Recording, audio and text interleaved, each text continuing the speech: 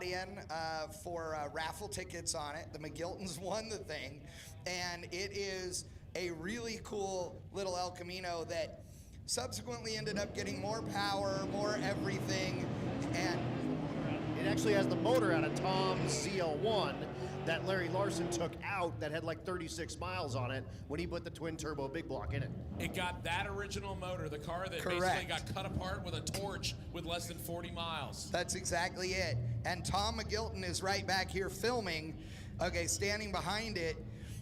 At Thunder Valley last year on RMRW 2.0, he broke his car and said, you know what, I'm having so much fun hanging out on the starting line again, helping my daughter run her El Camino. It's a cool deal, and the thing is fun to watch. Absolutely. Once again, I have called the A group. A group, I need you to the staging lanes, please. We're looking for a bunch of you, and so far we've only got a couple. I don't want Lonnie to get mad at you, so why don't you bring them on down? The air's good, the track's good. Let's see some 6-second runs. A group. What's A the group. best time the El Camino's ever run at?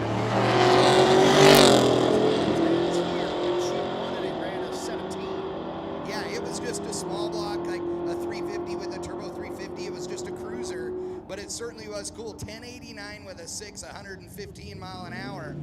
Oh, and a 43 over in the left lane. Not gonna hit that 48. Nope, 1043 for the caddy. That's white with a little bit of the blue and purple flame and paint job on the front of it that Chad says he likes. Yeah, he likey. Oh, what are you? So once again, Chad Reynolds and Adam Dory out here joining me. My name is Derek Putnam here at the 4th stop of Sick Week as we bring you all the action. Once again, we will have live stream. Talk about yanking the left front wheel and banging the gears for Stephen Mask over there on the Buick Roadmaster wagon. The 1976 Pontiac Trans Am going 1095, 123. How about the stick shift? 1187, 118 with a roof rack. That's just absolutely nuts. So once again, time runs. Once you make your time run, if you want to hand your slip in, you will go to the concession area on the left side of the racetrack, right next to where the overhang and the picnic tables are. You will not bring them to the tower. Once you have made a time run, if you like your time slip, if you like your result, please take that to the area over across from the tower, left side of the racetrack, the room across from where the picnic tables are. That's where you're going to want to take your time slip. Do not bring them to the tower. So we're waiting on a little bit of cleanup on the left-hand side of the racetrack, and then we will go back to racing action. Once again, we are working on the live feed as soon as we have that up. Faith Wanaka will do the national anthem, and I found out last night that Faith Wanaka and her dad are actually related to a very good friend of mine, the Rollins family. How ironic, small world. Frank Wanaka is actually Jason Rollins' uncle, which means Faith would be his niece, if I'm not mistaken. I believe that's what Jason told me. Now, don't get mad at me. I mean, I'm just relaying what Jason said. But the fact that he said, oh yeah, there's this guy Frank Wanaka who was over here, yada yada yada. I go, oh, his daughter's singing the national anthem. Oh, you gotta be kidding me. Small world. The girl that's singing the national anthem is related in some way, shape, or form to my best friend. That's just really cool. Talk about really cool little Dodge Omni going down the right-hand side. But The GLMF, my friends. Yeah, I love it. Little issue there. That car normally good for 10s at 140 miles an hour. Something going wrong there. I didn't see him let the smoke out, so it's okay. Yeah, it's still in the car. He'll bring it back for the second all-run session and try again. If you leave the rods and the smoke in them, they usually can be fixed. Car number 293, that is a 1984 Regal. Yeah, this is the sedate version of the Grand National. This is the grandma sleeper version over on the right-hand side. Fast with class. Yes. On the right-hand side, left-hand side, the Mustang making all the noise with the parachute intact. 1030, 132 miles an hour. How about the Buick? 1190, 109. More than likely, little turbocharger action there. Oh, yeah. Speaking of turbocharger action, this clean, single regular cab Chevy Silverado coming up over on the left-hand side. Beautiful with the Bogart wheels on it. And the 4th gen Trans Am coming up over on the right-hand side. This is the LS version based on the taillights and sides. It was built from 98 to 2002.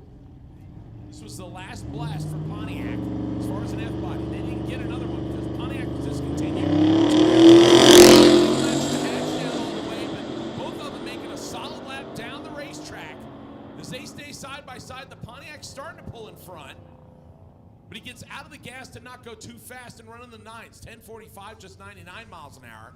10:98 at 95 miles an hour for the pickup. So both of them lifting out of the gas early. They were going 110 and 111, Chad, at the 8th mile. So they obviously have plenty of beans left in the combo. Absolutely. You look at a new body style Chevy pickup, and that thing leaving the starting line hard, gets out there about 60 feet, starts to light the tires up. He pedals the thing and then still runs it out. Yeah, big power for sure. Not a slouch. That's a truck that could surprise you on the street, I'm sure. And not only that, you figure he's probably carrying, I'd say, close to 2.5 tons of weight total. Yeah, those trucks are not light. They're not as heavy as the same model year Fords, but they are still not light. That is for sure.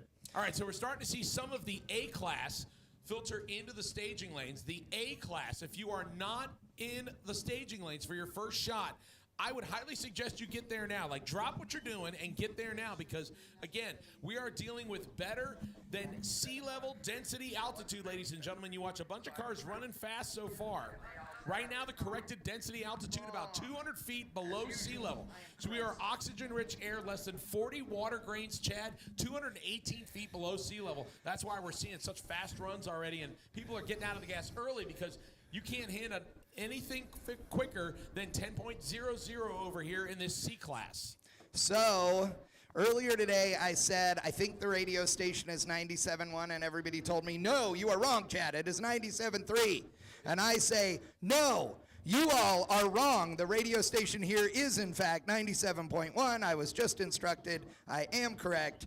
97.1 is the radio station. So if you cannot hear it on your radio, it may not be your radio, but rather that it is not tuned properly. So 97.1 is the radio station, ladies and gentlemen, here at South Georgia. And how ironic, the second track in as many days that uses 97.1 for the FM, which is why I figured it probably was not, because that's what it was at Gainesville yesterday. And same two tracks in a row using the same exact frequency is kind of not normal. Actually, here's the funny thing. So the reason that the FM transmitters are always kind of some weird station number is so that it doesn't interfere with an actual, commercial radio station in the area. I travel to around 30 drag strips a year, and I can tell you that there are only like 5 or 6 stations that I see at most of the racetracks because they tend to use something that's weird, like in a weird spot on the band to find a clean one. So it doesn't really matter whether it's on the East Coast or the West Coast. Sometimes you find these ones that are the same. So yes, it surprises me one day to the next, but at the same time, it surprises me how few there actually are all over the country. You know what does not surprise me? Look at the roadkill car. The 1986 Trans Am is sitting over there on the portable car hoist. They were having clutch problems yesterday at Gainesville. It doesn't surprise me one bit. They're probably trying to find every piece of baling wire and duct tape they possibly can. They were over here last night to try and put a clutch in it, so it is not good. They're looking for parts. The Camaro that's hit too slow on the license plate, not going too slow on the racetrack. 1027, 126 miles an hour. Skip Frizzell over there in the little S10 was banging the gears, going 11 flat with a 122. We will move to our next pair. A Nova that Chad Reynolds is very familiar with. Over here on the right-hand side, I like to say it's pistachio ice cream color. This is Bob Ruppel, 1972 model Nova, a low 10-second player over on the right-hand side, then a stick shift Mustang over on the left side. Supposed to stay inside. So Ruppel will lead him all the way down the racetrack and hit the top end first on the Summit side, 1029, 134. The Mustang recovers okay after a 193.60 foot. That's not optimal. 1114 at 129. So obviously 10-second capable. Little contrast here again in the difference in what you can bring to a drag and drive competition. Little hot rod over here on the right side, 4th gen Camaro over on the left side. The right-hand side, the hot rod, nice little flaming action going on there on top of kind of flat black color. That is Justin Chestnut, 1929 Model A Ford. Chad, is that the kind of thing you would rather drive than something with doors, something that's kind of designed where the visibility is slightly more limited? You know, I've never been like a 30s hot rod guy. Like, I've never owned one, but I get more and more that way lately. I follow some guys on YouTube, and I do like a Model A. I think it'd be fun to have one, but typically, I'm a door car guy. I've driven dragsters and all kinds of other things, roadsters, etc. But my preference is engine in front, doors on the side. Here comes the car that unfortunately met a deer last night, ladies and gentlemen. You notice the lack of hood, and unfortunately the fenders are a little bashed in, but he is still here. The spirit of drag and drive competition here, alive and well on Sick Week. This is Mikhail Borgren, excuse me. Yeah, I'm mixing the Y and the K up. His son over there for Motion Raceworks, doing some video work and some photography work. Beautiful 1972 Nova that unfortunately met a deer last night on the drive. He's up against Cooper Baghetti in his new Mustang. So disappointing that Prika had to run into the deer. That absolutely gorgeous car, like super, super pretty, but they're okay. They're going to keep competing. That's what matters. He runs a 42.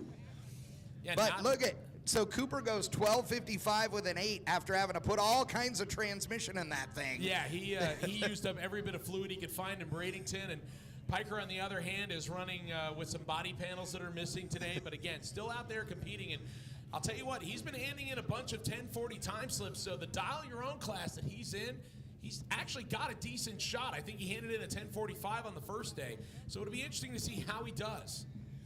It's funny, too, Cooper, I talked to Cooper yesterday. I said, how bad was it? He said, the clutches, the band, all of it was junk. The pump was junk. The converter was junk.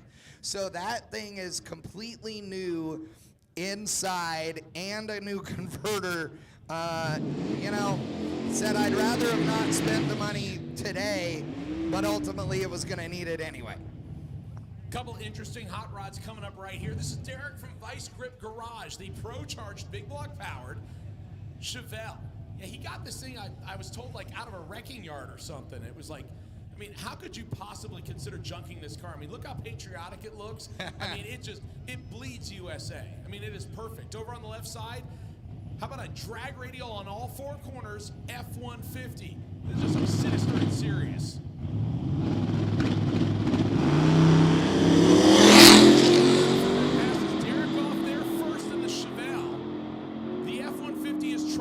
Catch-up. Top end says 1029 for Vice Grip, 1052. Look at the speed for the F-150. 134.5 miles an hour for a big old 2.5-ton F-150. Are you kidding me? Yeah, that thing's moving. There is no doubt about it.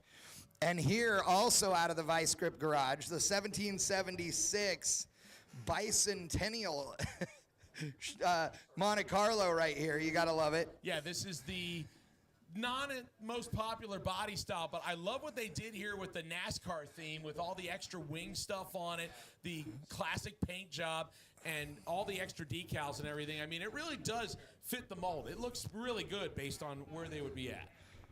Yeah, in 1976, I was soon to be 4 years old, and that summer we did a bicentennial trip to Washington, D.C., me and my parents in the motorhome. And so that thing sort of has this bicentennial feel. I love it. So they go through the lights. 72 Buick, 1491 at 70 mile an hour. Something not happy there. Now, I think that's a case of Mickey Waller making a solid 8th mile hit. That's probably a 13-second car, but I guarantee you it probably does not have a roll bar, so he can't run any faster than 1350. So that's why he got out of the gas. Over on the left-hand side in this next pair, this is the Mercury out of the Cletus McFarland group. Yeah, this is the one they injected with extra air conditioning. For those of you that watch Cletus McFarland on YouTube, they put a much bigger air compressor on this thing. Attention in the pits, attention in the pits. If you have a can of ether or starting fluid, we could use it on the starting line in the water box. If you have a extra can of ether or starting fluid, we could use it on the starting line in the water box. Sam Langford wheeling the Mercury Marauder over on the left-hand side, and those of you fans, I can tell you, does not have a 32-valve Ford motor in it anymore. Whereas the car on the right-hand side, the Shelby of Janice Wicks, still does. Janice will run the faster time, 12:35, 1:15, 13:57, 1:16, as the smoke came out. A little backfire there for the Mercury Marauder. So they will bring that one back to the pits. Probably not hand that time slip in, I'm going to guess. So, ladies and gentlemen, we're going to do some track touch-up and then bring out the fast stuff. Yeah, here comes the A group. Gave proof through the night that our flag was still there. Oh, say does that star-spangled banner yet wave o'er the land of the free and the home of the brave. So Ladies good. and gentlemen, put your hands together for Faith Wanaka. Her and her dad, Frank, out here competing on Sick Week. Ladies and gentlemen, strap in. Here comes the A group, the 6-second capable, 200-mile-an-hour plus group. Let's see how we do with the first one. Little Volvo station wagon. I guarantee you there is no trace whatsoever of a Volvo engine in this one anymore, as he has replaced it with an LSX power and single turbocharger, and it is a big snail over on the right-hand side. This is Mikhail Borgren, who clicked into the sixes during Hot Rod Drag Week last year, ran in the 680s at over 200 miles an hour at Bradenton. Yesterday, had a hard time keeping the front end on the ground at Gainesville Raceway, but he did click off a pair of 7.0 elapsed times, both over 200 miles an hour. You're sitting there looking at that car and going, are you kidding me? In a box like that, you're going 200 miles an hour in a standing quarter of a mile. Mikhail's going to stage it up and see if we can lay it down a 6. That's what we're looking for. That's what we want. Adam, what do you think? Has he got a 6-second pass in it, or is he going to start easy and work his way up? No, you know what? I think this is kind of a one-and-done sort of deal. This is our longest drive of the thing, so everyone's trying to get that really, really killer pass out of the way first, and I think he's going to do it right here. And he gets 200 feet there. He's got the air to do it in. Wheel stand as he rockets off the starting line. 109 on the 60-foot. Check out the 165 in the air, scoreboard. goes 685. 207. Put your hands together. Yeah, one and done. Lock it up. Turn in the time slip. Hit the road. That's as fast as 60 ever.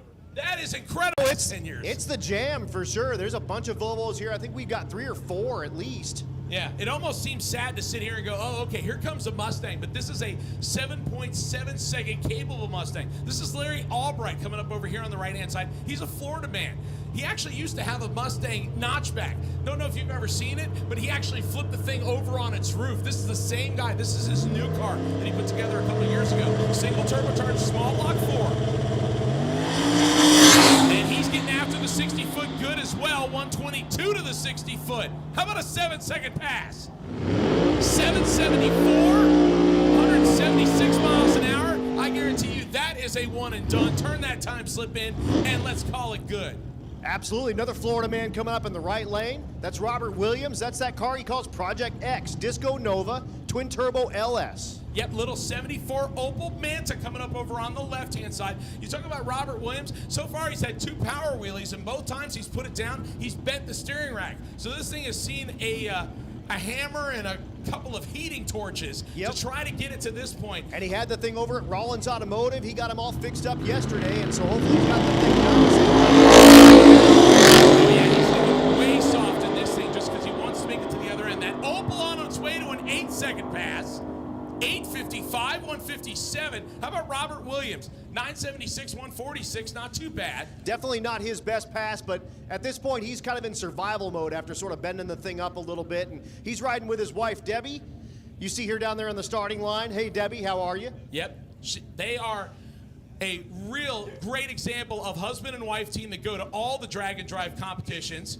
And speaking of something that'll probably make, somebody that'll make Doug Cook kind of take a second look here. How about this third generation Pontiac Trans Am coming up over here, and it's a stick shift car. See, that's the way. That's the way.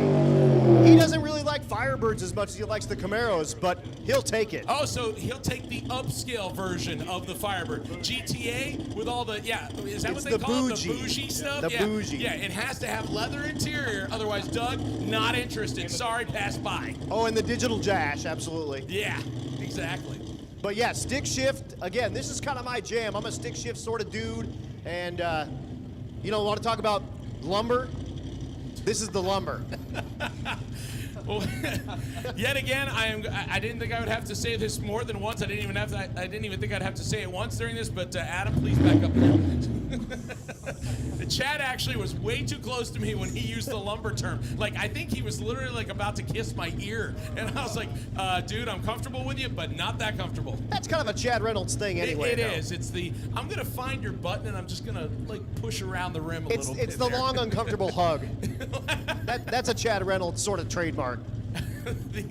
The fact that it's a trademark is even more scary. So Kurt Beyer, the 1988 GTA, Doug Cook gives it a seal of approval. He's looking for mid-sevens. Well, he bangs the gears, ladies and gentlemen. Let's see what he gives.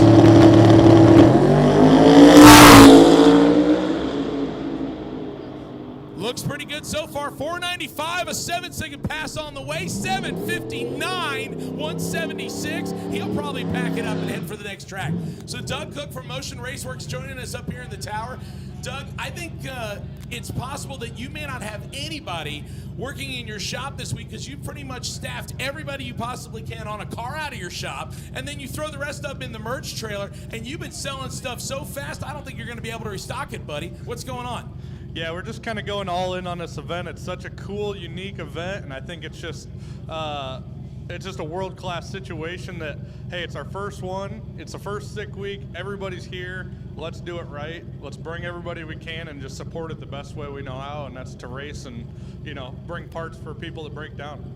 Yeah, absolutely. We talk about the fact that your company was started in 2015, and you're a true grassroots enthusiast. This is exactly what you do, and what better way to show how much you support your fellow enthusiasts by coming out here, bringing spare parts, making products that people really need, and it's all made in the United States. You got a great group of guys behind you. Tell me, how all this works. I mean, what's constantly going on in your head? You're trying to race out here, and you're trying to think about the next thing you're going to come up with. Yeah, it's kind of humbling to see the stickers and all the parts and stuff like that, but honestly, this is where we kind of come up with everything because Andy and I, my brother, one of the other owners, we started doing Drag Week back in 2013, 14, and we just started seeing parts they needed, things that would break, things that need to be better, and but forcing ourselves to race a little bit in the middle of building a company, it's kind of kept our eye on the ball as far as what we need to be doing next, what needs to be built, what needs to be improved, and that's just, we kind of rinse and repeat over and over. Yeah, so you're coming out with stuff that I think most people probably thought, hey, it'd be great if somebody made this, but nobody's ever gonna take the time to actually mass produce it. Let's talk about parachute kits. Nobody ever thought about making bolt-on stuff except for late models. You're coming out with stuff for Novas, Camaro first and second gens, for Mustangs, for, to get the enthusiasts to go, I can do this in my own shop at home. I mean, is that really the desire and the focus of Motion Raceworks? Yeah, I mean, not everybody has a Bridgeport and a welder and all that stuff at home. So what our goal, as we're watching how these cars get faster and technology get better, we're just trying to make it easier for somebody to have a quality build that's also safe and can do all the things that they want to do without having to buy all the equipment. And I think that is good for the sport. It lets people be able to come out here and do more of this. So let's talk about some of the newest stuff you guys have come out with. For example, we talk about the steering wheel holder that also works really good as a helmet holder, and you guys went one step beyond and engineered some stuff into this product that nobody else had thought of. Talk to me about it a little bit. Well, it's just another thing, you buy some of these parts and you go to bolt them on, you're like, looks good on paper, doesn't work that well, you know, so you had to find one that would clear, you know, the how tight the, you know, bar is to the roof and stuff like that. And it's just kind of what we do. And a lot of them, you know, some of them are good, some of them are bad, some of them, I'm sure if a business person would look at my business, they'd be like, what are you doing? But it's what we like to do, and it seems to be working all right. So yeah, the numbers and cents guy might look at it and go, this isn't the route I would go. But the enthusiast is looking at you and going, man, you're my hero. Speaking of heroes, Hunter going to possibly make a hero pass in that 56 Chevy. Twin turbochargers and a big block. All the way down. 736, 188. Are you kidding me? A little 2-ton 56 Chevy. 1047 at 125 for the wheel standing dart on the left-hand side. But Glenn Hunter, he had his hands full. Fastest pass of the weekend. And he's going to hand that one in and hit the road. That is absolutely insane. Doug, I'll tell you what. I know that, you know, you've got a really nice LT powered, and when I say LT, I'm not talking about the 93 to 97 LT. I'm not talking about the 1970s LT. I'm talking about the new generation LT. It even says not an LS on the front of it. Your small tire Chevy Nova been bottom 7s, and you've done drag and drive competition, and you're in the process of making it better than ever. I mean, there's got to be a whole bunch of things in your head about what you want to do to this car, and unfortunately, you had a little bit of a mishap with it, but it gave you a chance to do really what you wanted. Yeah, so we built the car. I mean, we only ever wanted to go 7s, and here we are almost going 6s with it. So, you know, we're sitting there looking at it like, yeah, the wreck was terrible, but, you know, we're going to make it lighter. We're going to improve it, make it more purpose-built. And actually, my co-pilot, Justin Martin's building almost the clone of the car, but in a 67 Chevy too. So we're basically building the same motor program. So we're gonna have backup motor, backup transmissions, and just take it to the next level so we can show people what the small tire, small block stuff's all about. Speaking of small block, small tire, over here on the right-hand side, John Hodson. It's a G-body shuffle car. Yeah, the Malibu over here. This guy used to be glued on the 850 index, and he said, you know what? I want to play in the 7s. So let's throw in a funny car style roll cage. And he's already gone 770s a couple of times. He's staging up that big tire Chevy Camaro over on the left-hand side. Hodson says he's ready. Power really out right-hand side. 123 on the back tires. Are you kidding me? All the way down, 779, 177 with the pedal work. Holy cow, are you kidding me? 861, 155 for the big tire car, but I'll tell you what, small tire car smanking it by almost a second. He just power wheelie that thing out there and set it down like a boss. Doug, does that give you wood, man? Is that what you want to see out there? 6 to midnight, man. One of the cool things about SIG Week is that the tracks are actually prepped for radials. So it really gives the small tire guys a chance to shine, which is cool because it brings more cars out. There's a lot of fast small tire cars out there in the world, and most of them are street real, you know, they're built for the street, so it's just a perfect combination. So Doug, I know you always like to keep stuff in the skunk works. You always got ideas in your head. You always like to tease us on social media about what you got coming up. You know, like, hey, I'm going to drop 10 products in 10 days. Or, hey, we're coming out with something that's absolutely going to knock your socks off. How about a teaser for some of these fans out here at South Georgia Motorsports Park? Can you tell them something you're working on? Well, all I can say is that some of the cars that we're prototyping and beta testing are on cars this week. So that's all I'll tell you. I don't want to give our competition a head start on trying to keep up, but they're out there. All right. So speaking of competition, here's a guy that's in competition for the title in the modified category. 680s at over 200 miles an hour. This is Rick Prospero. Little big block twin turbo RX-7 on the right side. He's looking for 680s, ladies and gentlemen. Cole put the tune-up in at 124 to the 60-foot. How about a 6-second pass? 692. 200. Yeah, are you kidding me? 200 miles an hour. Yeah. He'll drop the parachutes out. Let's see if I can find out. Hey, Cole, is that good enough? Cole, are you going to hand that time slip in and call it good? No, he's looking down. I think he wants to tune it up some more. Looks like it. Yeah, because he's in that same category as Mikhail Borgren, the car that has run 680s. That's the Volvo station wagon. So, yeah, they're probably going to tweak it up some more. How about another 6-second car? How about Sean Fink's 55 in the left lane? Yeah, this is a guy who went 720s on his first day at Bradenton and then found 0.3 of a second. He went 695, over 200 miles an hour yesterday. That is the orange and gray car over on the left side of the racetrack. Sean Fink, some of you might remember him. He had a two-door Chevy Nova station wagon that Yep. he ran in drag week competition. Beautiful car, but I'll tell you what, he learned what he needed to, came back with a lighter chassis, more power, and obviously 6-second proven. Over on the right-hand side, who do we have, Adam? That is, of course, Jack Stan Jimmy, James Tall. That's the C6 Corvette out of the Cletus McFarland camp. Yeah, this is the auction Corvette that they bought, and it went down the spiral immediately. They found out it had a truck block in it. Let's throw a turbo on it. Faker making one work on the left side. 113 to the 60-foot top end says 703. He just misses it. 197 miles an hour. James Tall, 851. In a limited category where you cannot run faster than 8.50. So James Tall already sitting on a good time slip, but I'd be willing to bet you we will see at least 2 numbers better than that, 8.509 or better here today. And that's how close that class really is. And then keeping those 6-second cars rolling, here he is, Steve Morris in the Boostmaster 2 in the left lane, SMX power, twin turbo 481X, but with water so you can drive it on the street. Yeah, this is a car that some of you might remember from limited drag radial and outlaw drag radial action. Used to be a small tire Buick station wagon with a Pro Charger on it. Now, he completely revamped it. He basically yanked the skin off of it and put it down over a brand new chassis, big tires in the back. He decided to go to the steamrollers. Right. And then he switched from the Pro Charger to twin turbos and had it all repainted and sat down on the ground. How fast is it? It's gone a pair of 6.8-second runs. So yeah, guy who possibly could be competing at the top in what's known as the unlimited iron category on the left side. Can he get there? Steve Morris gets bumped in and ready. And we're waiting on the tree to drop. Unfortunately, the right side bumped through, so that's why the tree did not activate. Yep, and that's Rob Lipinski. That's that car they call Old Yeller in the gasket.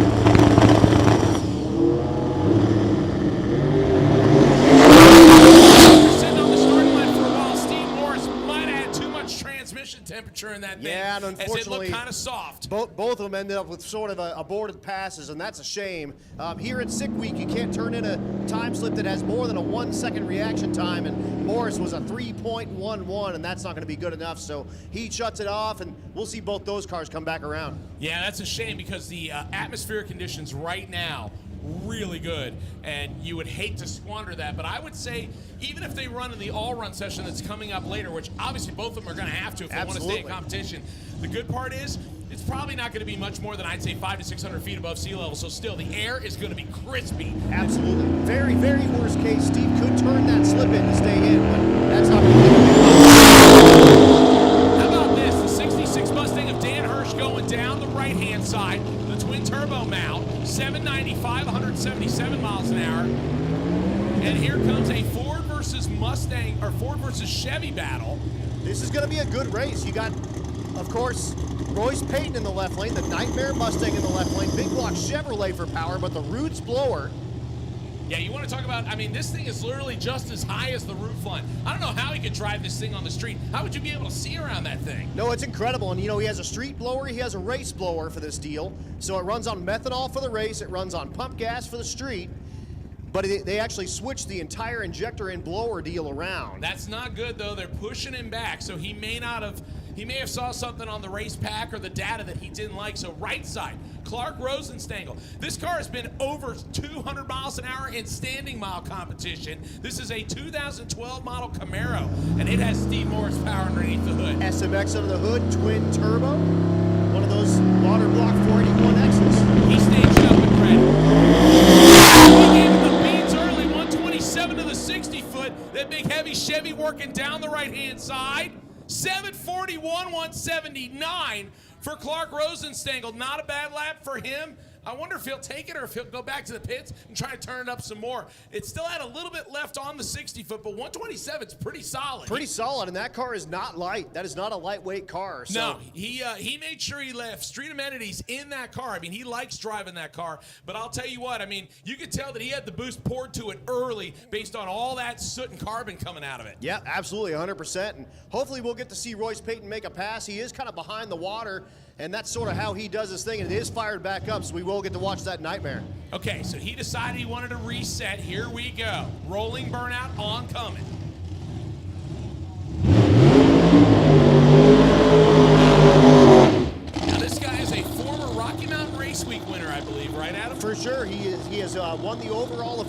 couple of times, actually, and this is after a few times of failing. He went basically 1 day his first time, 2 days his second time, 3 days his third time, and finally finished his fourth time and then won his fifth time. So this car, a mid 7-second capable car, has gone like 720s and 730s before. He's out of northern Colorado. Jordan Lundstedt is his crew chief and co-pilot. He's getting him in the beans there. Yeah, obviously this car, like you said, here's capability, mid to low sevens. Unfortunately, he's currently sitting number 6 in unlimited iron. He's only gone 8-0, so I'm sure he wants something with a 7.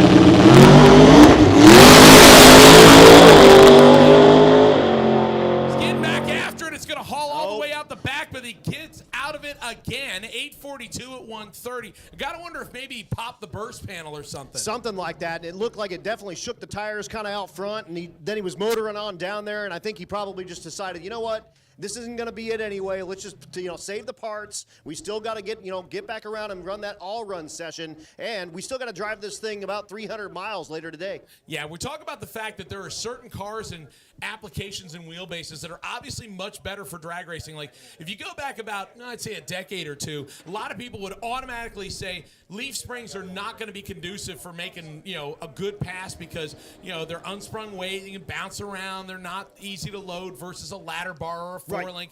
But, of course, nowadays with tire technology and all the computer and electronic stuff that they've come up with, man, who is it? Ron Rhodes has gone under 1 second on the 60-foot time on a 275 drag radial. With a buggy spring. Yes, exactly. Now, to contrast that, you've got a car like what just went down. Royce Patton's car, a great car, but the problem is he is dealing on a short wheelbase. The 1964.5 to 66 Mustangs are a real short wheelbase, so especially with a big tire, if he gets in a tire shake or it upsets itself, the pedaling and getting back underway, especially down track where the stickiness could be different than it is on the starting line, it makes it hard for him to make a solid run. Hey, Derek, this is Warren with the live stream team. I just want to jump in here a minute, and this is particularly for the live streaming audience. Just want to issue an apology to all of you. I know we had a little trouble getting things up and running this morning. It was ran into a couple of unexpected problems, but we appreciate your patience for sure. Want to try to deliver the best quality stream we can. The audience has been fantastic, and we really appreciate your support. And so thanks for hanging in there and being patient. It's we still got one little bug to work out, but by and large, I believe that we are good to go, and appreciate the feedback, and thanks for hanging in there, and tune in the rest of the day and tomorrow as well. We got 2 events tomorrow with racing on track, and then we'll do the award ceremony to finish up the day. So again, thanks for your patience. I appreciate it. And Warren Evans in charge of doing all the live streaming. Hey, Warren, already almost 7,000 people tuning in online. Yesterday, Adam, we hit 11,100. That's amazing. That's amazing. Absolutely insane. We were joined by some really great people in the tower, and obviously we've already talked to Doug Cook from Motion Raceworks, who is ironically bringing us the live feed, and we obviously give a big shout out to Motion Raceworks. Is again, Doug, a true enthusiast, and I know he was like sitting up here in the tower and he was enjoying it. He was videoing on his phone, but at the same time, I know he's worried about, hey, I got to get back down. El Toro's I got to get my car ready to go, is what he said. So he, it was good to talk to him for a little bit. And again, thanks to Motion Raceworks and Doug and Andy and all the guys over there at Motion Raceworks for the live stream. And if you're on that live stream, definitely share that link. It's Tom Bailey's YouTube channel, B-A-I-L-E-Y, Tom Bailey. Look for that on YouTube. And if you're already on that live stream, share the link on all your social medias and get all your friends on there. Yeah, make sure you smash the like button. Make sure you go over and visit Gear Vendors Overdrive, the official presenting sponsor of Sick Week, and again, Motion Raceworks. Make sure you tell them thanks. These are the people that do this out of the kindness of their heart. They're not looking for business out of this. This is the kind of thing where they want to keep the sport alive. And if you give them some great feedback, I guarantee you that's going to do nothing but help our sport grow. So make sure you take a minute. You say, hey, thanks for the live feed, man. I really appreciate you giving me something to do other than working today. For sure. And that, that whole deal's run, for racers, by racers. The whole Sick Week crew crew is for racers, by racers, and, you know, support those that support you for sure, 100%. Also, don't forget about Mickey Thompson. Mickey Thompson tires are down there in that midway. If you need some tires, go talk to them, and if you're a competitor, they can actually mount and balance those tires for you right in the trailer. Yeah, Jason Moulton, one of the guys behind the original design of the Mickey Thompson radial that came out in 2004. I mean, what better guy to go speak with about your tire needs? He's here on the property. I actually talked to him earlier today. He said he had some tidbits that he wanted to talk to me about tomorrow. We're going to probably get into some trivia and how things are being done and new compounds. And man, I can't wait, man. I'm all jonesed up. Yeah, absolutely, absolutely. Of course, if you're here on property, go check out that Sick the Mag merch trailer over there. You can actually subscribe to the magazine at the trailer, and they've got a version of it you can look at over there, and I'm telling you, it's like a book. That's sort of the deal, is how many people think it's a magazine, how many people think it's a book, and I think it's a book. The thing is crazy, it's thick, it's full color, you know, cover to cover, and it's super awesome, and it covers all sorts of cars. I'm talking about 6-second cars, all the way down to 14 and 15-second cars. Yeah, this thing is like coffee table book quality. I mean, really nice glossy photos, over 200 pages, hardly any ads in it. I mean, you can't go wrong here. You're supporting the guys that are supporting Drag and Drive. And right now, if you go over and sign up for it with limited quantities, they'll give you an issue for free. It's like $40 worth, man. How can you lose on that? No, not at all, not at all. Also, if you're on the live stream, go check it out, sickthemag.com. You can subscribe there.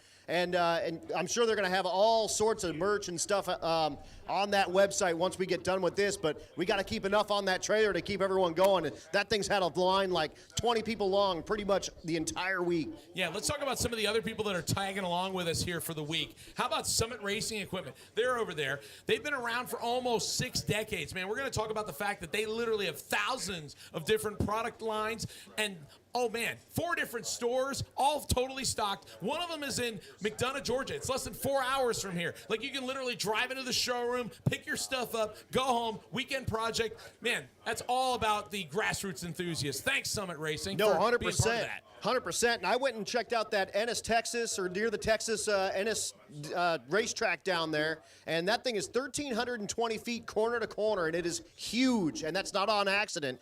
They're definitely enthusiasts, and they're helping us out here, and we appreciate them so much. Yeah, they have a total of 4 locations. Obviously, we've hit on 2. The other one's in Nevada and Ohio. So you can pretty much get anything delivered within the United States, I'd say 3 to 4 business days by UPS. So no need to pay any additional and get a rush package on it. They'll send it right to your door.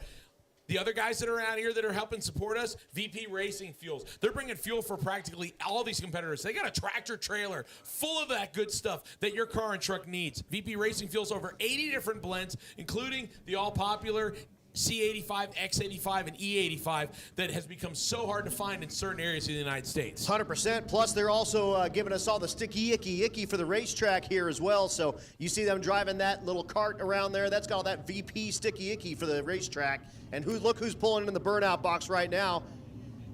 Yeah, the mullet. This is Cletus McFarland over on the right-hand side. Part owner in Motion Raceworks, and also a little pitch for TBM, the brake man. They actually just bought, Motion Raceworks just bought TBM. So, and relocated it to Florida. From California. So Doug told me, he said that it was the probably the easiest decision he ever had to make. You know, it was the kind of thing where you look at control of your environment and stocking and how much, you know, money you got to spend on everything. And yeah, I mean, let's be honest. I mean, hot rodding really can trace its roots back to California, but the problem is stuff is getting so expensive to ship out of there. So you can relocate it to a different area. Now, Motion Raceworks in Iowa, but on the other hand, you go to Florida, man, you could go racing there year-round. So what better place to put a brake company? 100%, 100%. He's lining up here against Jason Golden in the Fox.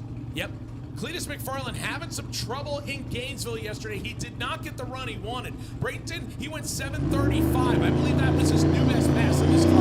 So let's see what he's got dialed into here as he bumps into the stage range. Golden's going to follow suit on the left side. Not get a time slip. Cletus is real soft on the front half.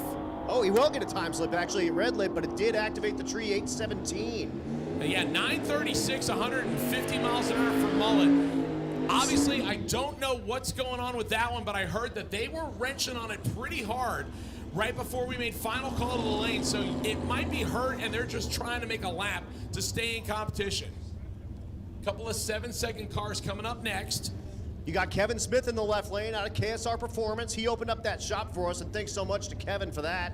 Right lane. So attention in the pits, attention in the pits. I need my B group.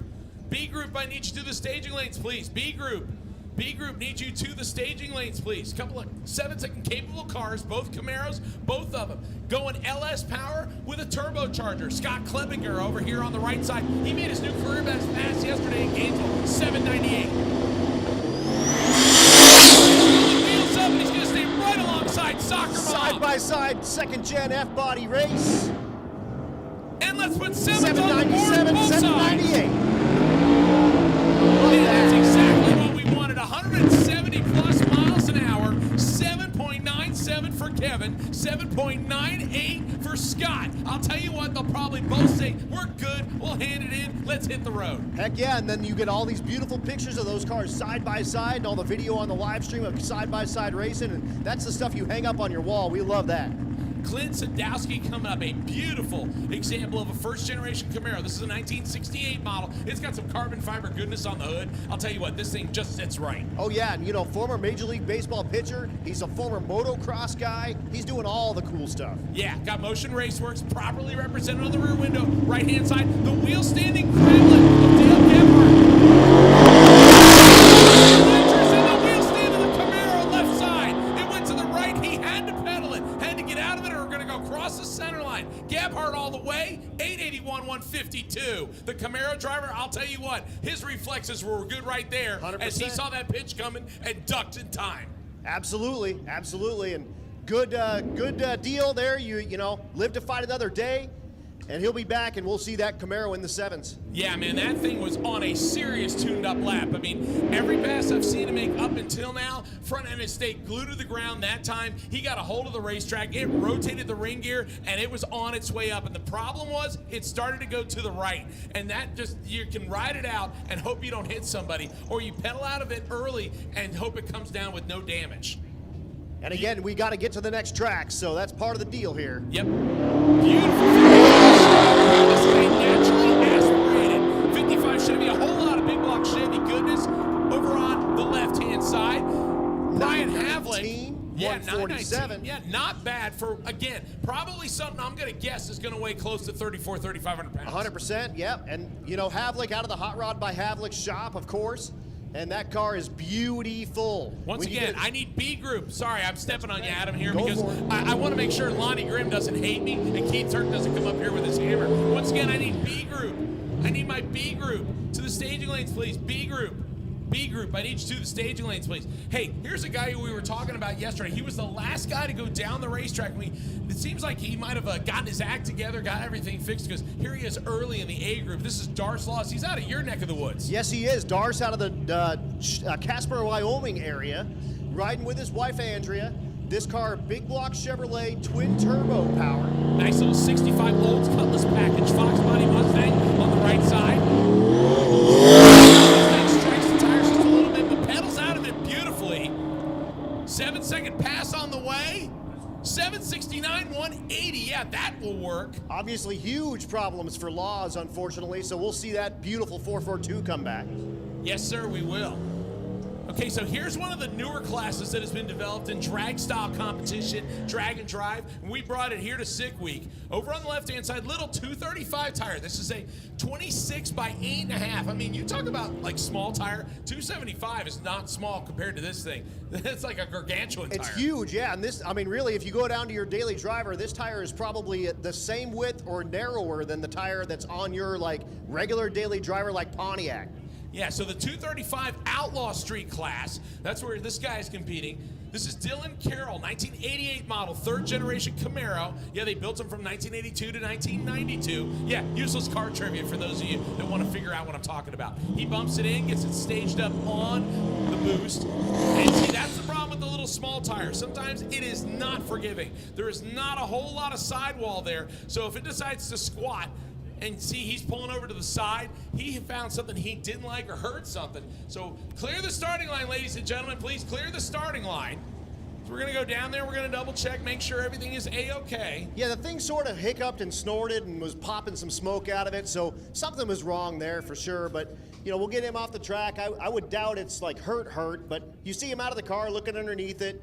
He's got the hazards on just to make sure everybody knows. Just so you know, I'm on the track here, ladies and gentlemen. Yeah. And again, these all these cars have turn signals on them. Not all are required to have hazards, but every car's got turn signals, it's got brake lights, it's got headlights, and it's got a horn. We checked all that stuff in tech. Yep, DOT requirement, including registration and insurance, all that has to be in there. And you see him start the car up again. That's the way you do it. If you've got something that you don't think is right, it's easier to pull it over to the side, double check, make sure you're not putting anything down. Here's what's cool. He gets a time, 60 seconds. So if there's something wrong with that car, he broke the beams, it was under the 1 second reaction time, and he can actually turn that in. Now, he's not going to be like first place in his class, but you're still in the competition. And if you can get it fixed and turned around and go to Bradenton, you can actually finish this. And a lot of times finishing this is winning this. Yeah, it's better than a DNF. Here comes a beautiful example of a Plymouth Cuda. Talk about old school paint scheme. He made the wheels match and everything. The 440 stripes over on the right-hand side, 1971 models of Plymouth Cuda. This is Rick Hardy. He's running in our modified class. This thing normally roots blown, doesn't take it on these type of deals with the roots blower, puts a regular hood on the thing and sticks it on some nitrous. Over on the left-hand side, a street race competitor. So this guy's going to be limited to the 8.50. That's the quickest he can go. This is Derek Henderson, 1996 Mustang. That's called an SN95 chassis. They built those from 1994 to 2000. Off and away, and the small tire Mustang going to get out there in front of the big Plymouth and hit the finish line first. How about 865, 157? The Cuda, not a bad lap over here, Adam. Not at all, 916. Yeah, beautiful pass for that big tire Cuda. I'll tell you what, again, the great thing about drag and drive competition, it really does give you a flavor for pretty much everybody. There's a little bit of everything out here. We got imports, front wheel drive, rear wheel drive, all wheel drive, late model, early model. I mean, we got a 1925 Franklin, for Christ's sake. I mean, there's everything covered, every base. No, 100%. Whatever you like, we got one of them. Well, maybe not one of them, but we got something like it. And we do have Mustangs, too. So for anybody that likes the Mustangs, we've got a couple of them sitting down here in the water. We got that square edge over there on the left-hand side and a four-eyed. Yeah, this is the one that everybody makes fun of me because I always call them the four-eyed monsters, call them four-eyed Mustangs. Yeah, these are the cars before 1987. They went to what they called the Arrow Nose, where they used kind of the flush-mounted headlights where they didn't have the little concave area. But I'll tell you what, the four-eyed cars, especially a car like this, real nice, sitting on the ground, stealthy gray, sunroof. Yeah, man, clicks all the right boxes for me. No, I'm in the same boat, man. If you're going to have a Mustang, it may as well be a 4i, and it may as well have a, parachute hanging out of the back of the thing. Yeah, we got parachutes hanging off of both of these cars. Right-hand side, nice little kick up there. How about tailpipes and beadlocks? Yeah. That's what I'm talking about. That's what I'm talking about. Yeah, if you're going to take it out on the road, might as well make it where it's enjoyable. If you can slap some tailpipes on it, which seems to be a growing trend. You see a lot more 8-second cars with tailpipes on them nowadays. And I'll tell you what, if it's taken out and drive it, it makes it that much more enjoyable rather than rattling your head. You can't hear the stereo. Then what's the point in having a street car? No, exactly. And you put the tailpipes all the way out the back, and you're not breathing the fumes and everything. And, that definitely is a convert from a lot of these drag and drive type dudes because, why not enjoy a little bit better ride while you're cruising down the road? So the Mustangs belong to Jordan Badrew over on the left-hand side and Tim Flanders on the right side. They're both running the street race class, which is 8.50. Flanders in the right lane. He's putting it together better, 125 on the 60-foot. That's a Turbo Coyote engine. Goes 856, 156 in that 850 limited class. 901, 159. He lost it all in the 60-foot. It was a 156. That's 0.3 of a second that he gave up right there. More speed, but no good on the top end. So that's a half a second over where he should be. So here's Doug Cook. We were talking to him earlier. Doug Cook in that black Mustang, they call it El Toro. Turbo Coyote power as well. Dude, for those of you that are over on the right-hand side of the grandstands of the racetrack looking at that car, how about the fact he's got a Dale Earnhardt sticker on the window and it says, "Do it for Cletus." That's pretty awesome. Yeah. Good time. Yeah, over on the right-hand side, this is a guy, Matt Lamphere. He goes by Mattman. His car, Mazda Miata with a little 5.3 and a single turbo. He calls it the Turtle. I'll tell you what, it turtled yesterday. Yesterday, he had that thing spinning about 100 feet out, and that was pretty awesome. Yeah, he put on an impromptu drifting competition at Gainesville Raceway. He found out that the turtle retains water.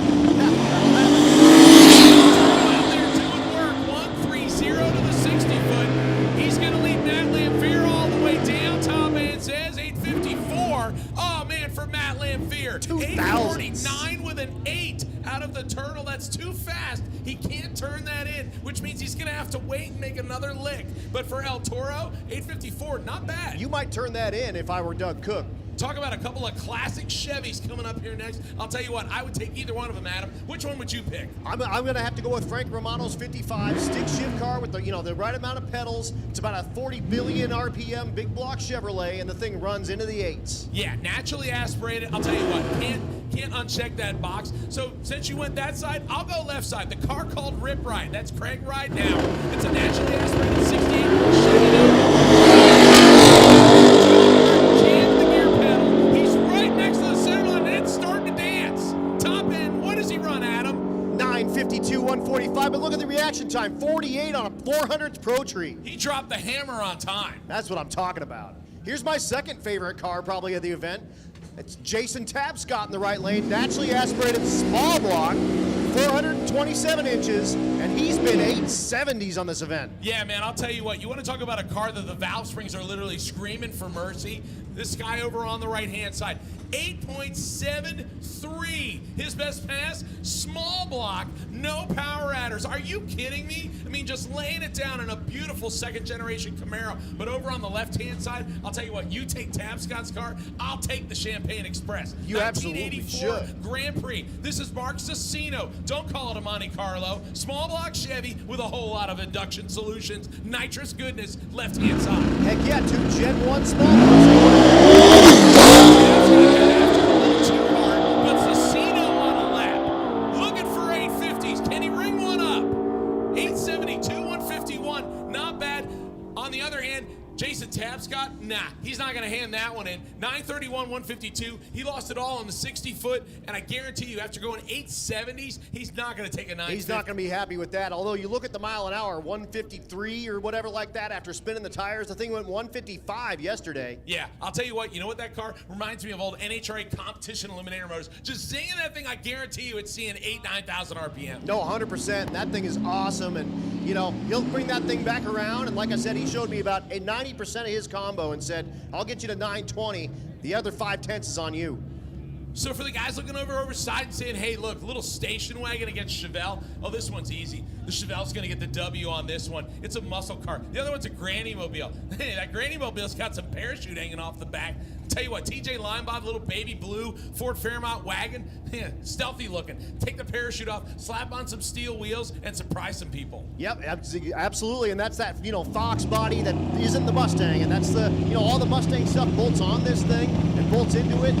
You can go fast. Joe Barstow doing work in the 1970 Chevelle on the right-hand side. He's going to lead the wagon all the way down. Top end says, how about 869, 152, 915, and 144 for the wagon? Not a bad lap, Adam. I'll take either one. Not at all. And here's one of my other favorite cars here in the left lane. That's Rich Guido about to do his burnout. The stick shift GTO 1965 flavor, 517 inches of Pontiac for power, and if you haven't been paying attention, he drove this thing from Red Deer, Alberta, Canada to down here in Florida. The thing has almost 4,000 miles on it right now total.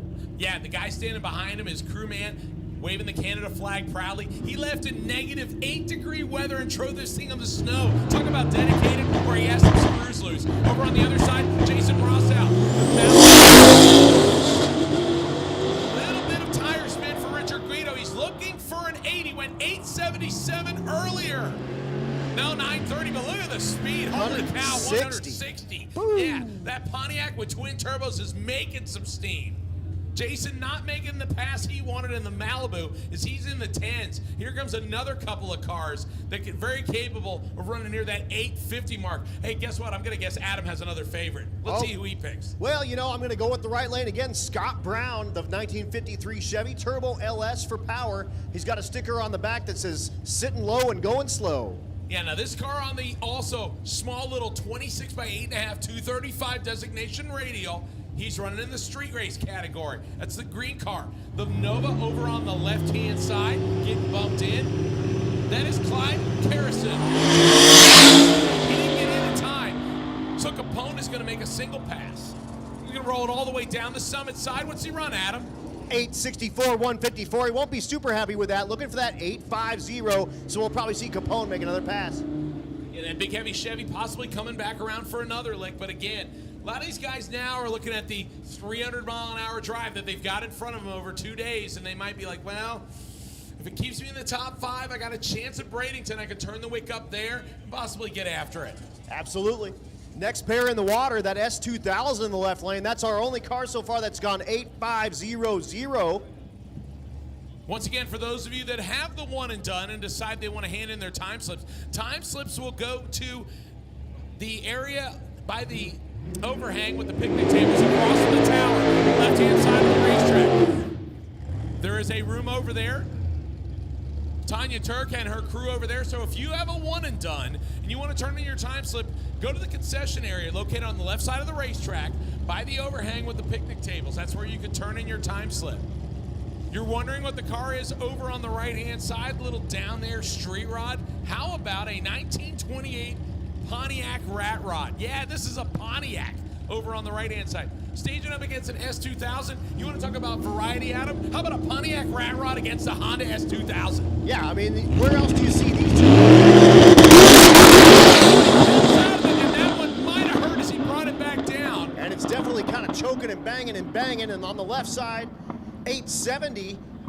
162 miles an hour, but again, the 60-foot was kind of slow. So you have to wonder if some of these guys are blowing all the carbon out of their cars, and they're not getting after the 60-foot the way they wanted. Or some of them, again, like I said, I mean, I don't know if I would play it this way, but some of them might just be making a let's get down the racetrack pass. That's possible for sure. Sitting in the water, a couple of our 235 cars. You got Andy Cook in the right lane, co-owner of Motion Raceworks. You see the Motion Raceworks sticker in the back window.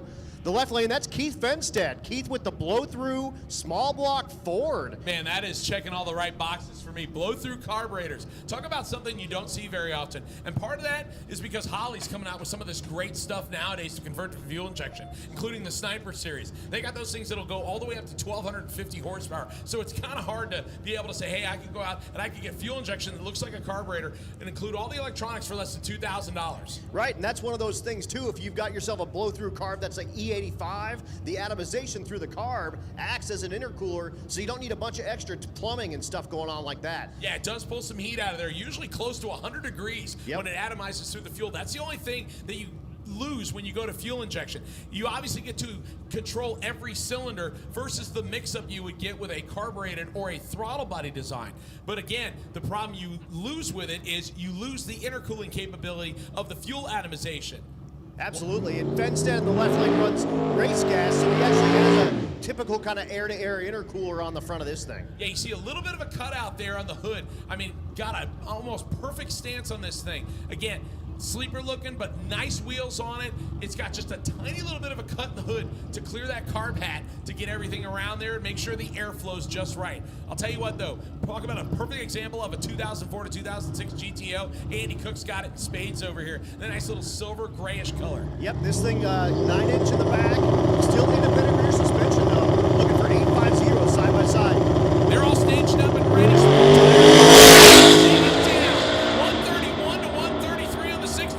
They are side by side, ladies and gentlemen. 855 in the left lane, 869 in the right lane. I bet Fenstead will pack that up and move to the next track, but I bet we'll see Andy Cook again. Yeah, he's already run 830s this time, and I'll tell you what, he probably went up there soft. Again, he wanted something that would get down the racetrack, and he just dialed it back a little too much. Once again, I'm looking for my B-class cars, my B-group cars. If you are not in the stage lanes, you're about to be late. My B-group cars, B-group cars. If you are not in the stage lanes, you're about to be late, so please get there. My B-group cars, B-group cars. So the baddest naturally aspirated street car in the world in the right lane. The car they call C-Red. C-Red, that's Doc James McIntyre in the right lane. Big Goodwin Hemi under the hood. I hear over 800 cubic inches. I think that's probably true. I don't think he'll actually tell you what it is. But yeah, he'll give us a roundabout figure, but not give us the exact figure.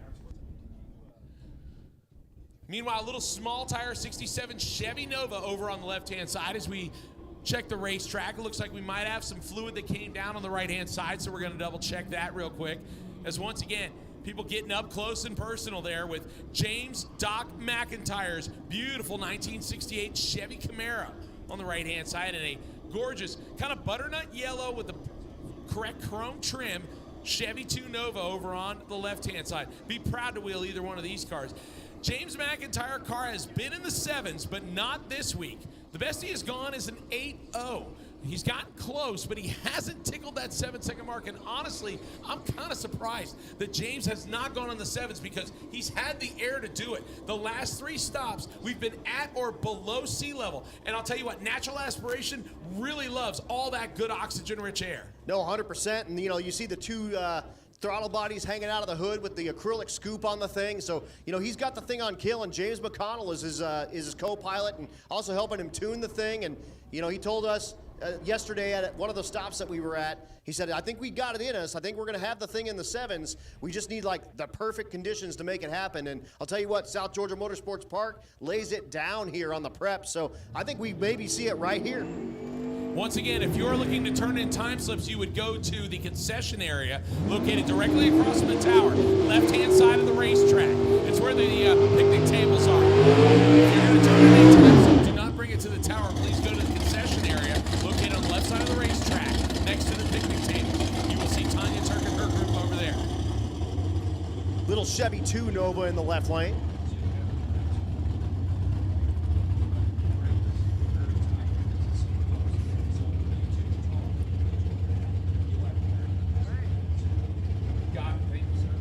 If you're on the live stream, we do have a camera on the announcers as well now, so you can see us every once in a while. I'm standing here, and of course, Derek's sitting here on the chair. I'm hanging out down low because I have a face that's made for radio. 112 in the 60-foot. This could possibly be the one we want to see. 498 the 8th mile. 788, 167. Yeah, baby.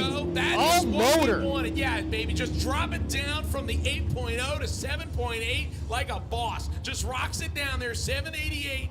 And I'll guarantee you he'll pin in that time slip, pack it up and go. 100%. Jeff McConnell walking back, helping him tune the thing, and he's going, yep, we're done. Let's pack it up. Let's get on the road. Next pair, the Fox Mustang in the right lane, and we got the Mordor Chevy Nova in the left lane. Where did you go? Actually, I can bring the brake anywhere. Oh, okay. When the brake is, I can over there. What's the guy's name that has the...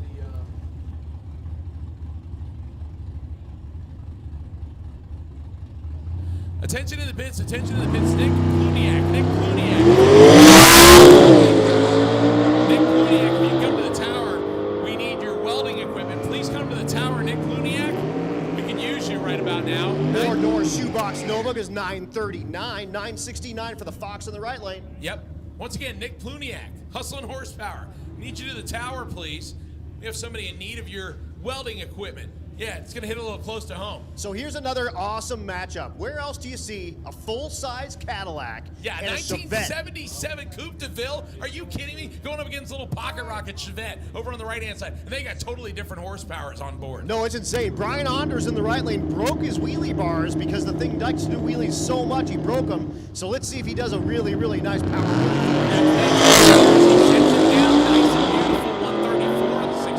with the back tire. Yeah, Cadillac, Sean and Gilbert, left-hand side, trying to get there, 926, 158. Talk about like less than 2 minutes I call for the Hustle and Horsepower man, and he's in the tower right here. Check him out on all your social media, Hustle and Horsepower. He's running around with us with the spool bus. Appreciate him. Jason Deutscher coming up, and yep, call it, four-eyed Fox body Mustang over on the left-hand side. Parachute intact, tailpipes intact, checks all the boxes for me. Right-hand side. How about a Chevy Vega with a little turbocharged motor running mid-8s? Deutscher on the small tire, the little 235 class, looking for that 850. Yep, right-hand side. That is both of them hooked up good. 136 on the left-hand side, so Deutscher looking for 8.50. Oh, too fast, 848. We'll have to come back around. 902 in the right lane, 160 miles an hour, though. Little soft on the front half, and again, some of these guys are taking the short route where they're just going to lay down a safe pass, and then they'll go tune them up. Because some guys said that there was too much traction yesterday, and then they did big wheelies and broke some parts. Talk about an old school paint job on a Disco Nova coming up over here on the right-hand side of the racetrack. Man, that thing checks all the right boxes. If you're looking for like a throwback 1980s, 1990s bracket car, this thing's got everything. Little sheet metal wing on the back, the Cal induction scoop. Man, it's got all the right tips and tricks on it, but looks like it probably hauls the mail and goes pretty fast too, Adam. No, 100%. Of course, the acrylic scoop out of the hood, that's sort of the new school thing, but you're right, the 80s kind of bracket race pro street look with the wheelie bars hanging out of the back. I'll take that. Yeah, I'm into it. Yeah, single carburetor, naturally aspirated. He's running in the Pro Street category. This is Matthew Sweet over on the right-hand side. Left side, the guy that goes by Bear. And I'll tell you what, if you see him out of the car, you would understand why. Full name, Bear Crockett. Little single turbocharged Trans Am over on left side. The reason he goes by Bear, yeah, if you got a bear hug from this dude, you're not getting out of it very easily. You maybe knock the wind out of you a little bit and either that or squeeze it, I'll tell you that much. Beautiful, beautiful 4th Gen F body, the Firebird version. Yeah, it's the right color. It's that navy blue metallic that they offered. I'll tell you what, I used to have a Firebird Formula that looked like this. Owned it for about 17 years, and I'll tell you what, that navy blue metallic, if you look at it just right, if it's clean and shiny, which I'm sure some of these cars, after all they've been through, may not quite be that way, but if you looked at it just right, it had a little bit of a pearl in it. You could kind of get some purple out of it. Yeah, definitely. And like you alluded to, Derek, every car you're seeing today, about 500 or so street miles on it. We'll have about 800 plus by the time we finish this deal. And keep that in the back of your mind. You're watching these guys go real fast, but these are all street cars, and we're making them prove it. We're making them drive. And we have to take a picture at every checkpoint we do, and you have to take the route we take you, so we don't like just cruise down the interstate. We go through the back roads, we check out some cool like small town Americana, and we were in some really cool small towns in Florida yesterday.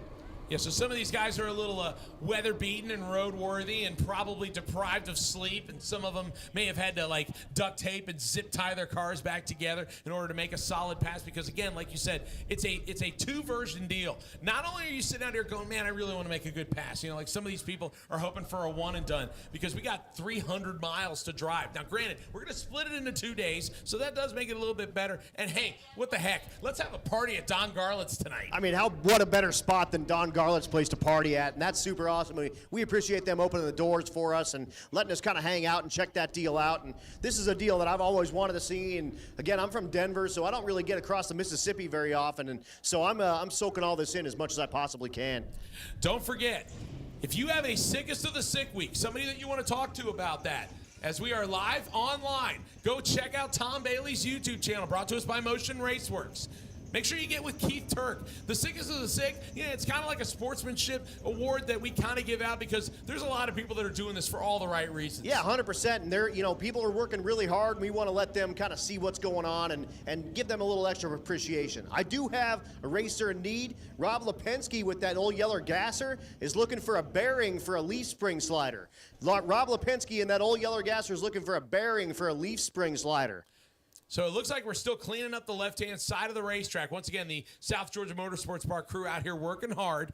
So we're going to get after that left-hand side. We don't want to send anything in the 7s and the 8s down, something that's not 100%. Yeah, and we appreciate the SGMP crew out here on a Thursday. We appreciate everyone that came out. Look, give yourselves a hand coming out here and watching drag racing on a Thursday. Yeah, that's they what just I'm wanted to call about. in sick, I'll tell you what. And we were talking about that yesterday. How many of you out there just, called in sick and came out here to SGMP to watch some drag racing on Thursday? Raise your hand. That's what I'm talking about. That's what I'm talking about. Like Chad said yesterday, you are his people. And if you need a doctor's note, go see Chad Reynolds. He will definitely write you a doctor's note. He'll put whatever you want that, your affliction to be on there, and that the cure is alcohol, methanol kind of fumes, and tire smoke, baby. Mike Pryka calling in. Yeah, I called in sick this week. I don't really think you can call in sick when your boss is here. Well, on top of that, here's a little tidbit. Mike Pryka folds his dirty laundry. I'm not quite sure where you want me to go with that. It's a little crazy. I mean, Doug Cook posted that on Facebook. He said, I can't believe that I hired a sociopath. Wait a second, you're going to... that conversation could go so many different directions. But no, Mike Pryka... Wow, look, we're getting real time. He's yes, saying, we damn are. it, Adam. Yes, we are. But no, Mike Pryka, one of the Motion Raceworks guys, and he's out here kind of snapping photos. He does a lot of their social media, and he's got that beautiful Nova. Hey, look at that. That's Blaine's dad. That's Tom Stark on the starting line there. Tom with the 55 Chevy wagon with the stick shift. And, you know, he's his kid is the crew chief, Blaine. And I just keep talking to him and saying, hey, wait, don't you know Blaine? Man, that's so cool. Can you get his autograph for me, please? I'll tell you what, man. You want to talk about pressure? The great part of father and son out here making memories and everything, but I'll tell you what, when I'm sitting here watching it from the tower, it literally looks like his kid is sitting in there probably giving his dad a fist bump and goes, if you don't go out there and run a 9-second pass, Dad, I'm going to be really disappointed in you. No, that's super cool, and they're definitely a father-son team. You know, Blaine runs junior dragsters, and Tom helps him with that deal. And so whatever Tom does for Blaine, like gets him into the, into the car, gets him strapped in, gets him up to the line, Blaine does for Tom in the big cars. So it's a super cool deal, and watching the whole family out here, and actually the entire Stark family's out here, and their sick warden, Aleda and all the guys, and it's super awesome watching them do their thing. Mac, their daughter, is riding in the drop-top Mustang, and yeah, it's super, super cool. This is a whole family deal for a lot of people out here. Of course, we got Frank and Faith Wanaka. They're, father-daughter sort of team, and there's a lot of husband-wife teams out here, and this is super cool. Talk about the Williams family out here driving. The ironic thing is, you talk about Robert Williams driving with his wife. His son, David Williams, is driving that Lexus with the single-turbo LS motor in it, so it really is a family affair for them, too. No, 100%, and unfortunately, David couldn't make the call for day number 2, but, no big deal. He'll be back for another one of these deals, and he's a drag and drive veteran himself. He did do drag week last year with that Lexus, and has I think the record for the longest trailer burnout. And if you get that Sick the Mag, it's got a 2-page spread of that thing doing a trailer burnout. Yeah, in Mexico, of course. Oh, yeah, of course. That thing is absolutely insane. I mean, you talk about the fact that let's take a, kind of unique body style. Obviously, he couldn't shove all the motor and intercooler and everything else in there, so it's all hanging out in front and everything. But it's still got the wheels on it that made it look like it was still a factory Lexus. And then let's just melt some tires. I mean, it absolutely insane. I mean, so, a regular person would look at this kind of stuff and go, I don't understand. It doesn't make any sense. You know what? Sick week, drag and drive competition, you got to be down with the sickness in order to do this kind of thing. And then once you're done with it, you're going to be so deprived of sleep, worn out, credit cards run to the moon, and then you're going to sit there and go, okay, when can we do it all again? Yeah, you know what? And that's actually a good point right now. Racers, whatever you do, don't check your bank account right now. I promise that stuff is lower than you think it is. So, just leave that until you get home and then worry about it later. So once again, a big thank you to all of the companies that are helping us out here as we get the racetrack back in optimum condition. We already talked about, obviously, Gear Vendors Overdrive. They are the official sponsor of Sick Week, as Adam is looking pretty out here for the live feed as I'm sitting here trying to do actual work because I heard that Tom Bailey pays me by the word. Well, that happens. But no, Gear Vendors, awesome. Tons and tons of the real fast cars out here running those Gear Vendors. And, that'll work for anything from your tow rig to your 4,000 horsepower street car. That stuff is sweet. And, that's part of the deal to get all these, super duper fast cars down the road and keep them alive. Yeah, absolutely. I talked to Rick from Gear Vendors on Sunday. He was telling me, I don't even have to torture test stuff. He goes, my customers do this for me. He goes, if you've got multiple 6-second cars, you got Tom Bailey 6 Seconds 2.0, all of them proven with Gear Vendors Overdrives. He goes, a customer has no reason not to want to buy them for something that they're putting it in. It's basically proven, it's beaten on, it comes out clean on the other end. I mean, Alex Taylor's running one in her 55 Chevy. Cletus McFarland has run one in the Mullet. I mean, we could go on and on about all the people that have worked with Gear Vendors. And again, if you've got a car that you want to make just a little bit better as far as cruising, RPM, temperature, yeah, make your ears not ring when you're done making a pass or cruise, yeah, go talk to Gear Vendors. They're here on the property. You can also go check out gearvendors.com, and you can find out all the good stuff that they've got available. And I'll tell you what, Rick stands behind that stuff if you happen to have a problem with those, and they're pretty well bulletproof. But sometimes stuff happens, but if you have a problem, Alex Taylor had a problem with hers, and Rick was able to get her a new one to put in that car to complete this Sick Week, and that's a super duper cool deal, and we appreciate Rick so much. Yeah. We talk about the Sick the Mag group out here. Luke, our editor, he's all over the place. And you were talking about the fact that you got to drive with him. I mean, talk about perks of the job, man. No, exactly. We're cruising around with him, and, he's from Australia, so you got to put your ears on upside down to actually understand what he's saying. But You know, it's super, super cool, and we're, well, of course, riding in those Dodge Challenger 1320, and again, we made a little trip to Mexico, and that thing will burn the tires off of it as long as you absolutely want it to, and that's one of those ones that has a factory line lock and trans brakes, so built for the enthusiast, and you can take that stuff out here and actually race it and beat on it. Yeah, absolutely. And speaking of enthusiasts, we talked to Doug Cook earlier. I mean, dude, that guy was tweaking up here. I don't think I've seen a smile that wide on a racer who's been out on the road for 4 days. I mean, he's loving life out here, and why not? I mean, he gets to go to a job that literally is not work every day. I mean, they're creating all the cool stuff that gearheads like you and I really need for our hot rods and, you know, drag and drive competition. Full-on borderline, you know, 5-second Pro Street cars. A little bit of everything. Doesn't matter what it's going to go in, he's got a part or a piece for you. No, for sure. And what's super cool is he puts his money where his mouth is. He brings all that stuff out here, torture tests all that stuff, and then releases it when he knows that it's going to be good to go. So like that Icon throttle body he's got, you can get all sorts of different attachments for the front of the thing to attach it to like a V-band or to, you know, like a twin turbo type application. And it's the last throttle body you'll ever have to buy. Go check those things out on motionraceworks.com. Yeah, absolutely. They put a lot of work into those things, making them look real tight. And I'll tell you what, all the great connections, the different elbows you can put into them. I mean, Doug and his team really fleshed that thing out. I mean, they thought of every possibility. I mean, from going from single deal, straight out, 90-degree twins, everything. I mean, they really thought it through. No, 100%. And, you know, I'm a guy that can't fabricate, so I'm like a bolt-on kind of guy. That's why I have a G-body. Pretty much everyone makes stuff for G-bodies, but if you shop at Motion Raceworks, you almost have a fab person in your pocket to get you stuff put on your car that's nearly built for it. So we're going to talk about the contrast once again, ladies and gentlemen, of the differences in drag and drive rides. I'll tell you what, we've got some perfect examples coming up here, both in the pair rolling into the water box and the pair on the starting line right here. You're talking about small tire versus big tire action, turbocharger versus natural aspiration. And you know what? We got a class, we got a place for you to fit in here on Sick Week, brought to you by Gear Vendors Overdrive. Adam, we got the Disco Nova coming up over here, naturally aspirated Pro Street category. Far side, LS motor, single turbo. Obviously, that's a tried and true proven combination. Bear Crockett over on the left, Matt Sweet over on the right.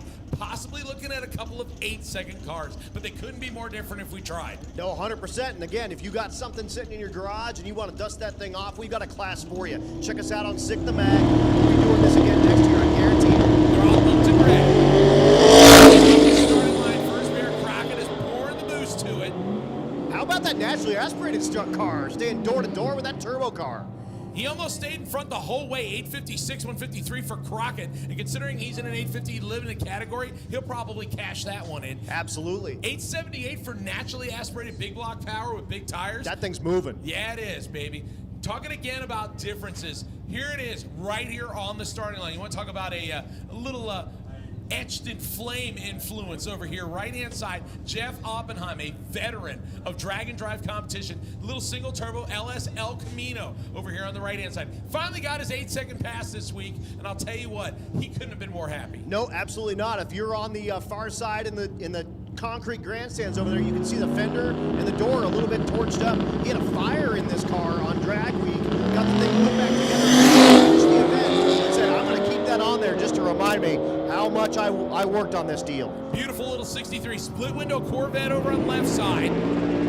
Now that's not really what I think he wants to see. Not at all. 10 flat on the button. Unfortunately, not what he's going to want to turn in. But you know, he calls it the crispy Camino. We'll see it back. Next car up, another Pro Street entry. Yeah, he's running the same category as the car we just saw go down over on the left-hand side. Now, obviously, a 13-second time is not going to get you to the top of the list, but that Corvette out there just having a good time, looking pretty, nothing wrong with that. Not at all. A 55 Chevy. This thing's getting sinister over here, Adam. On That's the my left-hand side. jam, 55 Chevy Post. I dig that car. I'll have to go find him in the pits and see if he'll take like $6,000 for that. Yeah, that's Gilbert Osborne. Right-hand side, the guy who repossessed his car from his wife. Trans Am. Oh, the 55 Chevy. You may have time to go visit him now. I might. He's obviously going to stick around and make another pass. Firebird all the way out the backside, 872, 144. He lifted early. Probably wanted to stay on that good side. Look at that parachute whipping around down there. I'll tell you what, he's probably got his hands full. Yep, definitely. We got that 55. We got the hood off of it, so just making sure it's all good. And, you know, the driver's out there making sure that his pride and joy is all good to go. And hopefully he can get that thing backed up and actually make a pass here. Got to wonder, might have been a nitrous backfire there as they lifted that hood up real quick. Definitely kind of, you know, looking at that stuff and making sure we're all good to go. And, you know, again, if it'll refire, I'll bet he'll make a pass. If it won't, they'll get it back to the pits and get the thing turned back around, and we'll see it later. Yeah, so Hilbert Osborne, the 1955 210 model. Again, the difference between this and a Bel Air, yeah, this has got the door frames in it, which means it's going to be a little stiffer.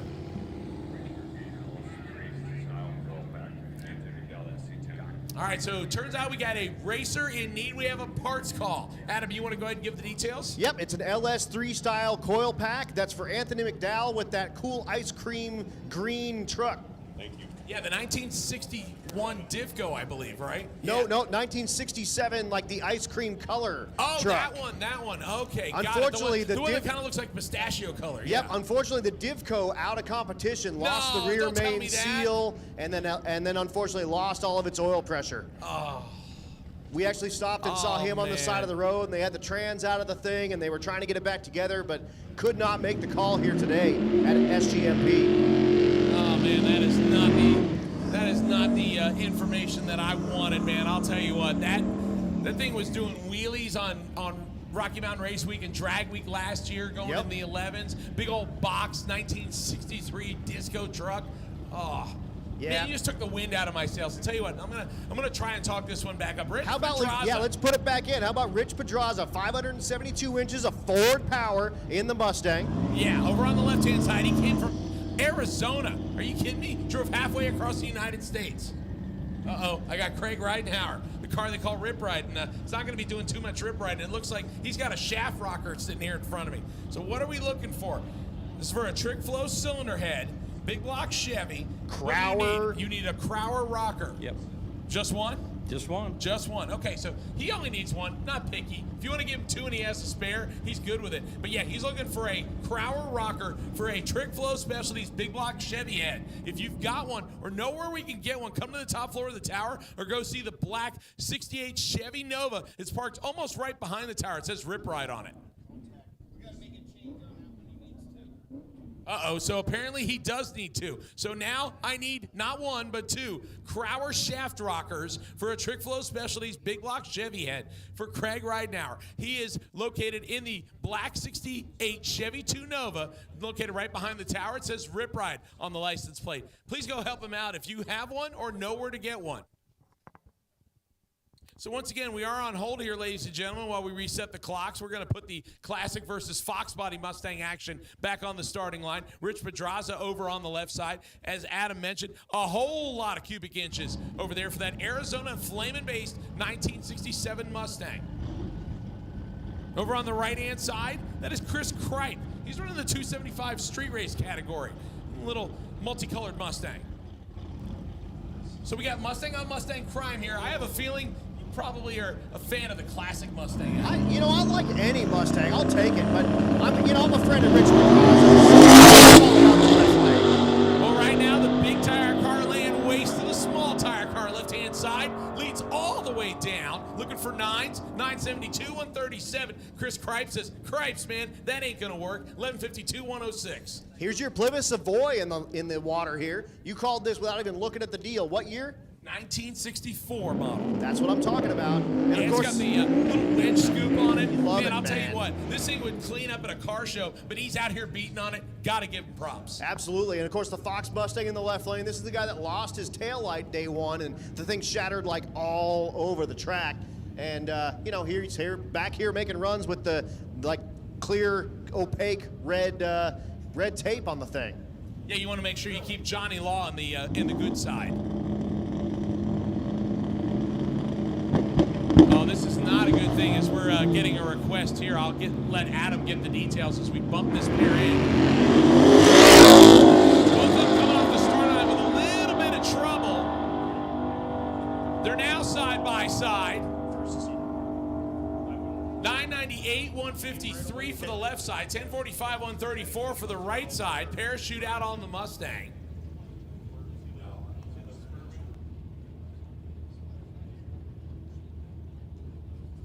This is not news I think I'm going to want to hear. So, attention in the pits, we have a racer in need. We need an empty car trailer. Oh, no. If For you, who? we can't say just yet. Okay, but we need an empty car If trailer. you have an empty car trailer, come up to the tower, and we will get you in touch with who needs that thing. So again, empty car trailer, if you've got one of those and you're here on the property and you're going back to Bradenton, we are going to need to get that trailer to get the unnamed racer on it. Car over on the right-hand side, little G-body action Pontiac. This is a Le Mans 1979 model. David Burke. Left-hand side, a former Drag Week winner, Randall Reed. He also He's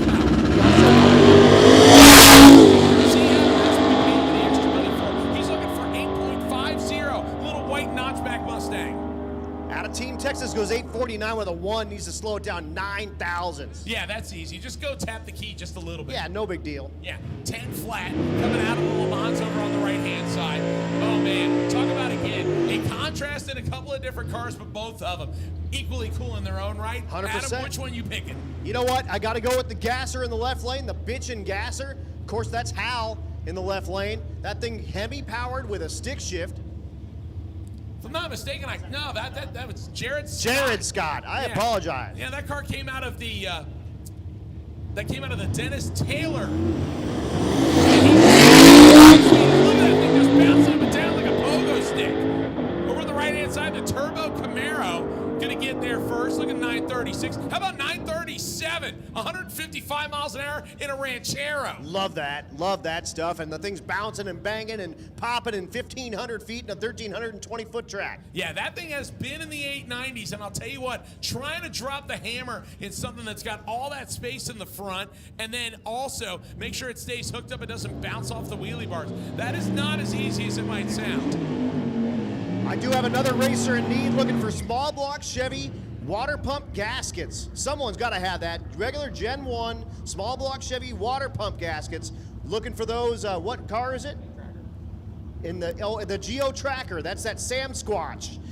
Yeah, Vinny has been, he's been through a couple of things so far this week. So far, he found himself a press to change the rear gear, and now we're going for water pump gaskets. At least you're getting easier on the request now. Oh, the gaskets have been delivered from Chad Reynolds. There you go. All right. You We're not asked looking for those Adam anymore. delivers. Camaro getting everything set up on the right-hand side. He's not going to get it rolled in that way. There we go. Turbo LS. After he waited. Beautiful looking early second generation Nova. Ford's going to drag him all the way down. 993, 133 miles an hour, 974, 135. Go see the sickest trophy at the Gear Vendors display in the Midway. You know what? You better go do it now because Keith Turk told you to do so. That's right. He'll pull out that ball peen hammer we've been talking about all week. You know what? I haven't seen him threatening it with me yet today. I don't know if that means I'm in his good graces or maybe he's just using it on somebody else right now. He's been threatening me all week with the thing. Oh, God. No wonder you're leaving the announcer booth early. So I was wondering why you checked out early yesterday. That would explain it. You're trying to get away from Keith Turk. I had to duck Keith Turk, man, because he just told me I'm a troublemaker, and if you don't want to be on Keith Turk's bad side as a troublemaker, so. No. And I just don't have enough Diet Coke to pay him off. Yeah, you would have to have case upon case upon case. Nicholas Desamy, 1983 model LTD Ford station wagon over on the left-hand side. He bumped right through the beams. The Malibu, on the other hand, got in there, and he's up on the chip. So we're going to back them both up, and hopefully that Malibu now doesn't have too much heat in that converter. Yeah, I'll tell you what, sitting there on the two-step while you're trying to build boost, that is not the way you're going to make a good pass. Robert Worcester, 1981 model Malibu over on the right-hand side. So we're going to reset. We're going to try this one more time and give them a shot to both get in there. Once again, that 1 second reaction time rule, that's why you're watching people bump into the beams versus they just roll them in there and sit there for, 5 to 15 seconds, and you don't see side-by-side pairs. Tom Bailey said, come on, guys, let's get with it. Let's give the spectators a show. That's what the 1 second rule's all about. No, 100%, 100%. And how about these? Like, this is kind of like what you would see maybe a grandma street race back in like 1982 would look like a 1981 Fairmont or LTD wagon and a G-body Malibu. And these things weren't like fast cars back in the day. These were kind of econo box, like family cars back in the day. Yeah, they reuse them and abuse them and throw them away, basically. Nobody ever would have thought to use them, but the nice part is they have a factory four-link design, and they can get... Yep, absolutely. And then you watch that there as the Malibu does wheels up. He's going to lead that wagon all the way down, but the wagon making a solid pass as well. 948, 137 miles an hour. 988 at about 113 miles an hour. So the wagon got out of the gas just a little bit early. Yep, absolutely, absolutely. But how about this next pair in the burnout box here? A couple of very easy 850 capable cars. They both run under it. The nice, beautiful 1998 SS Camaro. You know, the interesting thing is that this was the first year that they switched over from the LT power plant to the LS power plant. And an interesting factoid, Adam, I know you'll never repeat this again, but I'm going to throw it at you anyway. 1998, the only year that they did a returnless style fuel system on this car. Oh, nice. All right. Yeah. Well, and that's Aaron Schaefer, and he's showing off with rolling down the windows with the power windows still intact in the F-body. Yeah, what the heck, man? It's a street car. You want to be comfortable in that thing. Yeah, absolutely. The other side, of course, Parker Mitchell. Parker Mitchell, the dentist. You can find him at Teeth and Turbos on YouTube. Yeah, and he's also got the Dr. Parker, or I'm saying, yeah. Dr. Pepper. Dr. Well, it's Dr. Pepper, but he's got a sticker that says Dr. Parker. Yeah. I don't know. Is that whole thing kind of like from, what is it, The Hangover, where you go, I'm a doctor, and he goes, nah, you're really a dentist. Oh, so the trailer has been delivered. So the call went out and has been answered, ladies and gentlemen. So we'll get that data to the right driver. So we have found a trailer. Thank you very much for answering the parts call. We appreciate it. Let's put a pair of turbocharged monsters through their burnouts, small tires in both sides. Now the interesting thing is here, we've got a couple of different classifications. The difference here, left-hand side, Parker Mitchell, he's running the 275 street race category. Again, 850 limited, 8.50. That's limited because of your cage and your safety equipment. Can't turn in a time slip faster than that. Over on the right-hand side, that's the K street race deal. That doesn't have a tire requirement, but again, both categories, 8.50 is the fastest you can do. Pull up rocket off the starting line, and Parker Mitchell with the better 60-foot left side. The Camaro will get there first. 8:53. Parker Mitchell over a tenth of a second. Way too quick. 8:39. 164. So he's going to have to go back and try it again. I'm looking for some more parts here. I'll let him tell you what he's looking for because I don't know anything about these turbo Mopars. 1 second. Looking for a Chrysler 8-valve cylinder head, anywhere from 1980 to 1994. It'd be a Chrysler 8-valve cylinder head. So that's that Chrysler kind of 4-cylinder, 8-valve head from, what is it again? Anywhere from 80 to 94, 2.5, same head. All right, so if you've got one of those Mopar deals, it doesn't necessarily need to be the turbo one. You just, any of those Mopar 4-cylinder heads, if you got one of those, let us know up here in the tower and we'll get it to the right people. Or way of fixing it. I hear beer cans work really good as far as sealing up anything that has been blown out. I've watched it done on a trash can before. Speaking of Mopars, a beautiful example of a Duster coming up over here on the right-hand side. That is a 1972 version over in that plum purple color over on the right side. Left side, nice looking copper Mustang. Love the color on that Mustang. Yeah, I'll tell you what, I would take either one of these. The right-hand side, the Mopar. The left-hand side, the Mustang. Mustang sounded like he's got the turbo on board. Right-hand side, Mopar on that. And they are side by side as they're going to work. Couple of 9-second passes, 9:38, 9:68. And Both definitely, of them getting a good pass there. you know, attrition definitely starting to set in. We've got a lot more racers looking for parts and a lot more trailers and stuff like that coming around. And again, these are street cars, and we force them to do this stuff. And unfortunately, attrition's setting in as we go get further into this deal. Nasty sound, a 1968 Camaro coming up over right-hand side. Guy Protano. Left side, the guy behind Titech, Tyree Smith. Tyree got a hold of the racetrack, 122 to the 60-foot. Protano's going to lead him all the way down. How about 901, 150? Check out, holy crap. Tyree Smith just lifted up. 804, 169 miles an hour. Now, Here's the thing problem. Is, I don't know if he can hand that in. 2-second reaction time. They will probably take that, but what they're doing is adding everything past 1 second onto that time, so that 804 is as good as a 904. Never mind.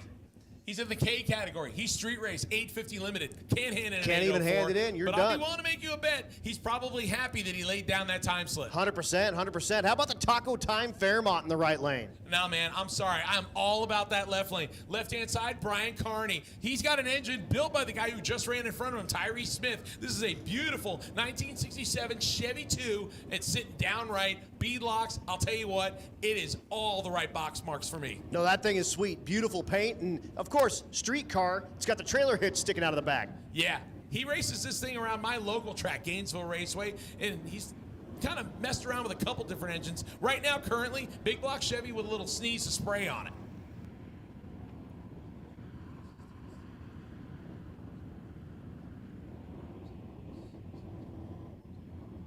So once again, we are waiting on a call from the racetrack as right-hand side once again had a little bit of moisture come down. So once again, we are looking for some parts, I believe, that have not been answered. We are looking for a pair of Crowler control arms for a Trick Flow Specialties big block Chevy head. If you do have them or you know where you can get them, go visit Craig Ridenauer. He's in the Rip Ride 1968 Chevy 2 Nova. It's located not right behind the tower. You'll find a little plate that says Rip Ride on it. That's the guy you want to go talk to. So the right-hand side, once again, gets a little bit of a cleanup as the taco time. And, hey, it's never a bad time for taco time, Adam. It's always taco time. I don't care if it's Tuesday, if it's Thursday, if it's Sunday. We're doing taco time. But, Yep. yeah, Craig, Royce Payton has those rocker arms. Talk about racers helping racers. That's awesome. So go see Royce Payton. He's got that Nightmare Mustang. You can't miss it. It's got the blower hanging out of the top. Yeah, the slightly small one. Little bitty one. But he's got spares. It may not be the exact ones you need, but it'll probably get you down back over to wherever the heck we started. Where was that? Bradenton, Florida. Yes, sir. About, depending on how fast you're going, about 5 hours, and it is literally a straight shot down I-75. So it'll be interesting to see how some of the sick weekers decide to manipulate the map getting down there. Yep, exactly. I've also got the Nova of Ace Racing Engine staff needs a Stroud parachute bag.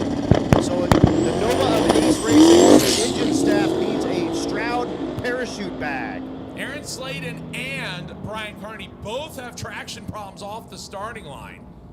A 995, 149, yeah, it's about a second slow. 1024, 147, also about a second slow. Now, the interesting thing there, we had big tires on the left, we had small little 275s on the right, and neither one of them said we're going to play nice. Do you want to talk about interesting matchups? How about this? How about an LS swap 3000 GT, but it's all-wheel drive? Yeah, a little carbon fiber influence there in the doors. Meanwhile, how about a Vega? Look at an uncut Vega. I mean, seeing these things without the big balloon tires on them is like literally like seeing a unicorn nowadays. No, exactly. And of course, the 3000 GT does a rear wheel burnout. He'll back it up, he'll flip a switch, and it'll engage the transfer case, and then the thing's all-wheel drive. Yeah, it's similar to like what the GTRs do. You want to get some heat in the rear tires, even though those front tires are going to be clawing for traction. But doing a four-wheel drive burnout, the problem is you're just going to zing up the wheel speed. And chances are you might break some pieces because, let's be honest, 3000 GTs and all-wheel drive are not exactly torture tested time after time where there's thousands of them out there. You got to make your parts work. 100%. Both going to get bumped in, turbos ready. The all-wheel drive 3000 is clawing away at the right-hand side. He's looking for a mid-8-second time slip. 868, 151, that's Eric Englert.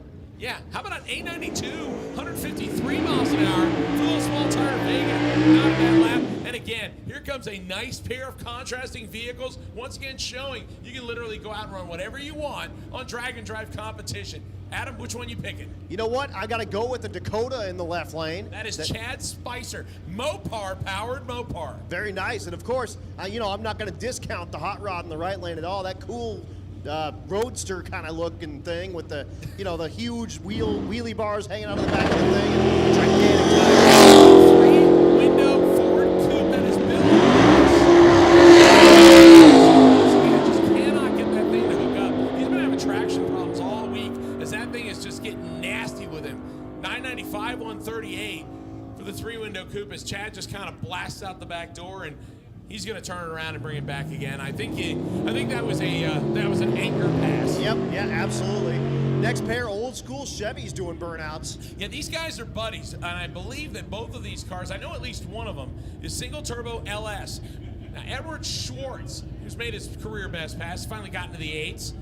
Over there on the other side, 1971, I believe, Chevy Nova. This thing's been in the 7s. It used to be a heads-up car. He converted it back to being a beautiful 1970 Chevy on the right-hand side.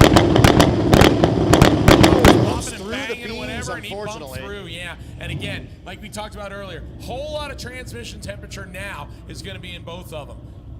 So we're going to have to reset the clock and let that happen one more time. And again, that 1 second reaction time rule coming into play right here. Absolutely, absolutely. And you know, these guys are trying to do everything they can to get the stuff all set up as quickly as they can and as well as they can. And like you said, just, you know, unfortunately pop the thing through the beams and heats the stuff up, and he's going to back it back out and let that Nova get a single pass. So Edward Schwartz over on the left side, going to make a single pass. I believe in the first day he went in the 880 range. And then he went in 870 yesterday at Gainesville. So he's obviously getting his best passes out of the way here at Sick Week. So we're going to put that little plain white wrapper Nova in the beams. Oh man, that tree is just playing with him. The tree is way up in the air and he had to pedal it down. That is not what he wanted. I guarantee you that thing was boosted to the moon after he had to tap it in there a couple times. 100%, 875, 156 after having to do a pedal job. Dude, I'll tell you what, that is really impressive. I didn't think he was even going to go in the 8s because he had to pedal that thing back down. It was going to the right, so he did make a 1320 pass. That was about 1,380 feet pass. Yeah, exactly. But set the thing down nice and soft and didn't, you know, let off the gas and just smash the thing to the ground so he can live to fight another day. Yeah, that was not a bad lick. I'm sure he'll probably turn that in and call it good. Here comes our next pair. Little Camaro versus Mustang action going on. Yep, got that new Edge Mustang in the left lane, 5th gen Camaro in the right lane. You know the interesting thing about the left-hand side? Bump back through the beams again on the left-hand side, so we'll back them back up. Yeah, this is Jason Hager, and he was going to make fun of me about the fact that I say they call them chains. You know what this thing has? It has a bone stock F-150 motor in it. He said the valve springs, the camshafts, everything in it. Hasn't done a thing to it. That's crazy. And of course the 5th gen in the right lane, you know, that cool Hugger orange color. But we'll back that Mustang back out. We'll get him back in the beams. Again, that 1 second reaction time definitely comes into play here, and a bunch of these cars are bumping through and trying to do what they can to get that. There on the Mustang in the left lane, 1:14 reaction time, so you're going to get some time added onto this slip, which is 8:68, 1:60, 11:03 in the right lane. Next pair, another Fox Mustang, beautiful paint in the left lane, that cool scoop with nitrous purging out of the thing. And we got the Chevelle in the right lane.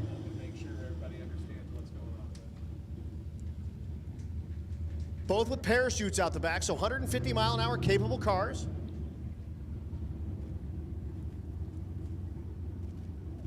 Right, exactly. Okay, we'll do, sir.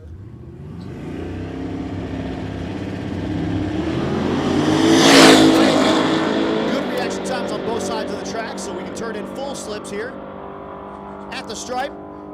Right lane 847 in that 850, so you got to slow that down. But 869 in the left lane, we'll see if that's enough to turn it back around or if he wants to come back and make another pass. Unfortunately, you were half right on that one. You said both of them were going to turn in slips, but you ain't going to turn in that 847. That's going to get you That's going to get you a 20. Yeah, it's going to get you a finger wag from Tanya Turk and go, excuse me, please go back and try again. So I got some updates from Keith Turk, speaking of Turk. We do have somebody that's going to be coming up here in just a little bit. I'll kind of keep that one under my hat for the minute. We'll go back to racing action here. A little S10 versus Mustang action. Of course, step side S10 in the left lane. Yep, right-hand side. Get the turbos to flip where he wants it. Michael Bailey out. He's got one more bulb to light. He's not there yet. Now he's there.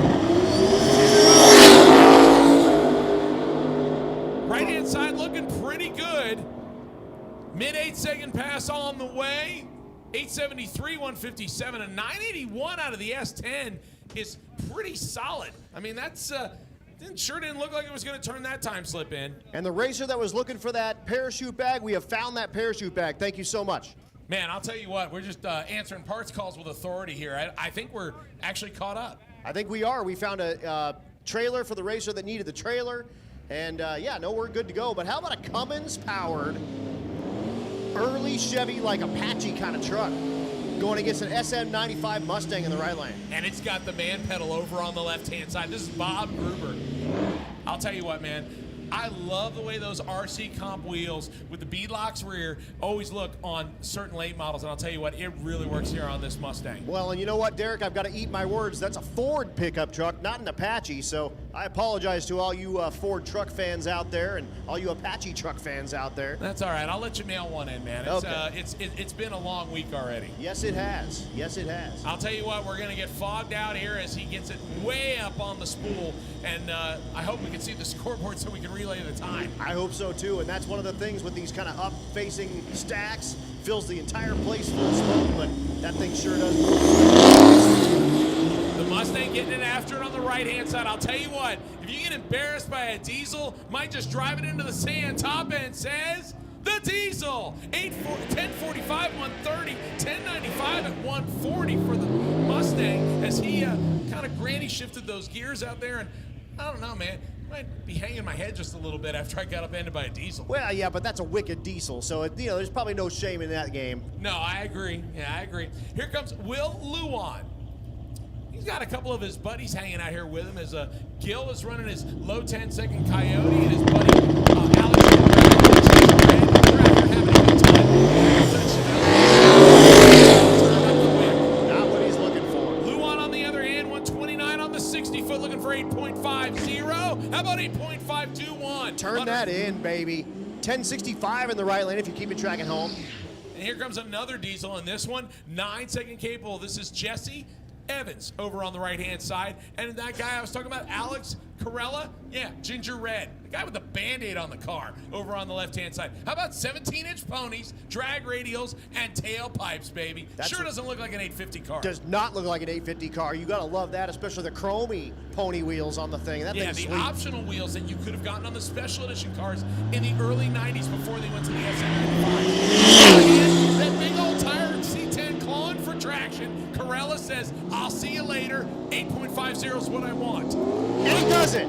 On the button, 850 with a 5. He'll turn that in 164 miles an hour. I'll tell you what, he saw, oh man, I'm forgetting names. He saw Will Luan turn in 852. He goes, hey, I'll give you a couple of change. 850 with a 5. Man, they're excited. They're going to pack it up. Christina's going to have a beer, and they're going to hit the road. That's what I'm talking about, and that's part of this deal. Again, you got to keep this stuff alive, and if you can go one and done and get on the road, you got an advantage over the guys that have to come back and make another pass. Tony Nimsick, 1995 model Eclipse. Here's another all-wheel drive ride over on the left-hand side. And David Deal. A little Mustang action going on over here on the right-hand side. I believe this, the Eclipse in the left lane, still DSM powered. That's pretty cool. Looks like he's got use of some Lexan on the rear to, again, import cars. You want to make sure you get them as light as possible because otherwise he's wearing havoc on the drivetrain parts. Oh, wow. He's giving the Mustang all he can handle, but that Mustang is going to run away and hide from him on the summit side.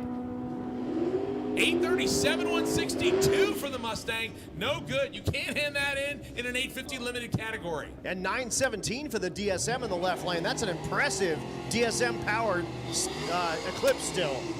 You want to talk about somebody who has been enjoying this week of competition because she's not up in the colder climate. This is Felicia Smith. Little orange wrapped CTSV, they call the 4-door Rocket on the right-hand side. Now, I'll tell you what, she's had a trouble getting a hold of the racetracks. This car's gone 880s, full weight, but unfortunately, she's been clawing for traction. Hopefully, South Georgia solves her problems right here. Now, those cars are just grabbing for traction and not finding what they wanted. The Mustang driver says, see you later, left-hand side, 857, 166, Felicia, 1044, 115. probably going to come back and try it again. Next pair completing their burnouts. That's Mike Janovich in the left lane. The RX-7 convertible with the roof rack on the top.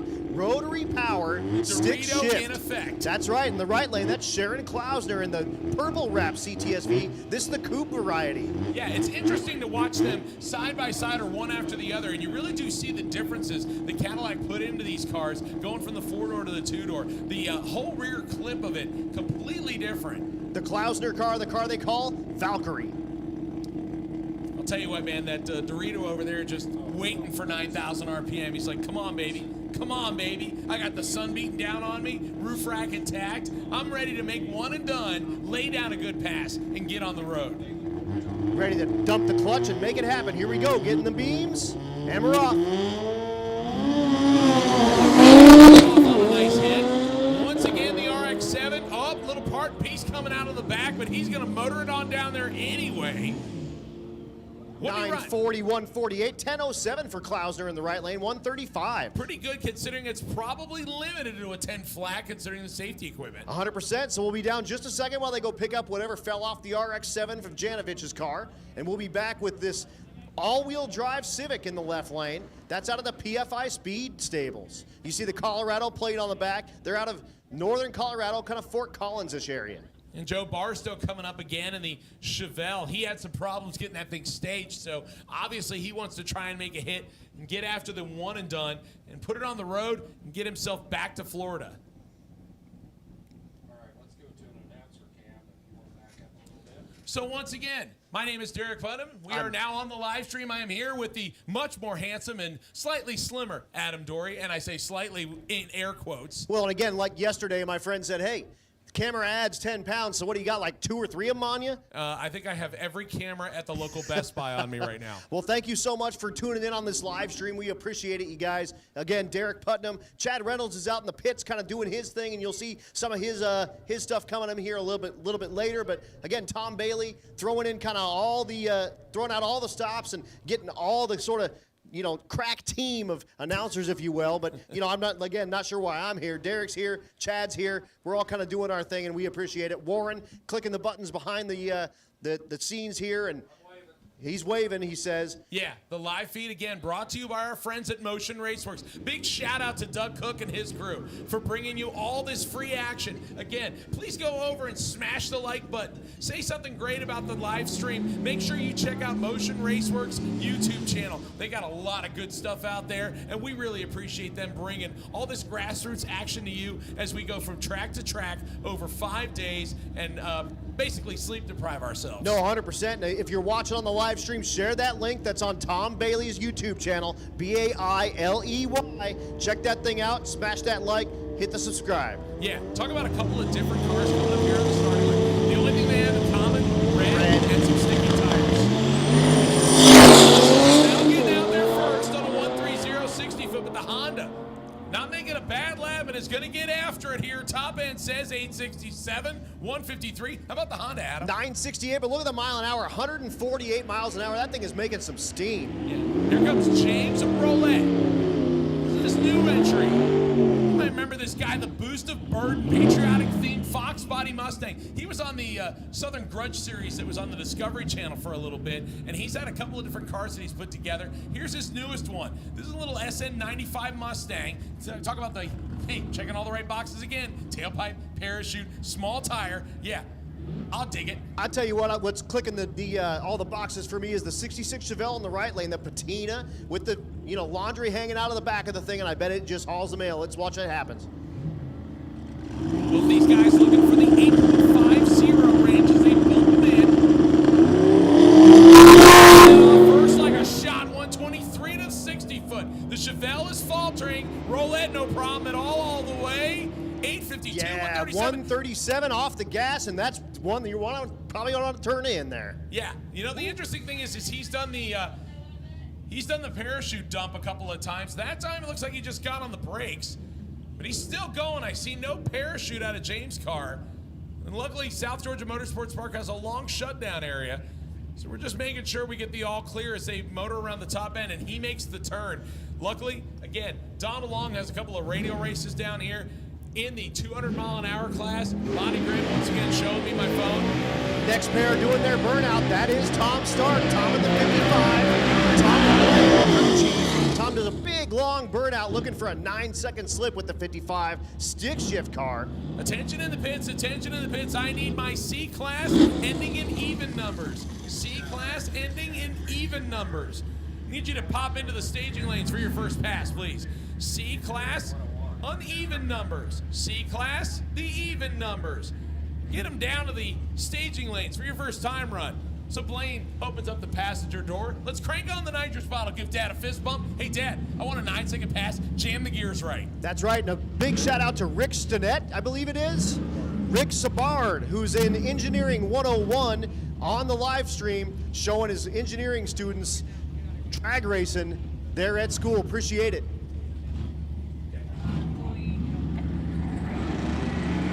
All right, so we're going to stage up the stick shift versus the GG. Left side. Grabs number 3 and the front end comes up. Can we get a 9-second pass out of the 55? Not this time, 10:04, 137, right on the button. All right, so we need everybody to clear the starting line. Everybody, clear the starting line. It's going to get to the point where we're going to shut down the action here. If you are not with a race car, you're not media credential, we need you off the starting line. If you are with the cars in the burnout box, you can stay. But as soon as your pair leaves, please clear the starting line. It's starting to become a safety factor, and we don't want to do that. So until the starting line is clear, we will not run cars. So please help us out. Clear the starting line, please. And I get it. You guys are excited. We all like drag racing in February. I get it. But, again, without safety, we got nothing. So we're going to be down just a second while the starting line gets cleared off. I'm seeing some great South Georgia Motorsports Park officials up here in the tower. Meanwhile, I'm not really sure if that was a hand or if that was something else on my neck. Oh, no. Yeah, Jamie Luke, the guy who is normally responsible for the prep and the throwing the switch out here at South Georgia Motorsports Park, I guess he called in sick today. That'll happen. That'll happen. But, hey, you know, it looks like we're bringing some cool cars. I do see Cletus down there about to make a pass. Yeah, you want to talk about making a pass? Here's something that literally should hit every hot rodder really close to home. Mariko Grady over there on the left side, that's a 1969 model Chevy Nova. She has a very special passenger in the passenger seat this week. She has her friend Bob Benson, who passed away a couple weeks ago in a tragic accident. Real good friend of theirs, and he's riding in a nice little coffee can. And he is out there making the cruise with Mariko Grady and her other half, Willard Howard. And also, if you're up against the wall, if you're up against the wall, you need to be off of that wall. I apologize, guys. Get behind that wall. And I'm talking to you if you're sitting on the wall. Once again, if you are sitting on the wall or you're chilling out down there and it's not the place to do it, we will stop the racing action. So Mariko Grady over on the left side, going to make a pass with her friend Bob Benson. Classic Chevys. I'll tell you what, if I was going to go out, this is the way I'm going to go out right here. 9-second pass coming up left side, 950, 139 miles an hour with Bob Benson on board and a little coffee can. Nothing wrong with that at all. And like you said, if I'm going to go out, that's the way I'm going to go out. Here's another one of those PFI speed cars. This is the CRX, another all-wheel drive car. Once again, media, if you are up there, you need to be behind the wall. Media, you need to be behind the wall. You can stay if you're media credential, but you need to be behind the wall. You cannot be on this side. Once again, we will shut the action down. We need you to stay behind the wall, even if you are media credentialed. We need you behind the wall, otherwise we will not run cars. See, they fooled you. They don't move down and they get back over. See them right there? Yep. They need to go across. We're going to do it again, yeah. Okay, once again, everybody notices we are not running anybody, and the reason is we need media credentialed people on the other side of the wall. You cannot be in the blue. You cannot be sitting on the fence. You cannot be sitting on the wall. We need all media credentialed people on the other side of the wall. Please help us do this. We will not be able to run cars. It's a safety factor thing. Thank you very much. We appreciate it. So again, the PFI Speed CRX, the all-wheel drive one. You see Brent Levistad up there. Brent getting his son into the beams here. Another father-son combo here. Is this the one that split the block, or is that the other one? No, that was the other one. That was Jamie Langford. Right. That was the red one with kind of the SFWD kind of deal. But this one, the all-wheel drive car. He's all staged ready. That thing sounds like a herd of angry bees. Yes, it does. He does a fantastic first gear. Unfortunately, a slow 1-2 shift. He's going to have a lot of speed as he works his way down the racetrack, but the ET is not going to be what he wants. No, 11:26, but look at the speed, ladies and gentlemen. 143 miles an hour. Again, they probably just wanted a checkout run to stay in competition. You know who I do see down there? That's Adam Hodson. Adam riding with that Uncle Sam car out of the Team 260, and that's Nicky Bobby, the driver for that car. So Adam, checking out the starting line for that brand new car that they just brought out here for Sick Week. Yeah, what the heck, Adam? You were all dressed up in a tuxedo and the American pants and the big hat. Dude, you're letting me down. Come on, man. You got people to answer to. That's all right. I'll let it slide because that's a Rocky Mountain Race Week shirt. Yeah, of course. You have a little bit of bias there, but I'll tell you what. Talk about let's buy a race car. And then in less than 2 months, let's rip the big block Chevy with the spray on it out, and let's shove an LS motor with twins in it, dyno test it, bring it to Florida with no passes, and then run a 719. And then let's upstage it with a 715. And then yesterday, 710. Yeah, that's crazy. They're looking for sixes. They're going to get that thing in the sixes, and I think it's going to happen this week for sure. And Adam tuning on that thing. And I'll tell you what, if you watch some of their stuff out there on Mac TV, check that out. He's got a really good video of them with that truck they brought to the horsepower challenge when they brought it on Rocky Mountain Race Week. Oh, yeah, the choo-choo truck. The choo-choo MFers. And I'll tell you what, he has a beautiful video. Hey guys, have you subscribed to Sick the Mag yet? Sick the Mag is the magazine for the drag and drive community. It's kind of more like a book. If you haven't subscribed, get over to sickthemag.com, subscribe.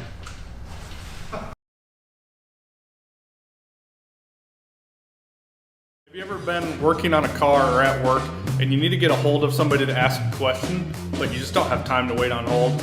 We have a new service. It's a text service. It makes things really easy. If you have a question, you can just text us during normal business hours. Customer service reps will be on the other end of the line. Watch how easy this is.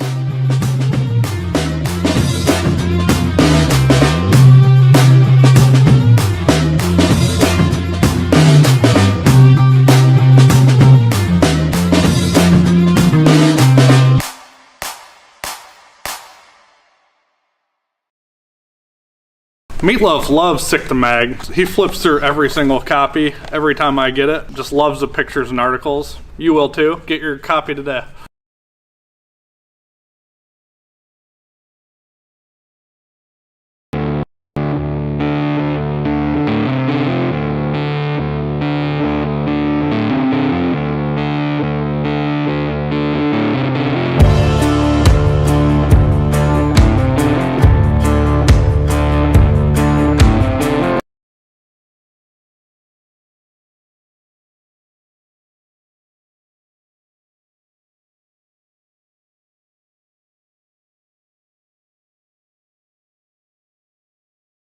Again, because we were watching, like you were giving us the details. I mean, you hopped out of the tower and told us, like he's out here, we went in the mid-9s, so we're not really sure what's going on with Mullet. Obviously, this is a low 7-second capable and proven car, but the problem is he was thrashing on it at Gainesville yesterday. So the question becomes, is it hurt?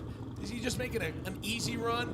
They kind of band-aided it together. I mean, we don't really know what the story is. Nope, we do not know at all. And I'll tell you what, we'll see on this pass kind of what's going on, and hopefully they got the thing tuned up.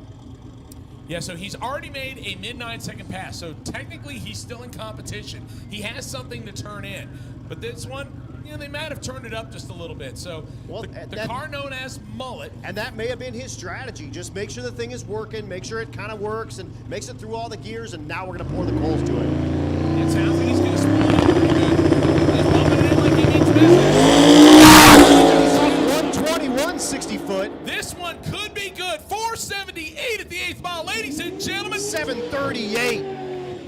188 miles an hour. That shoots her out, and that's a beautiful pass. I know not the 6 you were looking for, but a low 7 out of that car after it went 950, they're liking that. I'll tell you what, man, if you If you were trying to pull the wool over my eyes, congratulations, you succeeded. You just dropped 2 seconds off his previous pass. So yeah, that is what we would call the checkout run, and then let's lay the coals to it. Absolutely, and then pulling in the beams now, Clint Sadowski looking for a 750 or 40, hopefully. Yeah, this guy masterfully pedaled this car out of a wheel stand when it was going towards the center line. This time, hopefully he wants to keep the front end down and lay down a good number.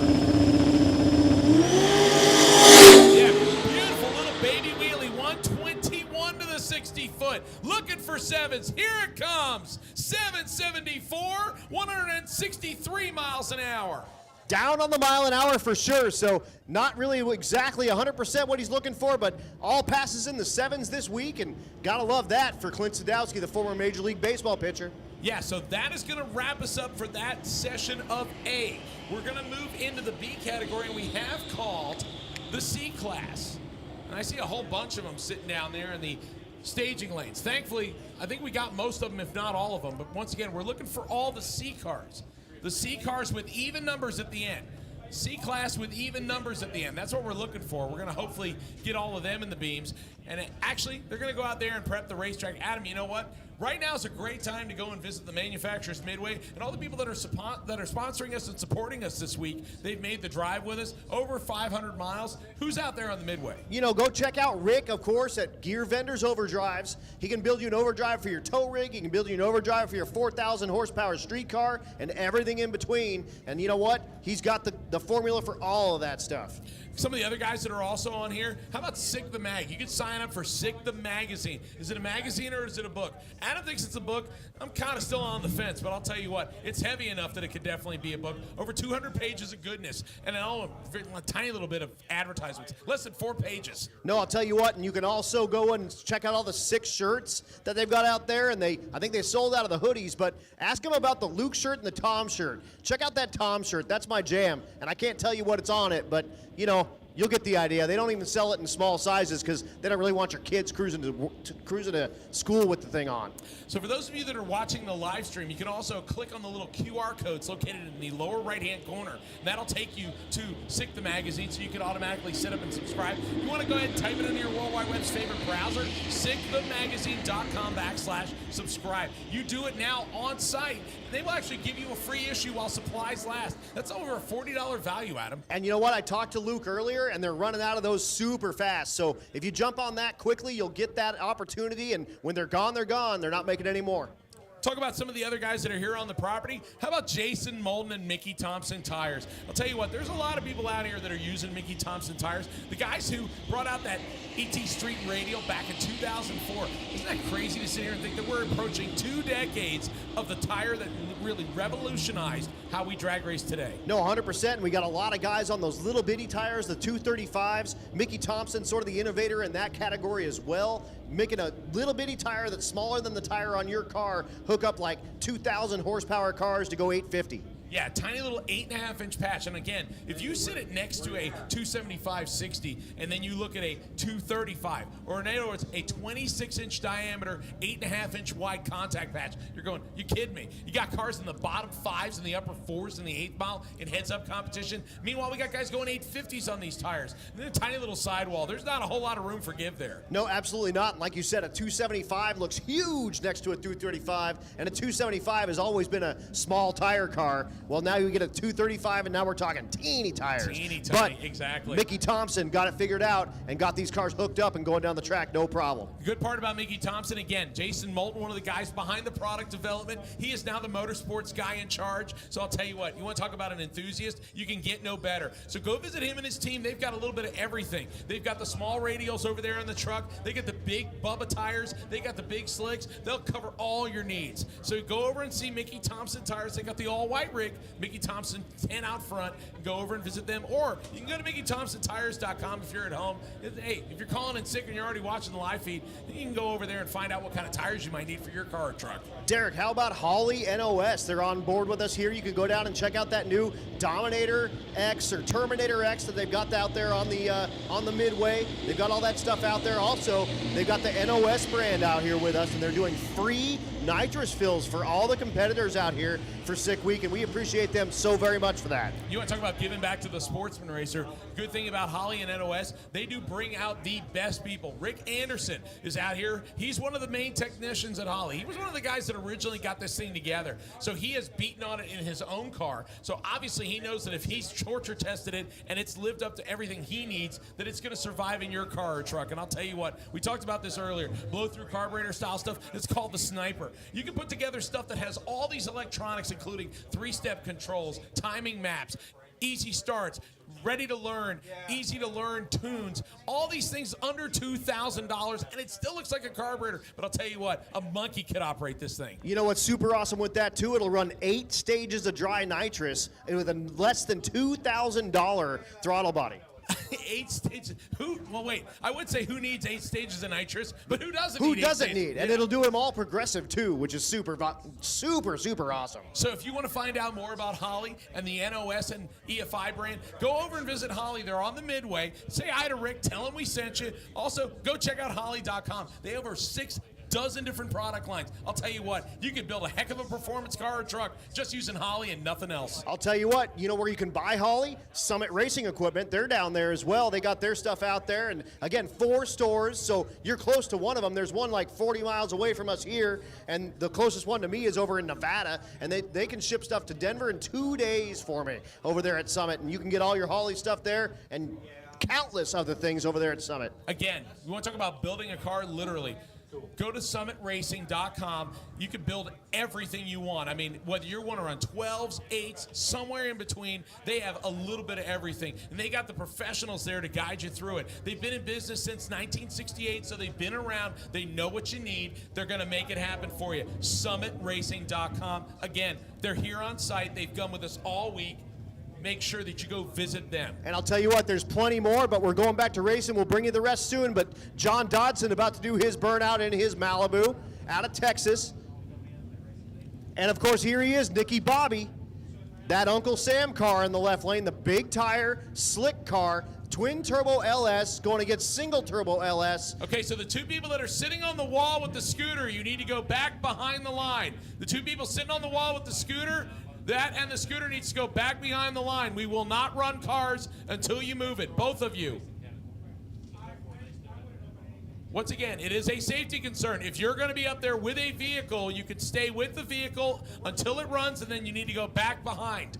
If you are with the vehicle, you can stay, but if not, you need to go back behind the line. Like, for example, Nicky Bobby, sorry, Adam Hodson is his co-driver, and he's up there on the starting line. There should be nobody else there. And we know that because we know these people. So, you know, if you're back there, sorry, my friend, you got to be back on the other side of the line. Again, it is a safety precaution. So we're going to talk about a couple of different approaches to LS turbo power. Near side, John Dodson. Little small tire, 7-second ride. Talk about the stealthy grandma look. Flat hood with the hood ornament on the thing, and the big old single turbo, and the thing will run 7s, no problem. Yeah, meanwhile, on the other hand, Nicky Bobby, otherwise known Nick Taylor, his co-driver, Adam Hodson. They co-own MAC, Mid-American Customs. They're just letting it all hang out there. They're not making any bones about it. This is a friggin' race car. Full Lexan, no hood. That LS with twin turbo just hanging out there for everybody to see. Absolutely, and the thing, of course, big tire. These guys, notorious small tire type dudes. Okay, once again, ladies and gentlemen, I don't want to be the bearer of bad news, but we're going to keep doing this until you clear. Everybody that is standing on the track side of the wall needs to go on the other side. We will stop running cars. Everybody. It's not a hangout area. It is not a parking lot. You need to be out of that area. There are plenty of grandstands and plenty of area along the fence line. Please, it is a safety precaution. Help us do this. That's Tom. That's Tom. That's right. All right. We appreciate your cooperation. Now, let's stage up some rides. Here we go, big tire, small tire. 107 on the 60-foot. Can we see a 6?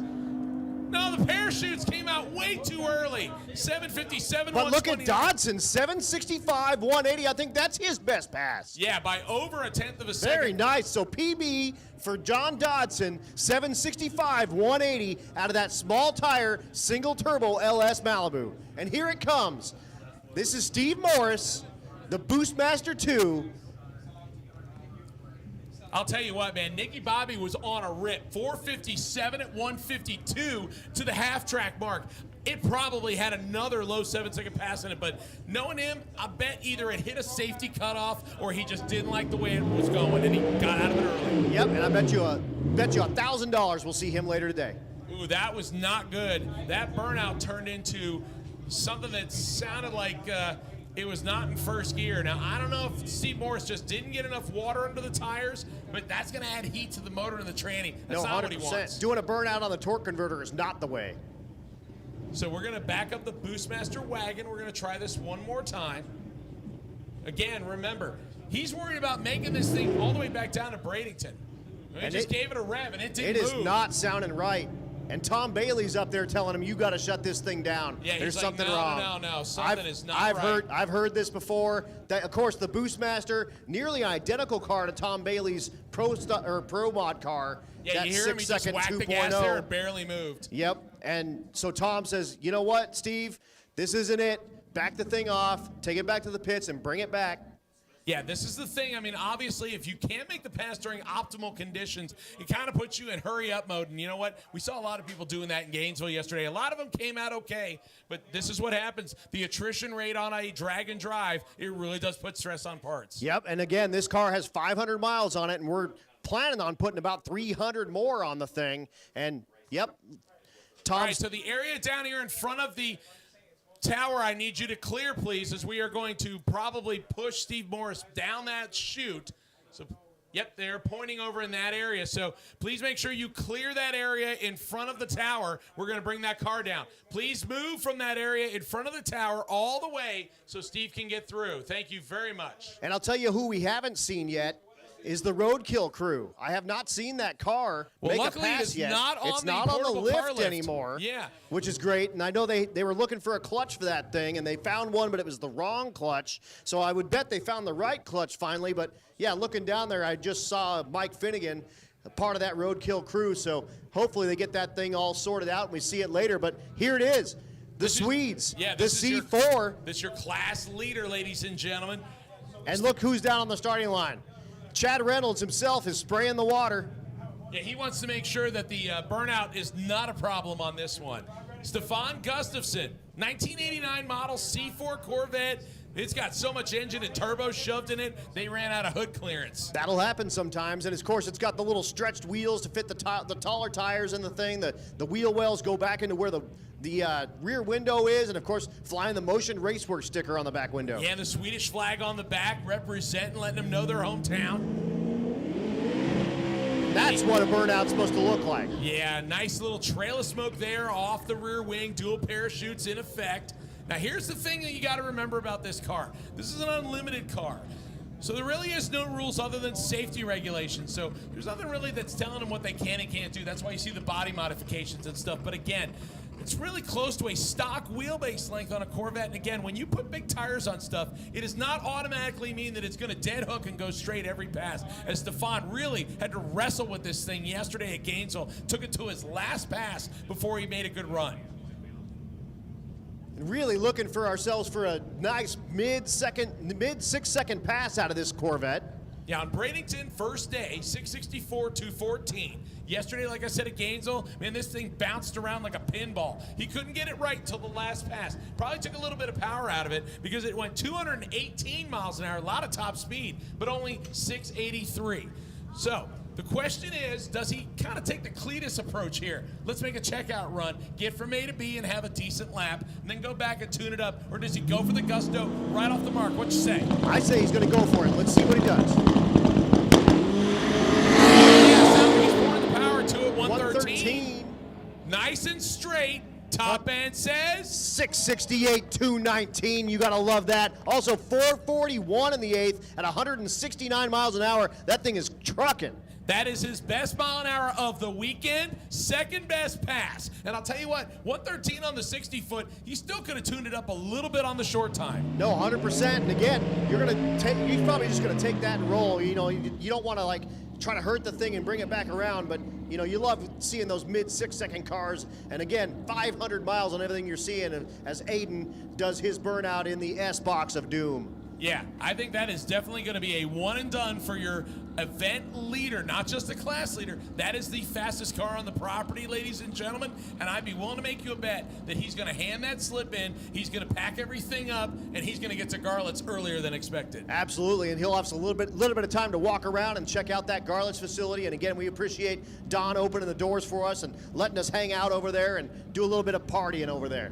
Yeah, what a great place to break up a 300-mile road trip. Let's go to Don Garlett's and have a party on Thursday night. Then go back to Bradenton and let's crown some champions. Adam, who's coming up next? Oh, yeah. It's Aiden the Bailey. S-Box of Doom. That's right. Aiden Bailey, Tom's son, driving the S-Box of Doom. He's riding with Joey Barry, who, of course, is Joe Barry's son. And you see Joe in the burnout box right behind him. Yeah, so we got a couple of Tri-5 Chevys that are going to come up here. Aiden has been in the 8s in this car, and they're hoping to get the thing in the 7s maybe this week, but I don't think this is the pass.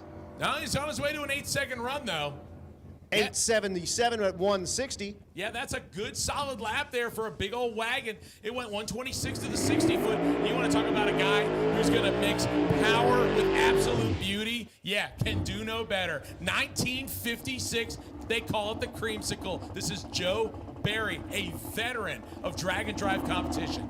Yep, absolutely. This thing, big block Chevrolet, twin turbos, has been definitely in the 6s and well over 200 miles an hour. Right, certified over 200 miles an hour, because there is only a handful of people that have been over 200 miles an hour. You go into the 200 mile an hour hot rod club as long as you complete the week. So you can't make a hero pass and then bow out of competition and say, I'm in the 200 mile an hour club. You got to do it and complete the week, and that is not as easy as it sounds.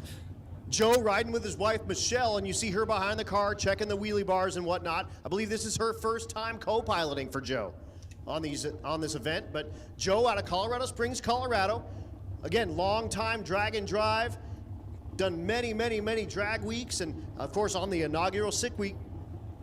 So he is running in the unlimited class. This car used to be an unlimited iron car because it is a steel roof quarters. But I believe he made the switch to methanol, and that's what puts it in the unlimited class. He's going to try and keep all the chrome trim intact as he wheels it down there. Oh, and a big pop about 8 mile. Good.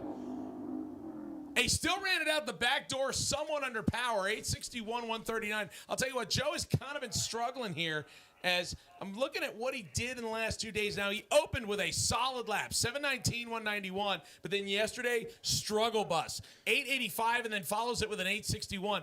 And it really wasn't moving that fast to the 8th mile. I mean, compared to what a bottom 7 should be, 512 at 118, nah, no mas. It probably popped at that point, and he knew that it was kind of a shut-off. This is your safety run. Might be where he packs it up and just goes, okay, let's make it to the next stop. Yeah, possibly, and we'll see. We might see him come back around, but 121 short time for that car, and this is not a super, super lightweight car. Like you said, it's an all-steel type of car, and again, switched it over to methanol, so now he's in the unlimited category. But, 121 short time for that car. He's definitely on a good pass, for about 100 feet, and then kind of everything just kind of looked a little weird, and again, the big pop at 8th mile, so we'll see what happens. I don't know if he's going to try to wheel it back around or not, but, I hope he does because, that's me, and I like drag racing. I like to see Joe Barry wheel his 56, but, again, it's the attrition. You got to keep the stuff alive, and we got a big, big drive going, between the next couple of days, and, 500 street miles on that thing already, and we're going to have 800 before we're done. Yeah, so once again, my final call for C-Class, even numbers at the end. Final call for C-Class, even numbers at the end. Looking for you in the staging lanes right about now for your first shot. That's the 10 flat and slower class. We know you've been waiting patiently. You guys got to go first yesterday, so it just makes sense. We're trying to give the rotation a nice little spice up. Yep, exactly. So we'll run those cars, and then eventually we'll have an all run. Don't come now. I'm not calling you right now, but eventually we'll have an all run, and then we'll bring everyone that didn't get that kind of one and done pass, another shot on this track, and we'll swing it back around, and then we're gonna get on the road and head over to Garlett's.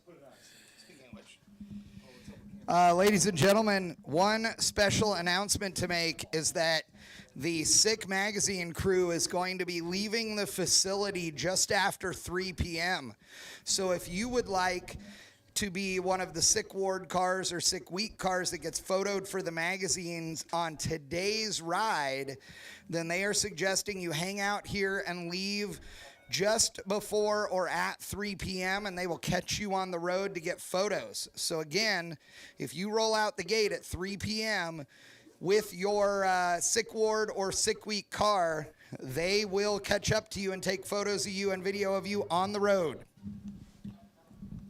Also, while we got a little bit of downtime, we found that trailer for that racer earlier. Now we're looking for a hook to get the drag week trailer or Sick Week trailer back down to Bradenton as well. So if you have a trailer hitch on your car or truck and can take a small trailer back with you, we need to get that trailer back to Bradenton as well. So come up to the tower. I will get you in touch with the racer that needs that. Once again, a big thank you to all of you out here on site watching day number 4, technically day number 3 of actual competition here on Sick Week, presented by Gear Vendors Overdrive. Big shout out to Rick and his crew. They're here live on the property. If you want to talk about Gear Vendors stuff, go over and visit them. And of course, the live stream brought to us by Motion Raceworks. Big thank you to both of those companies stepping up big and being part of the first ever Sick Week in what I would hope would become an annual deal. And I just got a text from Mike Finnegan who says we are in line. All right, so the Roadkill crew. The Roadkill crew is back, and he needs to thank Wade from Race Parts Solutions for getting that clutch today. And, of course, Robert, the portable car hoist guy, for helping them out and getting the clutch in that car. And I'll give them another shout-out later. But, hey, glad to see the Roadkill guys back with that cool Firebird. Barry Warren coming up with the Corvette Grand Sport over on the right-hand side, left-hand side. Gidget Green in, ironically, perfect green Camaro.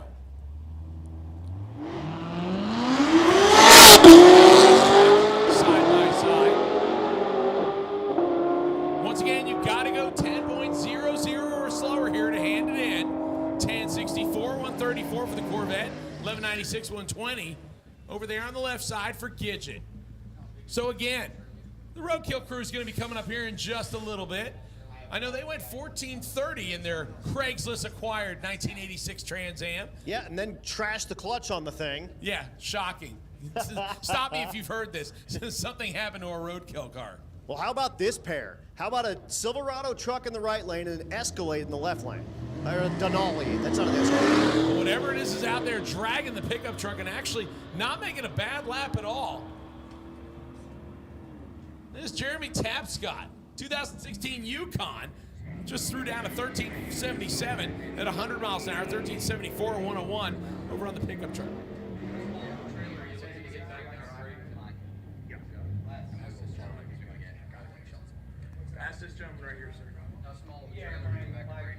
All right, here comes our next row, the Cadillac over on the right-hand side.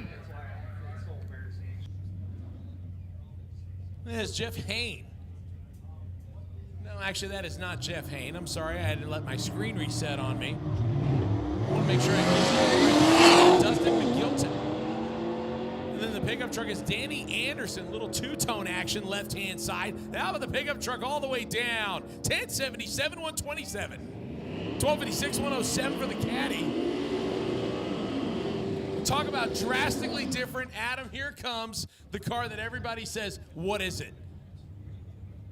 We talk about the fact that this thing is, if there was a award for hanging more motor out of the car than there is in the car, this car would win it hands down. There are cars that have motors happening up out of the hood, but this thing on the right-hand side got it all locked up. That's a 1964 Triumph Spitfire over on the right-hand side. Left-hand side? Left-hand side, that's Joel Clark. Joel out of the 301 street cars with the Nova. 1964 Disco Nova over on the left side. I'll tell you what, orange really works on that car. It looks good. It super does, absolutely. And hey, we found a trailer for that Race Week trailer, or we found a tug for that Race Week trailer. 1032, 106 for the Nova, 1102, 117 for the Triumph. All right, so it looks like once again, ladies and gentlemen, thank you so much. Parts calls getting answered. Yeah, and we actually had 4 groups of people come up to tug that Race Week trailer back. So thank you guys so much. This community is amazing. Yes, it is. Nice little Plymouth Dart Swinger over there on the left-hand side. And oh man, talking about classic muscle. 1967 Chevy Chevelle over on the right-hand side. Love that with the Super Sport on the rear fender there. Yeah, and he went all the extra effort. Yeah, the SS hood, the little ornaments there. Go for torque thrust wheels. I'll tell you what, black vinyl top, I mean, you can do no better. It literally screams day 2 muscle car. 100%.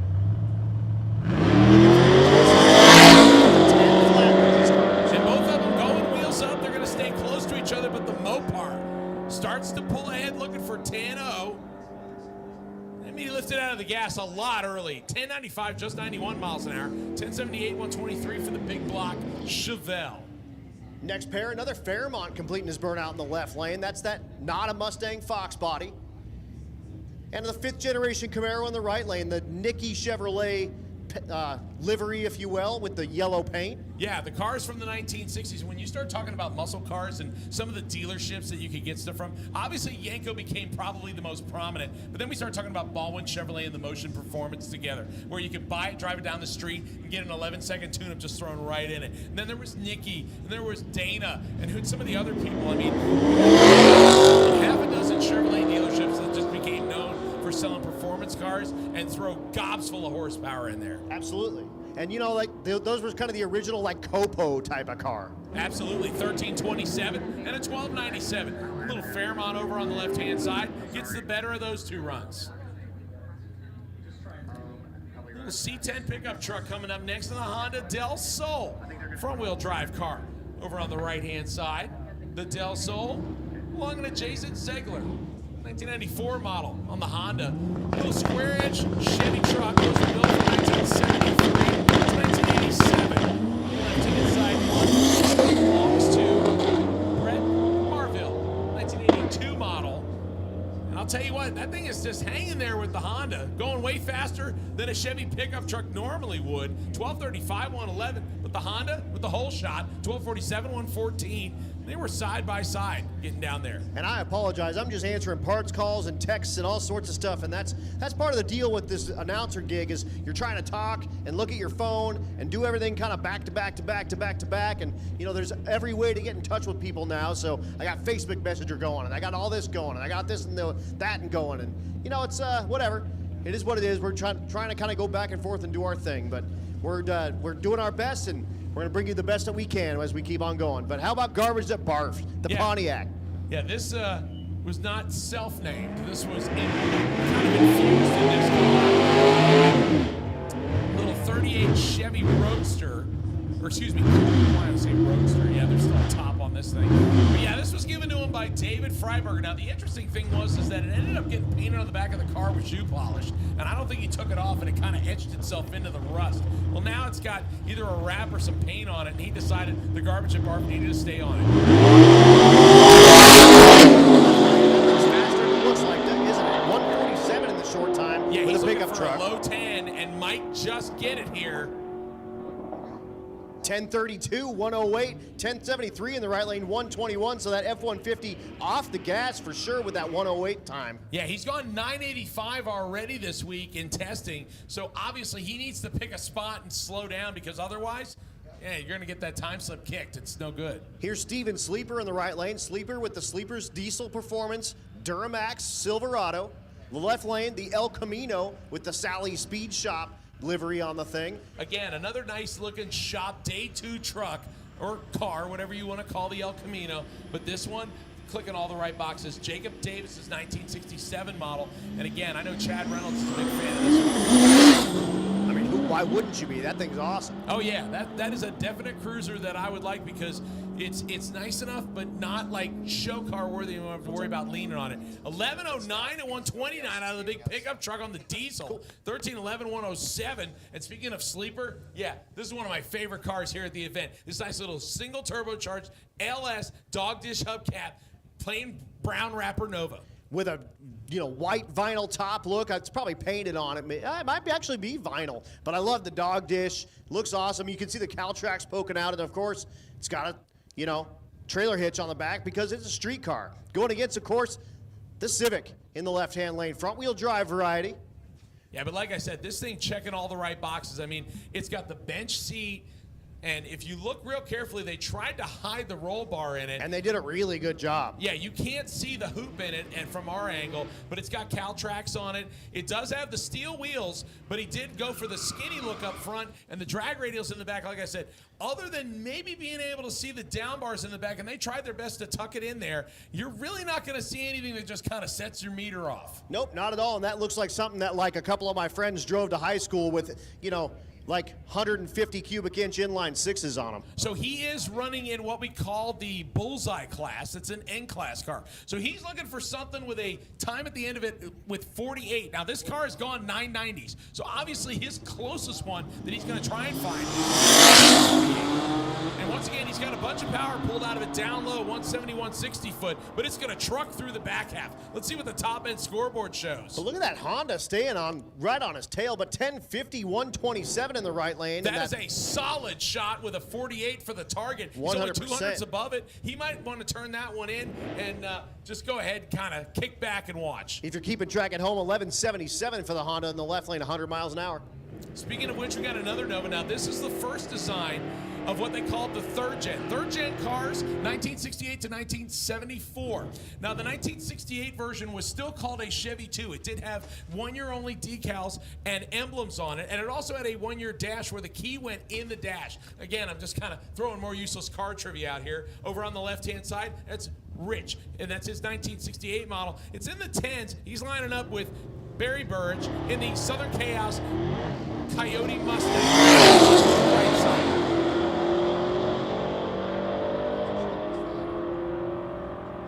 They're going to go ahead and empty him out as they go towards the top end. 1034, 133 miles an hour. 1221 at 106. And yeah, he didn't get off the starting line the way he wanted, a 2.65, 60 foot. So the Nova driver will whip it back around and obviously go for the all run. However, look at that reaction time. 006 red on a 400s Pro Tree. That's actually, you like have to try to red light doing that. I think that was honestly a guess, because trying to cut a 410s Pro Tree in something that's a 10-second ride, you almost have to bump it in a little extra into the beam and really kind of take a stab at it if you're going to get that close to a perfect light. But yeah, 006, he was trying. How about Steve Willingham in the left lane, the Gen 6 Camaro with the LT kind of direct injected motor. This thing he drove from New York down. It's got the beadlock wheels. It has run in the 8s, but he doesn't have the NHRA safety equipment to do it here, so he's looking for that 10 flat. Christopher Burnham in the Centerline Telstars. Talk about the old school wheels that were popular back in the 2000s. Little 88 Chevrolet S10, but he's going to get just handed to him. Just watch that Camaro pull away into the distance. Willingham goes 10.02 at 140. He'll take that all day long. 12.79 in the right lane for the S10.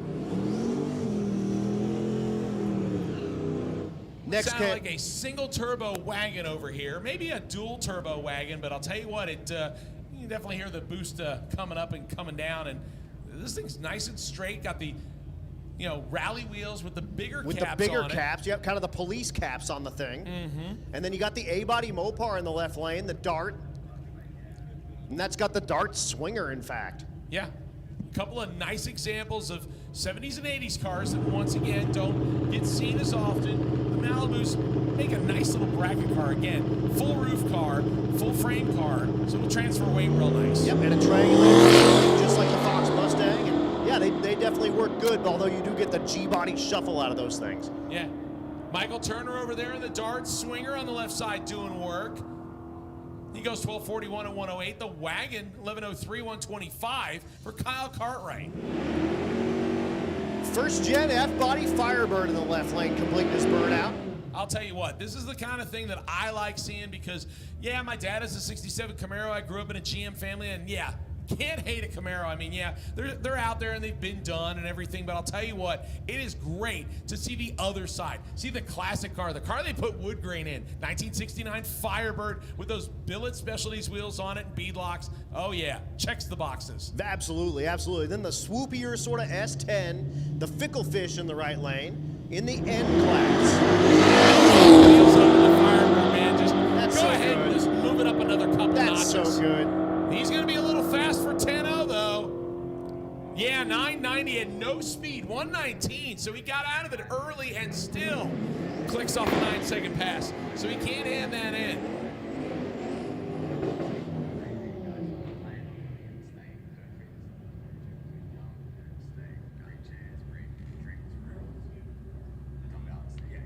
So we're talking about all the cool stuff that's going on out here, but Adam, I'll tell you what, I don't think it's a bad deal where you and I are possibly looking ahead to what's really coming this afternoon and this evening. Really cool deal. Don Garlett's Museum of Drag Racing, our stopping point, the halfway, to give everybody a break. We don't want them to drive 5-6 hours. We want them to go to the coolest place in Florida, Don Garlett's Museum of Drag Racing. Hang out there for a little while and see what he's got to offer and see what's all in there. And you know what? We have the option and the opportunity to get a really, really close look at what's all in there and what's going on. And they've got all the swamp rats out there. And of course, Don Garlett's, innovator with all of this stuff.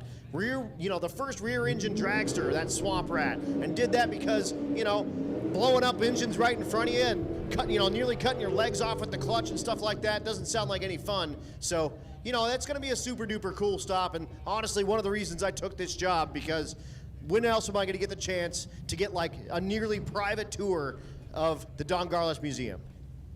Yeah, I'll tell you what, when you are sitting literally on the rear axle in Swamp Rat 13 and it goes kablooey and takes part of your foot with you, yeah, I would probably design something where the engine and the transmission was behind me as well. So that is what Don Garlett's did. In 1971, he debuted one of the first rear-wheel drive, rear-engine, obviously rear-wheel drive, sorry, I don't know why I threw that in there, but rear-engine top fuel dragsters.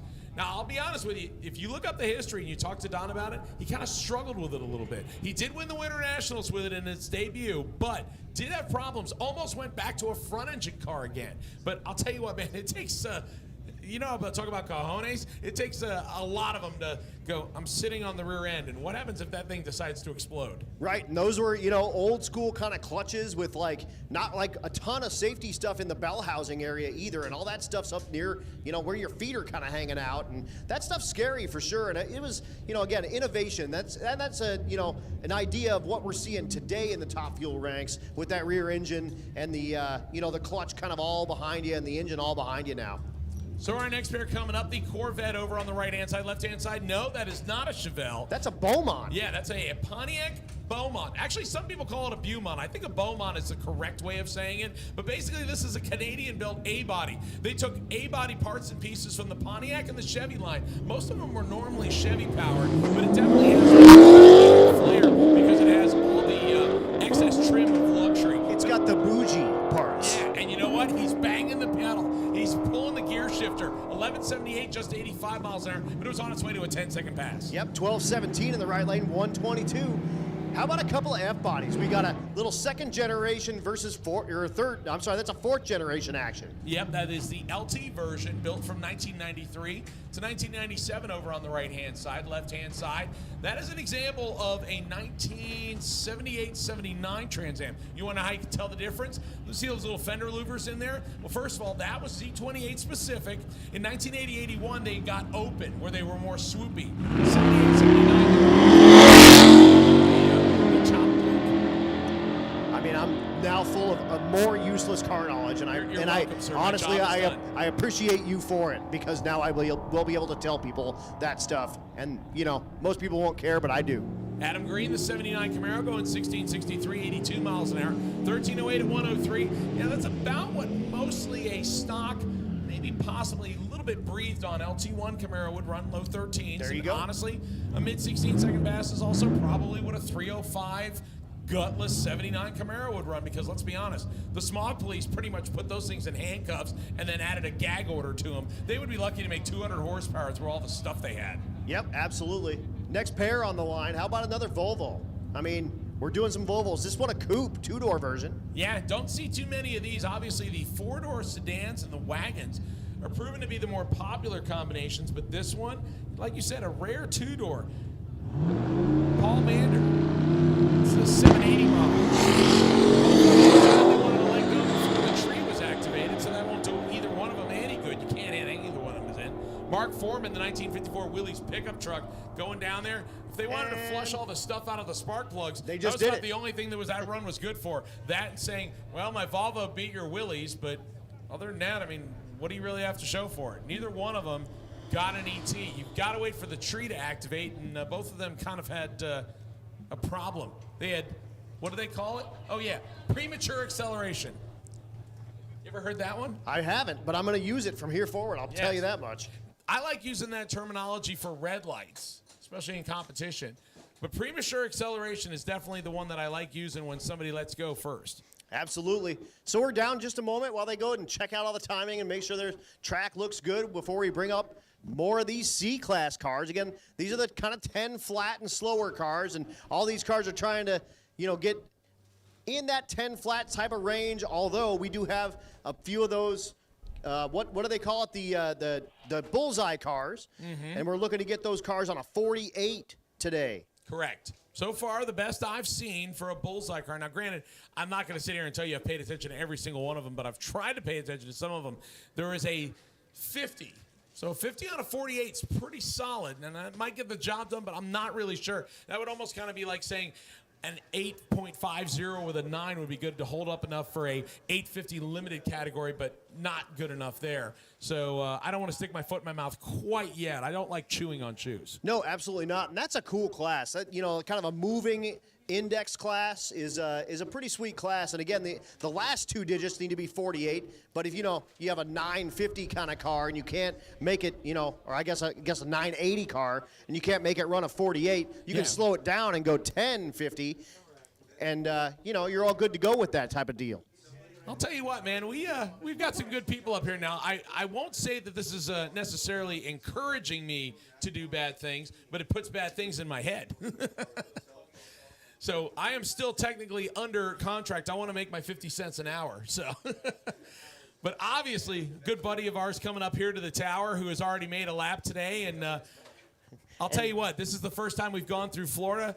And I don't know, Adam, I'm not really sure where to start this interview because we're talking about a guy who's brought a couple new cars down here. Obviously, you're known for your Fox body that you've had for quite a while, called Boost of Burden. And for those of you that have never seen it, what show was it on?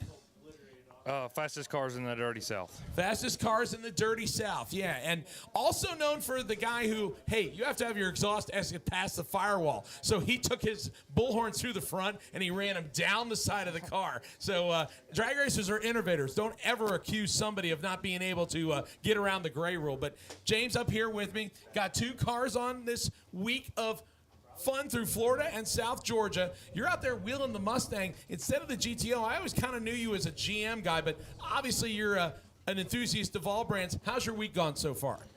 That's going pretty good so far. The Mustang got put together a couple of weeks ago, I guess completed, you could say. I had about 3 days before we left, got it on the dyno, and we came down here untested, and I think I'm in the running in the class. I think I was third as of this morning, and I just went a 52, and we'll see where that goes. Is a 52 good enough? Because I know that you've done this enough to where, like, the first day we had a whole bunch of 50s. Like, one guy went 50 with a 0. A couple people went 50 with a 6. I mean, but we're getting to the attrition part. I mean, I'm sure you're down on sleep. You're probably up on beer consumption. But we got 300 miles to go in 2 days. Is a 52 good enough where you can confidently go, you know what? I like my chances, top 3. Let's hand that in. Let's get on the road and go to Don Garlett's early. If you're really serious about this stuff, absolutely not. You need to come around and try to make another hit. I really should. I don't know. But, you can't feel comfortable. You never know. I mean, somebody could break on the way tomorrow, and that could bump me up. Or, 52 might not be good enough. They may run some 50s today. So you need to try to do the best you can and then leave. It doesn't matter when you get there, so just try to make it happen, especially if you're in contention. So how would you classify this? Because obviously I know we've never been down here. I mean, the furthest that Hot Rod Drag Week has ever gone south was Atlanta Dragway, but mostly it's usually around the Midwest. It's closer to your home base. So how have you liked this drag and drive deal through Florida? How's it treated you so far?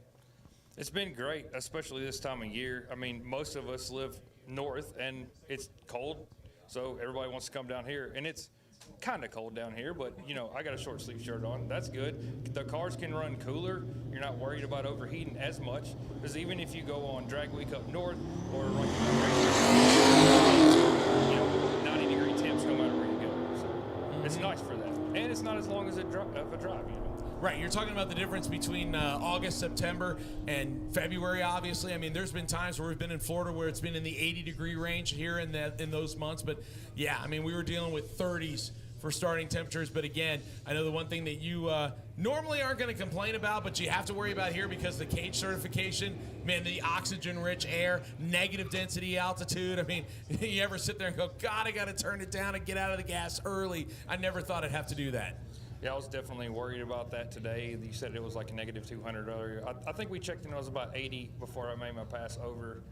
And I was worried about it, but I was just going to send it to the 8th mile at least, kind of see how it felt, and then shut her down. You know, I'm only running like in between 4 and 7 miles an hour faster in the quarter than I am in the 8th mile because we're just shutting it down, and I don't have time to come up with a new plan. Yeah, you're doing a good job dropping about 20 to 25 miles an hour out of it before the finish line and just dropping 850s out like, yeah, I meant to do that. It's easy.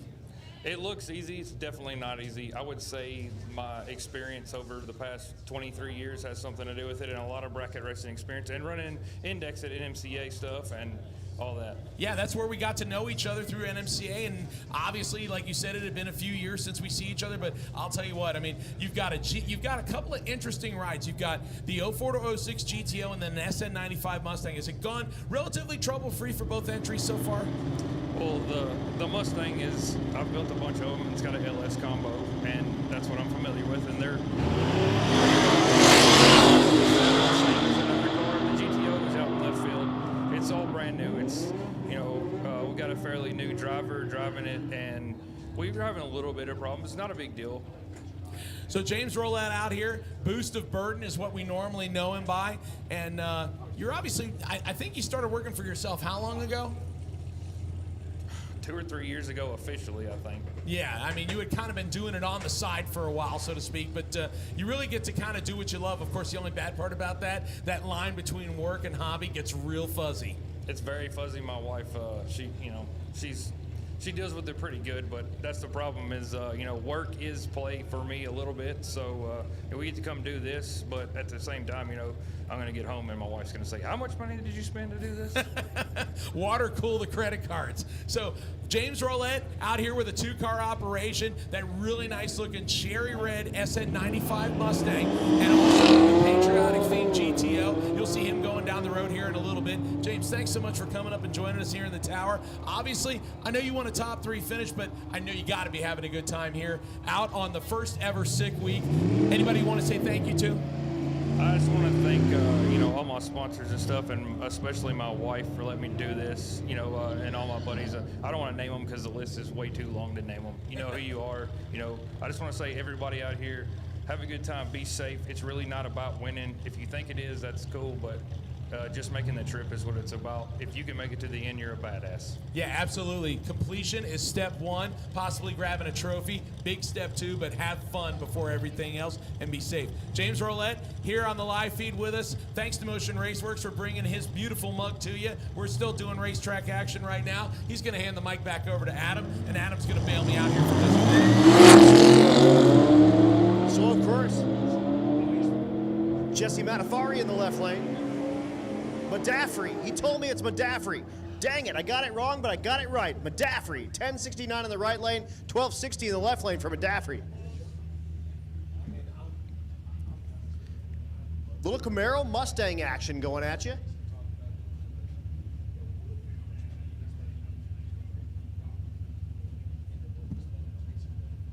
The Mustang in the left lane had his new personal best after putting race gas in to get it on the 10 flat number.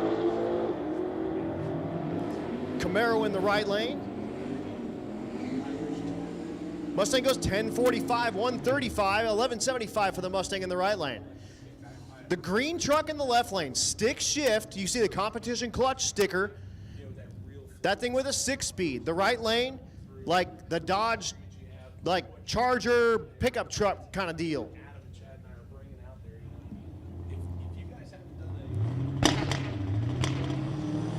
Stick shift truck banging, the gears going down there, 153 60 foot. Unfortunately, no time in the right lane, left before the tree was active. Stick shift truck goes 1049, 124. How about a pair of wagons? The Dodge in the right lane, the blue one. The left lane, the Ford. Little Dodge versus Ford long roof action coming at you.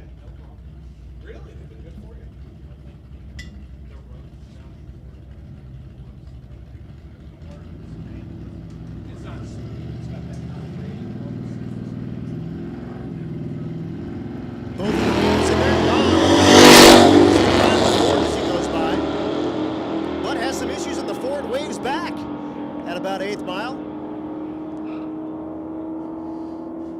At the stripe, 1178 in the left lane, 1242 in the right, 109 versus 119. The CTSV wagon in the right lane, and that's the F100 in the left lane on a Crown Victoria chassis. Come over here and just go like this.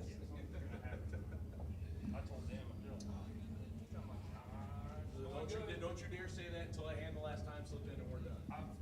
Don't you dare put that on me, Ricky Bobby. Yeah, exactly.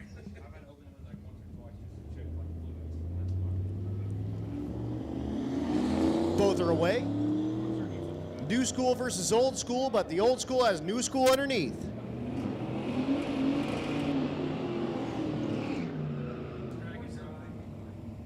At the stripe, 1476 on the left, 1554 on the right. Here's Dustin Cottle in the left lane. Cottle, the love truck, put up a personal best yesterday. And that's Austin Mackey in the right lane. Mackey, the Rambler, small block Ford for power.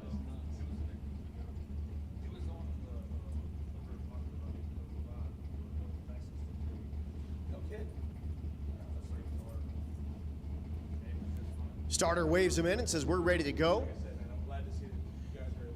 Both Rocky Mountain Race Week regulars bring their stuff down here to Sick Week.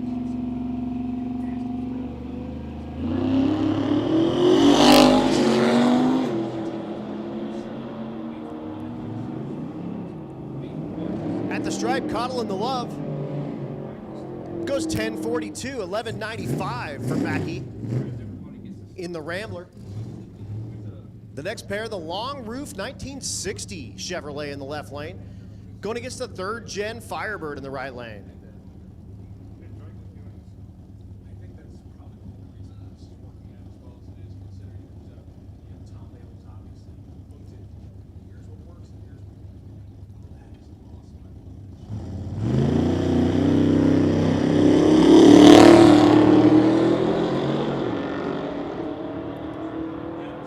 Both cars are away.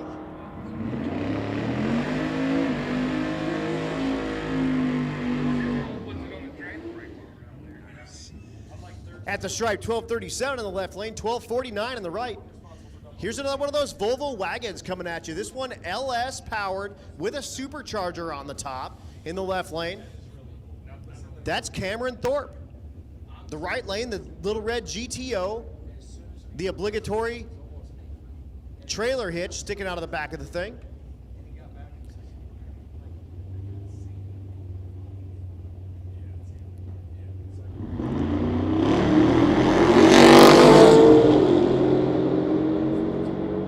Thorpe been well in the 10s all week. Looking for another mid 10-second pass. Goes 1047, 1058 in the right lane. Next pair, a little Chevrolet on Chevrolet action. Second gen Camaro in the left lane. The right lane, the G-Body Malibu.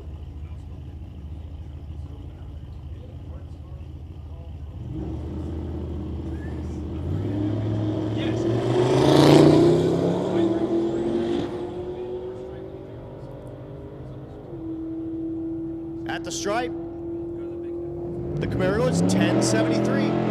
We do have a parts call. We're looking for a 3.5-inch tight bend 90 in stainless or aluminum.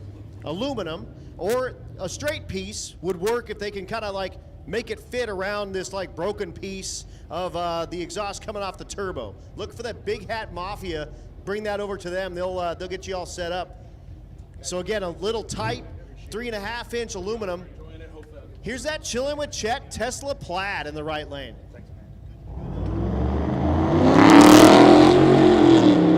The Tesla Plaid, he tells me he's going to look to put this thing in the 8s and see if he can do it.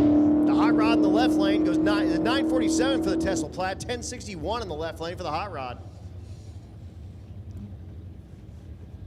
Next pair, little shoebox Chevy Nova in the left lane. Big tires. I'm digging that. Beautiful red paint. The right lane, the Ford with a sticker on the back that says, fake patina ain't patina. Okay.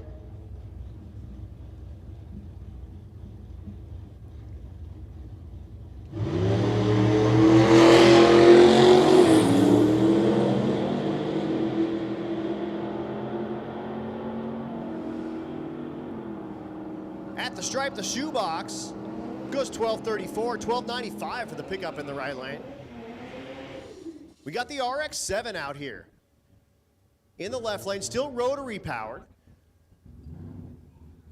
The right lane, the newer Mustang.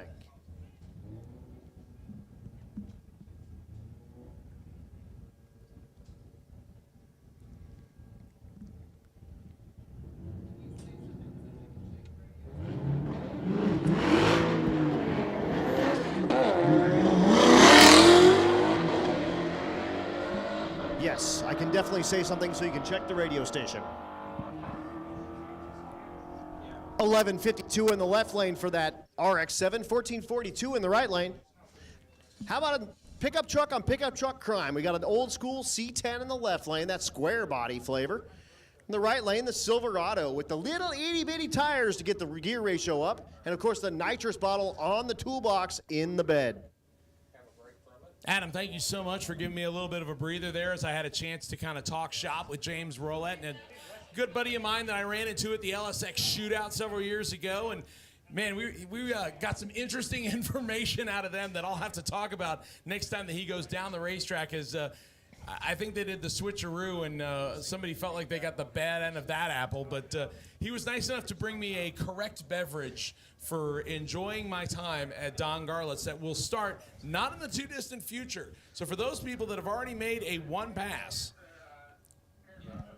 that's going to happen, I believe, at 4 o'clock. We're going to kind of leave here about 3-ish, kind of in a big pile. You don't have to wait for us, but what the SICK crew is going to do is get pictures of everyone going down to Garlett's. So anywhere kind of around there, don't wait for us. Just go ahead and get on your way, and we'll catch up to you. Okay, so here is the answer to the question of what we needed. Attention in the pits, ladies and gentlemen. You want to be a hero? Steve Morris needs a Turbo 400 transmission. There you go. That was the problem with the burnout and stuff, obviously. So yep. Steve Morris needs himself a Turbo 400. And you know something? The sad part is that if I wasn't under contract, I would drive the hour and 45 minutes stack to Gainesville, grab my own, and just bring it back up here. So I don't know. I might have to get Tom Bailey up here in the tower and ask him if there's a way that we can coordinate that. I bet we can make that happen. Well, the Silverado has an issue and smartly pulls over, and the C10 is going to make his way down. Yeah, man, he made a nice lick down there. Lance Disharoon in the 84 Sierra going 1181 at just 107 miles an hour, but he was definitely carrying some steam down there. So we're going to be down just a second while we get this Silverado off the track, but if you look back in the burnout box, there's David Freiberger with the Roadkill team. They got a clutch put in this thing, and again, they want to give a big thanks to Wade from Race Part Solutions, and of course, Robert, the portable car horse guy. You can go check him out on the Sick the Mag page. He left one of his business cards on there. He's got his number and everything, and that thing is super awesome, and was able to get them back in competition with a clutch with this third-gen F-body with like an unknown engine, and now the 6-speed and the light glass 7.5-inch 10-bolt, and of course they are filming a roadkill on this episode, so you see all the GoPro cameras all over the car, and you see the camera crew out there talking to Finnegan over at the starting line. Yeah, the interesting thing is that I was told that this thing was a Craigslist buy, and either a 305 or a 350, where they yanked the tune port injection, what it came with from the factory, which is not the worst EFI, but definitely not the best. And they slapped a carburetor on it, but then somebody decided to put a 6-speed behind it. So obviously somebody was in the process of kind of hopping the thing up. It went 1430s at Bradenton, but with a smoke clutch yesterday, it went 16s. So let's see if the Roadkill crew has kind of revamped and gotten it back to where it needs to be. It looks pretty good. He did the burnout in second like he properly should in the stick car, and it does kind of beat the clutch up a little bit, but that looks good and a good burnout, and let's see what the thing runs. Yeah, I'm guessing they're going to try and go for the one and done here. Obviously, you'd like to get a decent lap, and as soon as you do that, then we're good. Go ahead and park the thing. Or actually take it down the road. Get it down to Garlett's. All right, Freiberger leaving the starting line easy. I'm sure that he's going to yank the gears easy as well, as they want to try to keep that thing together as best possible. It's got some ratchet straps under it. Meanwhile, the Silverado waves at him as he goes by. Goes 12:47, 14:01 at 99. That is their best pass of the weekend, and look at Finnegan. He actually looks like he's a little disappointed that it didn't start with a 13, but I'm going to guess they're probably going to turn that one in and call it good and get on the road. I'll bet that's probably true, and, the 14:01 with the 2:08 short time is, definitely lacking on the front half of the track, but I bet they'll get that thing in the 13s before we leave. All right, attention in the pits, attention in the pits. I have called all run open. All run open. If you're looking for pass number 2, all classes, all run open session is now available. All run open is now available. Come to the lanes. All run open is now available. Bring it to the staging lanes if you want a second pass. So Derek, I just found out my ride is going to leave at 2 today, so I'm going to leave you in, the live feed in your capable hands. I don't know about capability, but you can leave it in my hands. 1270, 114 for the well-weathered road runner. 1523 at 90 miles an hour. Adam, you know what? I'll tell you what. It's for somebody like me who's normally used to doing drag racing stuff by myself. This has been a lot of fun. I mean, obviously bouncing stuff off of you and Chad, and man, we've had a great time out here. It's it really has been quite a change-up, but obviously your enthusiasm and your energy level, along with Chad, I'm just trying to keep up, man. Y'all are keeping me on my toes. Well, I'm in the same boat. I'm normally a solo announcer for the Rocky Mountain Race Week deal, and I'll tell you what, you kind of get a little tired by the end of the thing, and it's nice to kind of bounce some stuff back and forth and have a little bit of relief where you can actually go to the bathroom for a second while somebody takes over. That's pretty nice. Same deal, man. It's been really, really cool hanging out with you and announcing with you and giving each other a little bit of useless knowledge back and forth. Yeah, we're talking about something that normally people would think of as useless and goes down the racetrack, but obviously having some problems. That little Mini Cooper been in the low 13s with spray on it, but he pulled over to the side and stopped it. So obviously we're going to be down for a minute while we double check that. Left-hand side, the car that kind of looked like a little bit of a F-bomb tribute car in that flat green paint scheme, 1381 and 105. And that's Brian Glover in the Mini, and that thing nitrous and turbo, so lots of things can go wrong when that's involved with, a couple of power adders. But again, all run. So all you cars, we are all run. Go ahead and fill up those staging lanes. We already got 3 lanes full, man. It's Love not it. like we had to tell them twice. Everybody that was waiting. Now, the interesting thing, once again, we are still looking. Steve Morris looking for a turbo 400 transmission. I'll tell you what, that is going to be a tough find, but we might actually be able to get somebody with a spare that'll get him from A to B and get him back down so he might be able to get his fix. But yeah, I'm trying to wonder, maybe we should send him. The only problem is that the 2 places I know to send him for a Turbo 400 that's actually built halfway decent, the problem is it's an hour and a half away. He probably needs it now to be able to make a hit. Yeah, he's not going to be able to use the one out of your 1975, 1-ton dually that's sitting out in your farm, unfortunately, because that SMX motor has 4,000 horsepower. That is awesome. Hearing from Craig Ridenhour, the guy they call Rip Ride. Rip Ride, baby. Yeah, talk about a fellow guy coming out here, the guy with the 65 blown Mustang, giving him 3 brand new shaft rockers. Talk about racers helping racers get back on the road and get right back after it. It is awesome. And Craig is the guy I like to call Mr. RevTune. Mr. RevTune. Oh, no, time slips are turned in over there, sir. But it is still good seeing you regardless, as always. I'm good, man. I'm good. And we're having a one-sided conversation here on the microphone as I'm talking to a fellow Nova enthusiast who is trying to turn in his time slip, and unfortunately had a meeting with Bambi. Do we blame Senior or do we blame Junior? Junior. We blame Junior. Junior was driving. Yep, Mike Pareca Sr. hanging out with us. But yeah, Junior was driving the Nova, he told me. Sorry, Mr. Whitty. The 1320 crew's doing their thing. We're in everyone's way. It's all good here. Here's the good news, though. Even though that thing has sans hood, still ran a pass within about 0.05 of a second of what you started with, so it's still staying consistent, yes, even with damaged body panels. Yep. That's why it's called the Mean Nova. Yeah, because it's still a it's still ticking and it's still running and everything else. It's good. So you know what? I think it'll give you a chance to make what was a great car even better. Bigger engine we got built. Ooh, so you see, you need to replace the hood anyway. So Yeah, no you can big just deal. take the That's the whole. way it is, really. This is the way, new radiator, new fan, and it's ready to go again. I love it. I love it. Run it on down. Yeah, but don't forget, you got to stop by Garlett's. That's going to we'll go happen there. today. We look forward to seeing Maybe you we there. could go there during the daytime so we don't hit no more deer. You can go there right now. Yeah, we got to wait for Doug and Andy to get done. Hopefully they run one. Oh, that's not good. You're telling the boss man you're waiting on him? Yeah, get it going, man. Come on. Oh, wow. Yeah, come on. Here's the gauntlet, Doug. Get this thing done. Put that thing on 850. I am not going to throw shade. I'm going to allow you two to go stay right over there and I'm do not that. worried for him, but you know what? He's a cool dude. He is a cool dude. Yeah.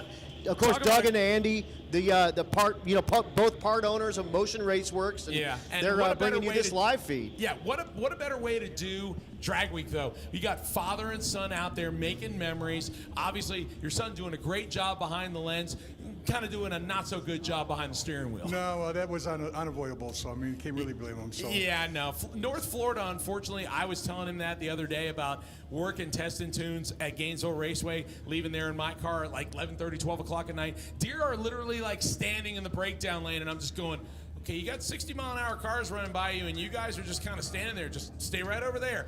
And I was always worried that it was going to catch somebody, and, oh, man, it couldn't have happened to, talk about one of my favorite vehicles out here. It's obviously the right color, sounds mean and nasty, doing wheelies, probably the sexiest set of beadlock wheels, and unfortunately, rearranged front end. It'll be back, trust me. Oh, I have no doubt it'll be back. The question is how much meaner and badder is it going to be? It's going to be bad, trust me. Are we going power adder for next year? No, we're just doing natural aspirated. All right, but we're going for single digits, I'm betting. Yes, we are. All right, I like the sound of that because you know what? We were talking about Jason Tapscott's entry and how the valve springs literally sound like they're begging for mercy. There is nothing like a high wind and small block just making power with nothing but fuel and air. Yes, that's what we're going for. There's going to be an LS3, and that's all I can say.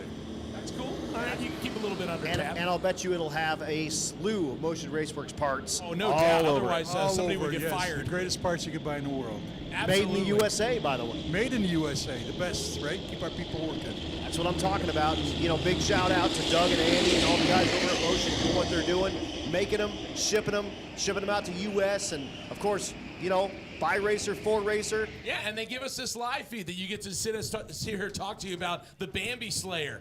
That's I wonder right. if that's actually going to get changed. We're going to have to come up with a new name for it. I No, don't Mean know. Nova's still. Mean Nova's the name. That's the deer killer, deer hunter. The deer hunting Mean Nova. Deer hunting Mean Nova. Deer hunting Mean Nova. Wow. I dig it. Well, hey, thanks for rapping with us a little bit. That's Mike Prica Sr. Thanks for coming up, buddy. I'm Adam. Nice to meet you. So father and son gonna go make some more memories, cruising on down in a 10-second Nova, naturally aspirated all the way to Garlett's and Ocala. I'll tell you what, Adam, I mean, I'm having a great time up here. We obviously already kind of talked about this a little bit about, us being able to participate in First Sick Week, hoping it's gonna become an annual deal. We watch, the father and daughter team. We watch the Wanakas out here. They're out here driving their Dodge Challenger. They're making memories. You got father and son. Prika's out there doing the same thing. I mean, You got again, husband and wife. Yeah, exactly. I mean, we're talking about all the great stuff that happens on a drag and drive competition. I mean, don't get me wrong. I mean, the competitor in me, I want to come out here and I want to have a shot at the title. I want to be top 3. I want to actually have a chance. But at the same time, the camaraderie here, making sure that everybody has a fair shot. I mean, you got competitors giving parts to somebody else just to make sure that they can make another lap. It doesn't get any better than that. No, it's all good. It's all good. And I just got a message from the Ohlers who, Chris Ohler, rolling with the wagon, his mom, his daughter, his cousin, all traveling a half-ton truck from Calgary. That's sweet. The Ohlers are running that Beaumont.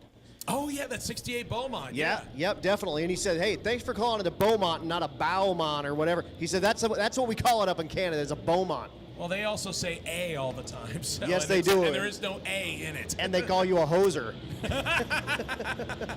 Actually, let me ask you something. Has Richard Guido ever called you a hoser? He's not, but you know what? Have you ever heard him say decal?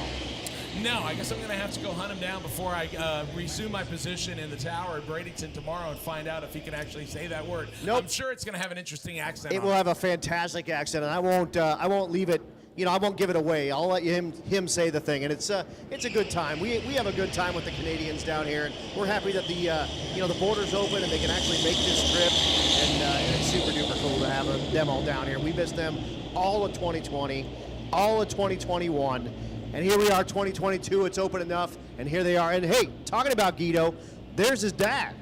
That's Rich Guido's dad, who rode shotgun with him the whole 3,500 miles down from Red Deer, Alberta, Canada. I'll tell you what, I actually, considering that the bucket seat design that they used in those A-bodies is very similar to what they used in a Nova chassis, there's a couple different companies out there, I'm not going to name any names, but they make what they call sports-style upholstery where they add extra bolsters to the side of those seats. And I'll tell you what, it'll actually make a factory seat where you can kind of slide right off of it because it was flat as a pancake and make it into something that you probably wouldn't mind sitting in for 3,500 miles. Oh, speaking of other people, there's Jesse Badafrey walking across the track, turning in his time slip. Jesse with that trucker. Yeah, only one guy that would be crazy enough to make something that literally looks like it's going to come out of John Deere. Yep, 100%. This just brings out, like we've been talking kind of the last few days, it's the best of all the worlds. It's drag week guys, it's race week guys, it's Midwest drag guys, it's Miles of Mayhem guys, and it's just sort of the best of the best of the best down here at Sick Week playing in Florida in February. Yeah, we were still talking about, making memories with your relatives and loved ones, father, daughter, and what have you. Check it out. We got another guy standing behind me. The ironic thing is about what? About 3 months ago, he was here for the Mod Nationals, took all the money home in the no-time 275 small tire class. Now he's out here this week, and he's letting his dad drive around in a Coyote-powered Mustang. This is Glenn Burrish standing behind me, the guy behind Southern Chaos. He's got his dad out there driving this week, and he's having fun running the 10-second run. So what do you do with yourself? I'm going to get Adam to pass him the mic. I'll tell you what, but real quick, yeah. Shout out to the socks, man. He's got the Sick the Mag socks on. Dude, he looks good in those socks. That's what I'm talking about. That's good stuff. And my ride's getting ready to leave, so I'm going to leave it in your hands. Thank you so much for partying with me all day there. Yeah. Appreciate it, Derek. Make sure you hold at least one frosty beverage for me. I will definitely have a frosty beverage, and I'm going to hand them the mic over here. Have a fantastic day. All right, so once again, Adam Dory checking out. He is going to head down to Garlett's. He gets to enjoy the ride. I think you're riding with Luke again. Is that right? Yeah, he gets to ride with the editor of Sick the Mag. So make sure that if you're out there, they're going to be shooting a whole bunch of cars as they head down towards Ocala. We're going to break up that 300-mile drive, and we're going to go halfway. We're going to Ocala, and we'll party at Don Garlett's Museum of Drag Racing. What a better place to break up a drive and hang out with the man himself behind Swamp Rat. Over 30 NHRA Wallies, and he's got a lot of cool stuff in that garage. I can't wait to go check that place out. And you can join us. You can come on down. We're going to take I-75 straight shot. Some of these guys might take some back, more scenic roads, but I'm going to take the straight and narrow, take 75 all the way down to Ocala, probably about a 2.5-hour ride. But meanwhile, up here in the booth with me right now, we're on the live stream brought to us by Motion Raceworks. I got the man himself, Glenn Burrish. He won 3 no-time races in a row with Spanky. This little car he put together, Fox Body Mustang, single turbo. And he, again, watching his dad out here do work this week. Glenn, I'll tell you what, you're used to being behind the wheel, being, in the zone, pressure on you. This is completely different for you. You're watching your dad have fun. So what's Sick Week been like for you guys so far? Super excited that it's based out of Florida, and we could actually prepare ourselves with a car that we already had in the parking lot that we can take on this journey. So it's been cool that it's been in our neck of the woods, and I look forward to hopefully it being here next year again. And this is completely different than what I'm used to. I mean, no time racing, you're turning wrenches like crazy, checking tunes, this, that, and the other thing. And granted, some of the real fast cars here that are running 6s and 7s, I mean, they're turning wrenches just like we are, but doing it street worthy. But we brought something simple with some twins, and all we do is change the tires and have fun. So, that's almost probably the best way to go about doing it, because like you said, I mean, you're used to going to racetracks where, let's be honest, man, the pressure is on you. A lot of people talking smack. You're talking about a lot of money that goes on the line. You got one shot to do it. That's not like how drag and drive competition gets done. If you mess up on your first pass, chances are you're going to get a redo. In your case, on the other hand, it's usually off the ramps, sometimes no time runs. Yep. You got to get in there, calm the butterflies down, grab the trans brake button, make work in less than about 4.5 seconds. I'm going to take a guess here because it's no time, and then collect a wad full of cash at the end of the day. That's pressure, man. Yeah, it's always, every track's a little different, whether you hit it you know, one weekend or the following weekend. It's not too long, but that's the stress behind the no time field for sure. Aiden Bailey going down there in the S-Box of Doom. How about 825, 164 miles an hour for him? I'm not sure if that thing is certified to go below 850, but it sure looked good on my end. Talk about a well-weathered station wagon, but just lays down a twin-turbo influenced 825, 164. His crew's happy. They'll probably pack it up and hit the road. Here comes Nicky Bobby. Now, this car didn't do what he wanted it to. It made a solid half-track lap. Now, Glenn, you want to talk about, like, perform under pressure? Obviously, you can look at this and you can see based on all the Lexan, yeah, this is a race buggy. This is a full-on race car. Third-generation Camaro. They bought it with a 600 cubic inch big block Chevy with a whole lot of spray on top of it. They went out and ran it once and no prep. And then they decided, let's make life hard. Let's rip everything out of it. Let's put an LS with twins in it. Bring it to Florida with no track time. Right. On the third lick, 719, 190 miles an hour. It's gone 710 at 195, and they're looking for a 6 right here. 107 on the 60-foot. Hang on to a Nicky Bobby. Top end says 698, 197. Are you kidding me? Adam, let's show some emotion, baby. He's smack talking it right there. 698, 197. Fifth pass ever on the car. You can bet your booty he's going to hand that time slip in and hit the road. Woo! 450, 158 in the 8th mile, too. I mean, granted, yes, it's a big tire car and probably lighter than yours, but that's getting down with it for a street car. That's moving. I went to dinner last night at Applebee's and seen that thing cruising by about 11:30, and it just made me smile, man. Yeah. So we talk about the fact that, again, you started out with small tire cars. You've got a couple different Fox body Mustangs. You picked up a white one not that long ago, and it seems like you're kind of getting into the street thing. So obviously you've already got something that's really good for the small tire 8th mile stuff. Right. So what are you working on next? What is your next chapter that you want to do? Obviously you and your dad got this going on. He seems like he enjoys the Coyote car. What are you looking to do in the near future? With the white car and the YouTube channel thing, you know, everybody likes to see times, you know, whether people are watching channels to just look at the build or look how fast they're truly going with parts that they might be interested in. So the white car will be a car that's showing times, but after doing this week, man, I think I might have to put a street gear in it and come out next year and have some fun. Oh, so you want to go fast times. You want to dive right into the deep end of the pool. Oh, yeah. I like the dial-in. We're running dial-in now, so I might turn it down and run like the Pro DYO.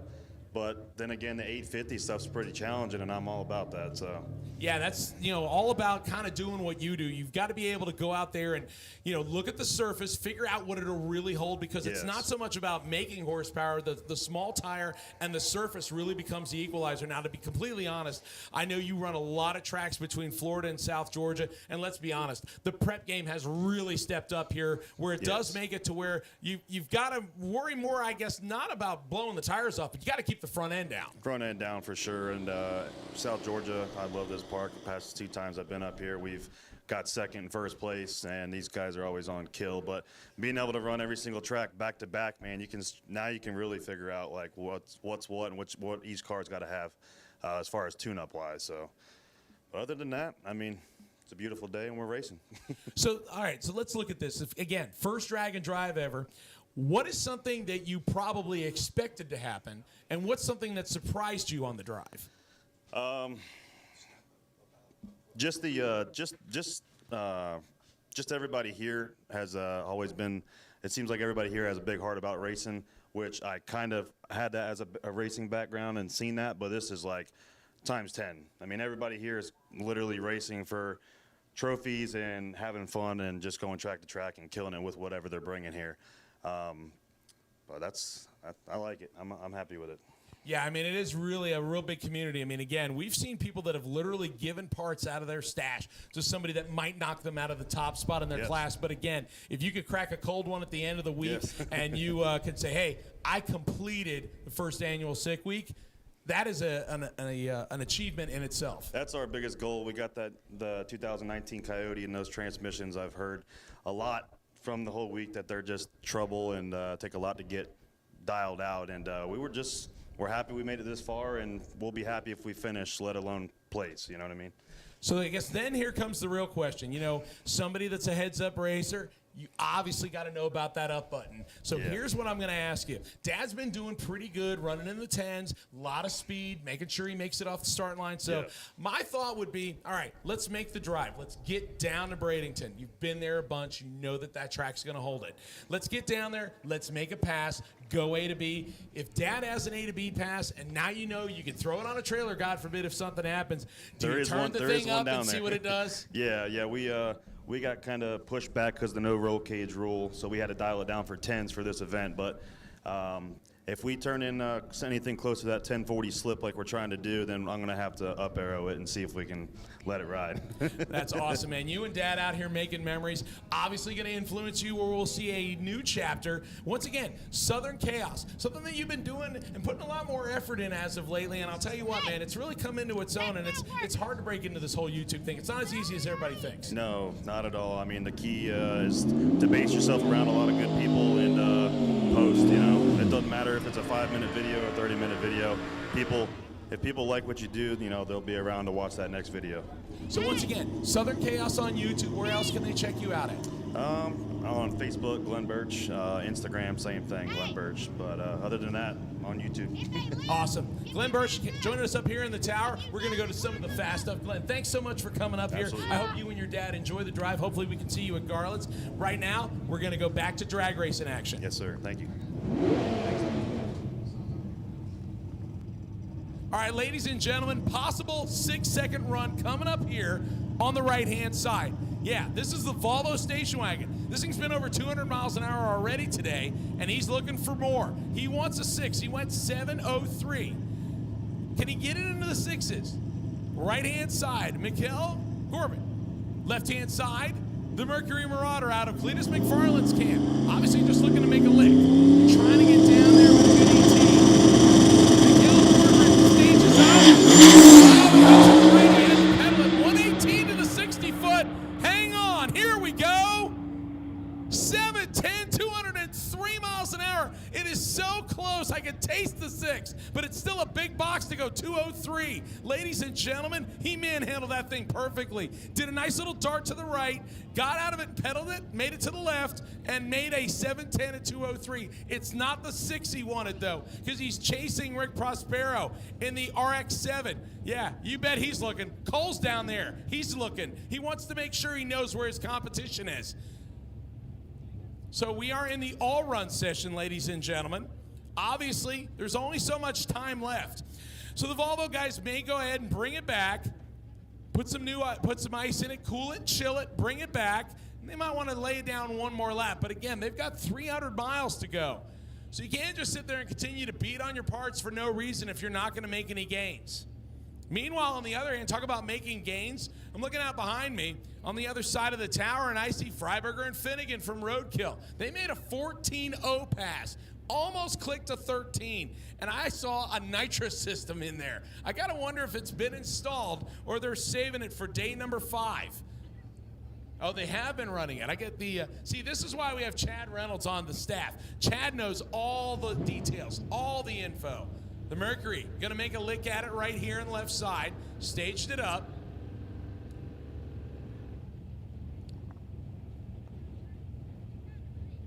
And it looks like for some reason we can't fire the tree, so we may have to back them up and restart it.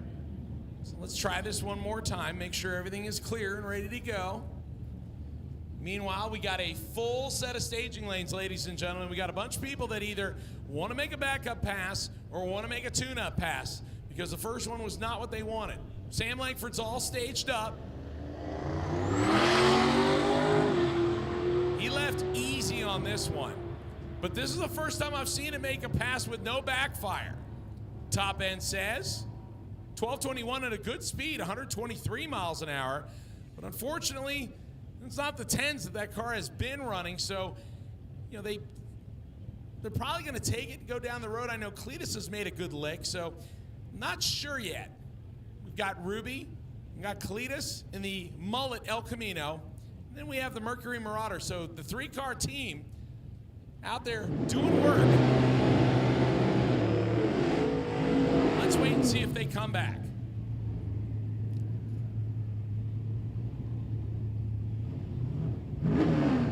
Here comes the beautiful two-door sedan 1955 Chevy Stuffed with a naturally aspirated big block and a stick shift.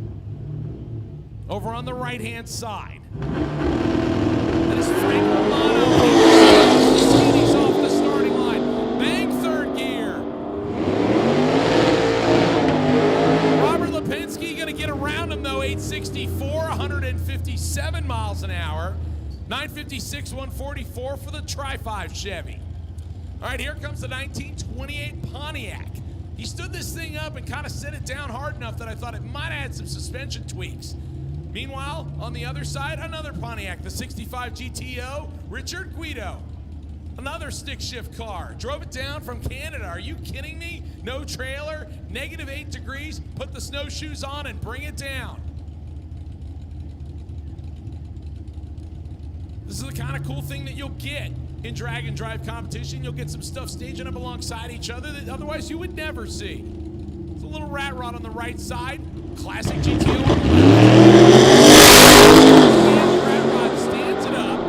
Guido on a much better 60-foot this time. He's looking for an 8. Can he get one? 899, 162 for him. Parachute is out. 923, 143. For the little rat rod over on the right-hand side. And here comes another guy who's trying to improve, Jason Tapscott, a naturally aspirated small block powered 1972 Camaro. Yeah, it's a small block car, got a little clear scoop on it. Doesn't need anything but air and fuel. He says, I want to do it all natural. This car has been in the 870 range, but unfortunately today, he suffered from tire spin, so he did not get the time slip he wanted. Off through the 60-foot on the back tires. He's going to dig all the way through, looking for an 870. How about 872? 154 for Jason Tapscott. 969 at 100 miles an hour near side as he lifted out of the gas early.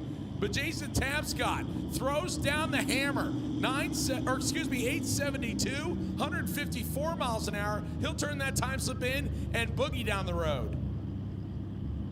So we had some smoke from the top end. We're going to put him on hold here for just a minute while we wait to get the all clear. Meanwhile, we have a pair of pocket rockets in the 850 limited class that are going to come to the starting line next. As soon as we get the all clear from the top end, it'll be just a minute while we send the crew down there to double check the track. We don't want to send anybody into fluid, so it'll be just a minute. We'll make sure that we get the all clear, and we'll go back to racing action. Once again, these staging lanes are open for all run. The staging lanes are open for all run. And it looks like I got quite a few of you down there that obviously want to improve where you are.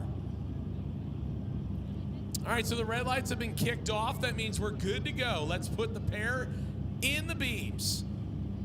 Matt Lamphere, the turtle car, over on the right-hand side. He's looking for 8.50 out of that little Miata with the LS and single turbo application. Left side, the S2000 entry. This is the only guy that's run a perfect pass out here so far this week. 8.500.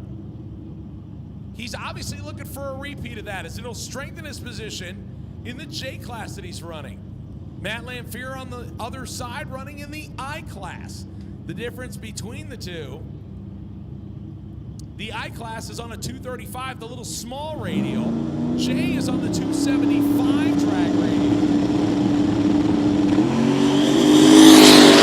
In the Honda, Matt Lamphere, the Mazda.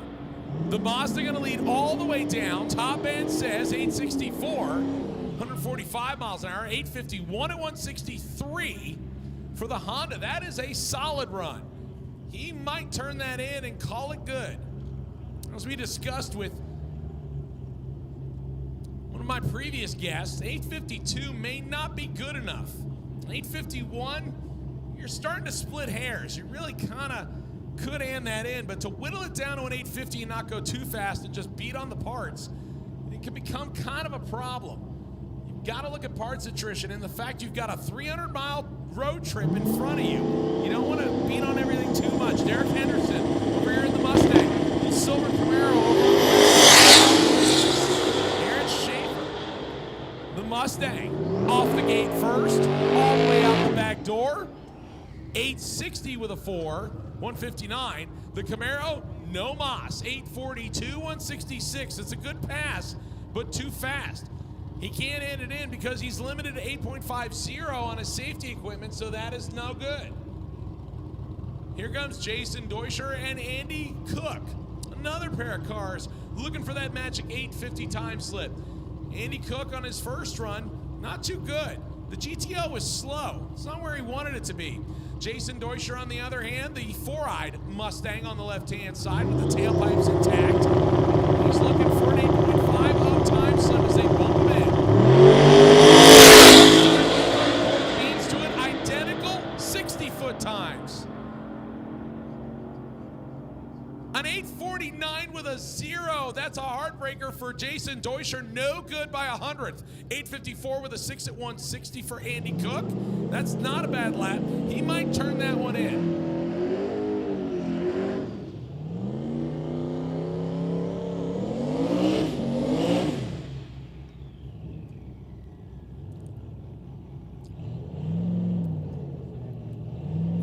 Dylan Carroll coming up next. The 1988 Camaro on the right-hand side. Little 235 tire. That's the class he's running in. Over on the left-hand side is Parker Mitchell. Yeah, this is Garrett's brother. The Dr. Pepper car. It's an LS Swap Mustang. Tell me if you've ever heard that one before. Oh yeah, he threw a turbo in it too. Both of them looking for that magic 8.50 time slip. That's what they want to hand in. Can't do no better. Mitchell is on the 60-foot. The Camaro lazy out of the gate. Mitchell will run it all the way down. 847. No good by 2.5 hundredths of a second. He dropped the laundry early, but no good. He can't end it in. 1030, 153 for the Camaro is no mas for him because that's way too slow. He was lazy in the 60-foot. The car did not want to come up on the turbo, and it just equated into his run. I don't know what it wanted to run. We got a whole bunch more.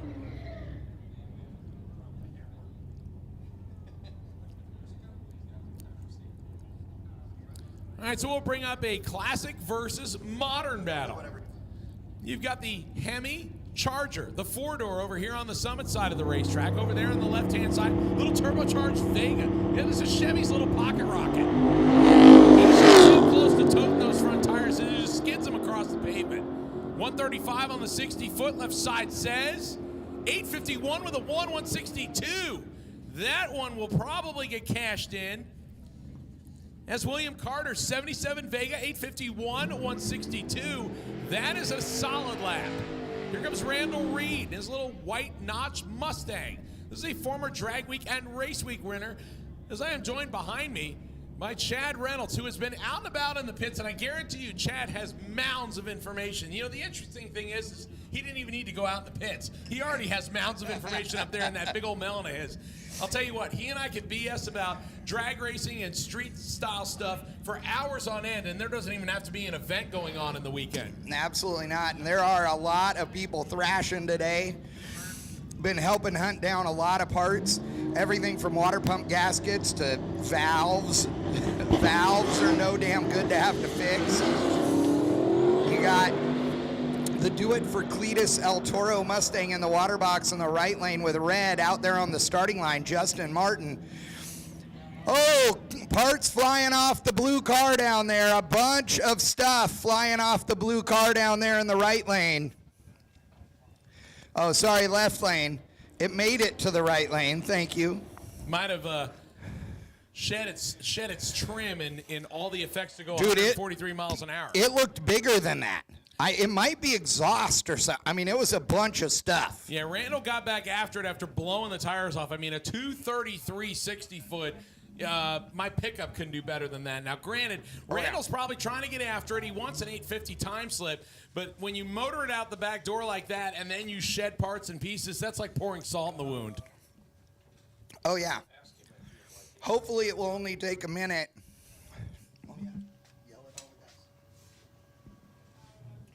To get that cleaned up, but we shall see. Les Mayhew, Les hey, Mayhew. That looks like Mike. Please report to the Pryka tower. down there in front of the El Toro. Report to the tower, please. Hey, Bambi Slayer. Let's see if he looks up. Yeah, there he is. Hey, Bambi Slayer, your dad said he still loves you, so you're all good. He said he's just going to make Mean Nova look even better than it was before. What do you mean, like, shrug your shoulders? You're not going to build a car anytime soon. That Mustang's collecting dust. Are you actually going to build that car? Can I actually hold it? Okay, give me the ending year it'll be done. 2 or 3? What year will that Mustang be completed? 3? You have until December of next year. I am holding you to it. It is on live stream. No. I gave you the option. You could have said 4. Would you like to buy it? Would you like to buy a Val and try again? He's going to think about it for a minute. He's going to ask Doug Cook how much. He's going to ask Doug Cook how much time off he has. Or no, he's going to do the worst thing. He's going to come up here to the tower. So Mike Pryka Jr. coming up here. He knows I'm kind of teasing him a little bit. He has a Legend Lime, if I'm not mistaken, Mustang GT that he had gutted and put a 750 legal cage in and parachute and everything else, and it has basically become a garage ornament.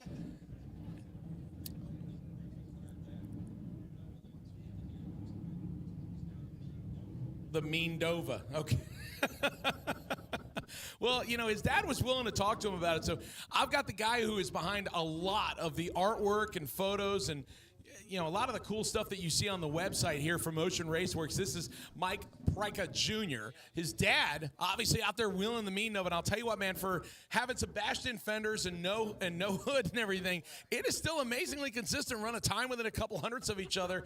And I know that, your phone must have been blowing up last night. But, man, when I saw that when I was sitting at dinner, my heart literally sank. I mean, can you kind of tell us a little bit about what happened when you're out there on the drive? Yeah, we're just moving along, and out of nowhere, literally just popped out of the sky. This deer right in front of the hood, saw it for maybe a split second, and before I knew it, the hood was up. I was on the brakes, and I hit a deer. So stopped as soon as I could and pulled over and checked it out, called Doug, let the guys know that it happened, and we limped it to the gas station and was able to use the Shell station as a U-pull-it center to pull the core support out and get everything straightened up, and get the radiator out of the water pump and get a new fan on it and fix her up to get back on the road. And we drove it another 95 miles since that checkpoint and made it past today, and we're good to go. So can't complain about that. Some awesome dudes helped us out, and we're happy to be running again, I guess. The interesting thing is that your dad kind of like passed it off when he was up here getting ready to turn in his time slip. He basically told me that, I got a bigger motor that's going to go in it, so that hood may not have worked anyway. Yeah, literally the engine builder texted me a photo of the new short block like 2 hours ago. He goes, all done, Buttercup. And I'm like, well, we have some other issues we got to take care of, but we'll make sure we'll pick that thing up soon so get that thrown in there in the meantime. But honestly, the cosmetic end of the car is probably going to stay like that for the remaining part of the year. We'll get it buttoned up and cleaned up a little bit, but for the most part, I think it's going to be too much time off to get the car fixed up and pretty again. So we'll leave it like that for now, and then fix that over this upcoming winter of 22, unfortunately. So I think it's a little bit too hard to squeeze in a whole body repair session here this season. The interesting thing is obviously where you're located, you and your dad and obviously Motion Raceworks, you guys do have the off season versus somebody like me who lives in Florida where the only time that we're off is on a holiday, basically like Thanksgiving and Christmas. Those are the only times that the racetrack shuts down. Otherwise, we're on full tilt boogie. We don't really have a off season to be able to tear something apart unless you just decide I'm not going to race for X amount of years or X amount of months. But let's talk about your car. Let's loop right back around here because I'm not going to hold your feet to the fire yet because you obviously got some stuff you need to work on, but you've obviously been busy at Motion Raceworks. This is your second drag and drive competition with your dad. You obviously did one last year, completed it with no problems. How's this one stacking up against it? What did you think was going to happen going in differently between the one obviously in late summer, early fall versus, we're in the winter time and everything here, and what's kind of surprised you as you've gone across? Honestly, I mean, with the whole car, it's pretty consistent throughout the most part. So we were originally going to do the NA small block class, but there's some pretty heavy hitters in there, some good combinations that are quick. So we entered in the Dio class, and it's turned out pretty well. The car's consistent, and we're running within a couple numbers, which is good. But overall, the weather and the air is a lot better than we expected, and we could probably run it out if we wanted to. But just to try to keep it in the realm of the Dio class and the spread, we'll keep it in the 40 range for right now. But I mean, other than that, it's a lot colder than I thought it was going to be for Florida. I mean, I've been down here for a couple weeks, so I knew it was going to be cold. But I mean, shit, race week in the 2.0 in September was 1,000 times hotter and warmer than any of this Florida weather has been all week long. So definitely didn't expect that, honestly, because every night we're driving with hoodies on and the windows are up. So that's kind of a different experience compared to what we had down in race week 2.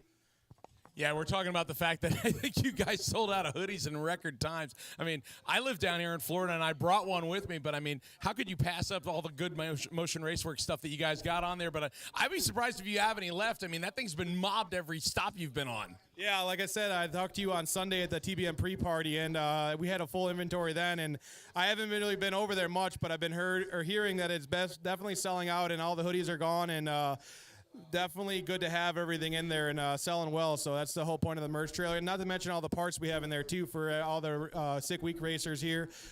Just miscellaneous stuff that they forgot or didn't have or broke. So huge help for all the racers, no doubt. Okay, so here's where we sit right now. Obviously, Dad is good. He's going to turn in what he ran. He ran 10:42.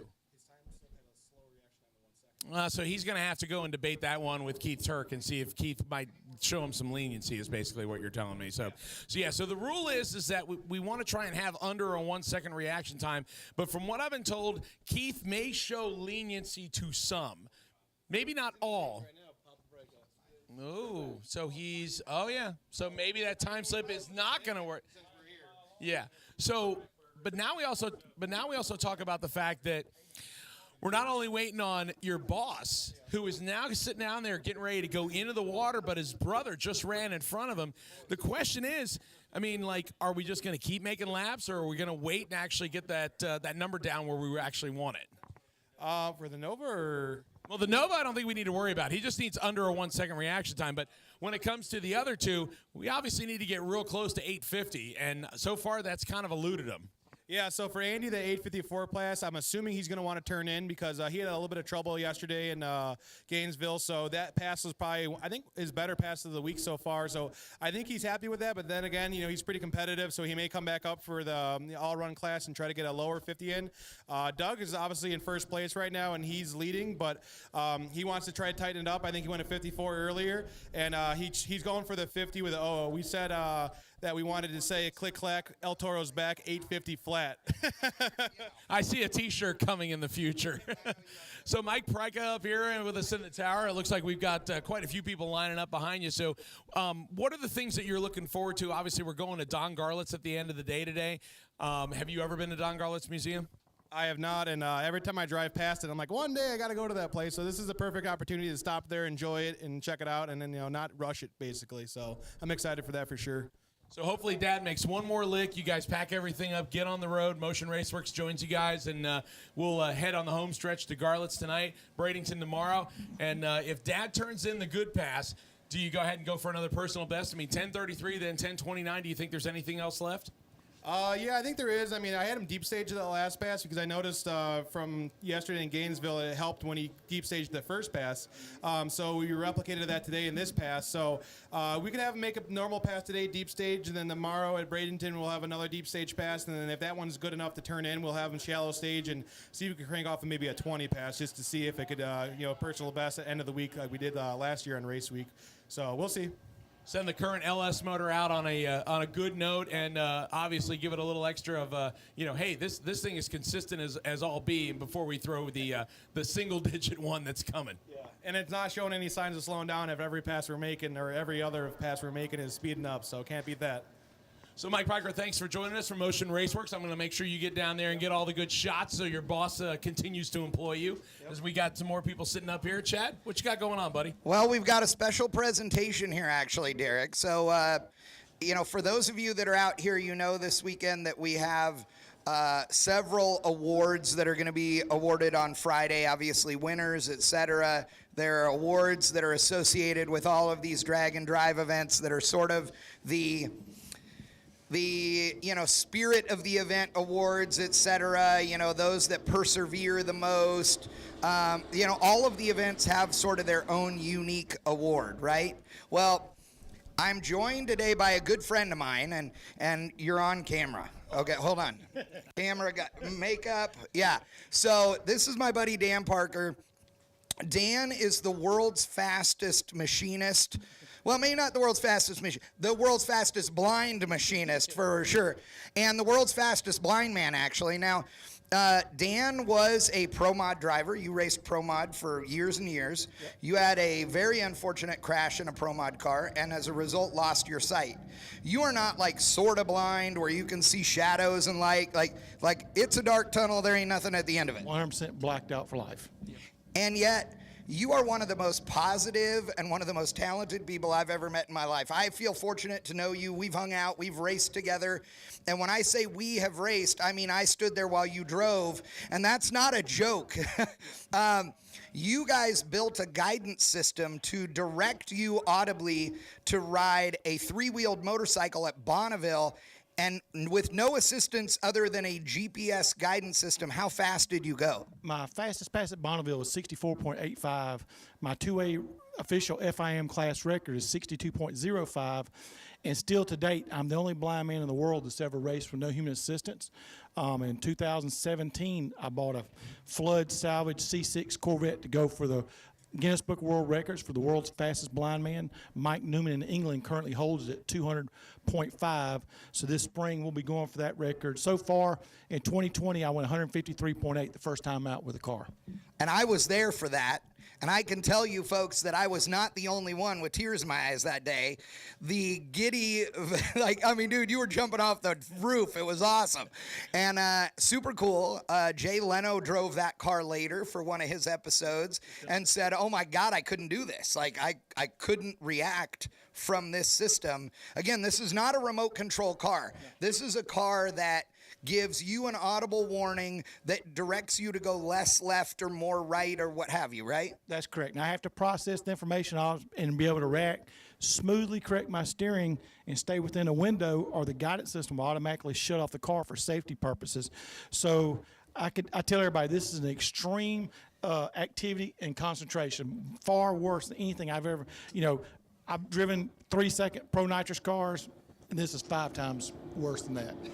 Now, you built this car in your garage. You had some friends that came over and helped, but your friends that came over and helped didn't help any more than like my buddies would come over and help me build a car. You notched tubing and did all of the cage fabrication on this thing. I mean, you were involved in all of that. Yeah, I was involved. Little Art Race Cars came up from Dothan, Alabama. Volunteered several weekends, put in the cage, Storm and Norman custom roll cages, donated the cage kit. Then Joey Martin Race Cars in Florida finished the car, the belly pan. I designed pretty much everything on the car, had a lot of hands-on experience, hands-on with the car. But there at the end, we were running out of time to make the Leno show, so Joey volunteered a bunch of time and got me out of a pinch, and we made it just the nick of time. Now, we got racing starting again, but we're going to keep talking because while we love these guys that are on the racetrack, we have a giveaway that's going on, and the reason that you're here. So you're the blind machinist, right? You machine these amazing pens, which will show up close here in a few minutes, but these are hand machined by you, not a CNC machining operation, hand machined by you along with the base, and you sell these on your website, but you're giving one away today. Yes, I've been following the drag and drive events, and I've been following the Sick Week and enjoying everybody's posts and what Bailey's doing and everybody here at the event is doing.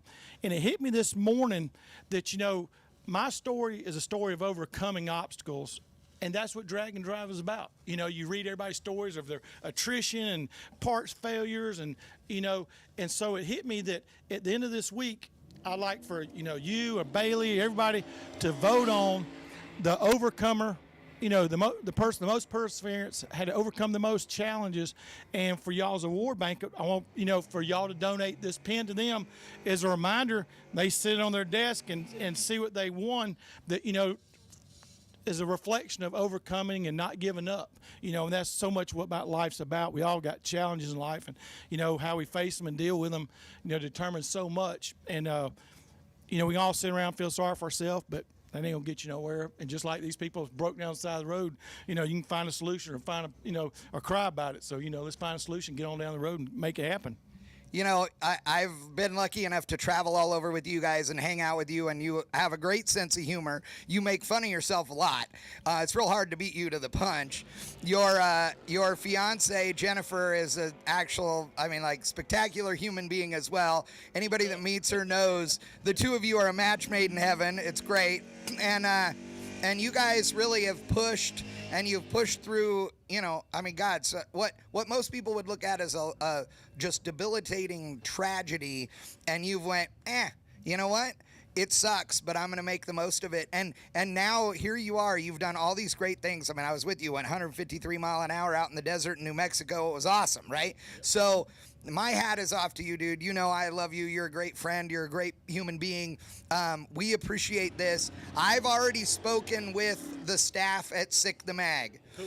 We are going to give this away to one of the special award recipients, but we are also then going to have you make one every year to give away with that award, because the award goes on, it gets handed down year after year, but the pen will be the thing they get to keep.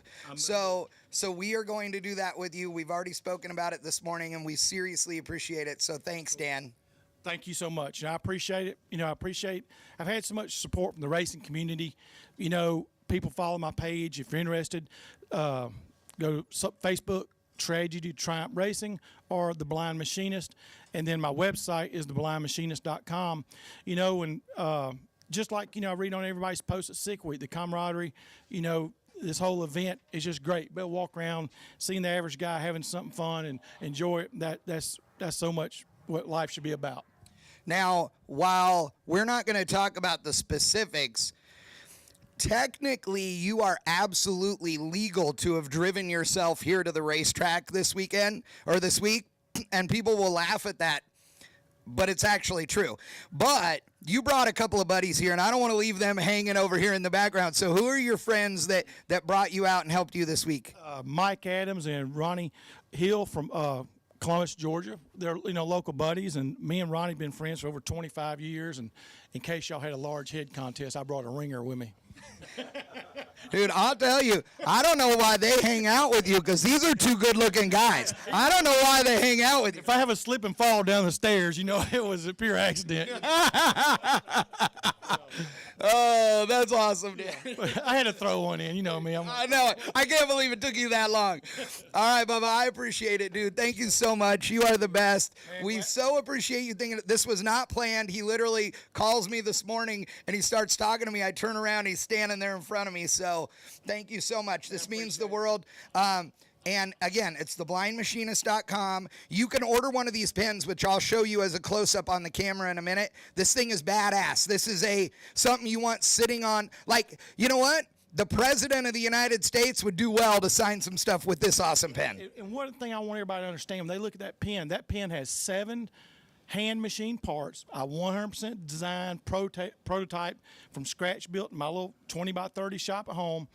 And it's got a bolt action mechanism. I machine it on a 5C spin fixture, my mill machine, every bit of it. If you go to YouTube, you can just search The Blind Machinist. There's all kinds of videos. But that's something that I'm proud of. It's 100% designed by me, 100% hand machined by me, and I'm 100% blind. The only thing I outsource is the Cerakoting, laser engraving. The only thing's not made in that pen by me is the spring, the bolt action little bolt, and the Fisher Space pen, which is also made in America. There you go, ladies and gentlemen. Thank you so much, Dan Parker. We're going to get back to racing with a Fox Body Fairmont and a 55 Chevrolet. I will volunteer if y'all have burnout contests. If anybody's got a car willing to to throw in, I'll rotate the rear tires for them. Oh, dude, I have something planned. That is a solid offer. That is a solid offer. Solid offer. Yes, absolutely. Insurance is intact. Keith Venstead coming up over here in the little green Fairmont on the left-hand side. The 55 Chevy, naturally aspirated big block power. They're going to go to work on the quarter mile right here. Little small tire car going to lead them all the way down. Top end says 8:49 with an 8. Talking about pouring salt in the wound. 2000's too fast.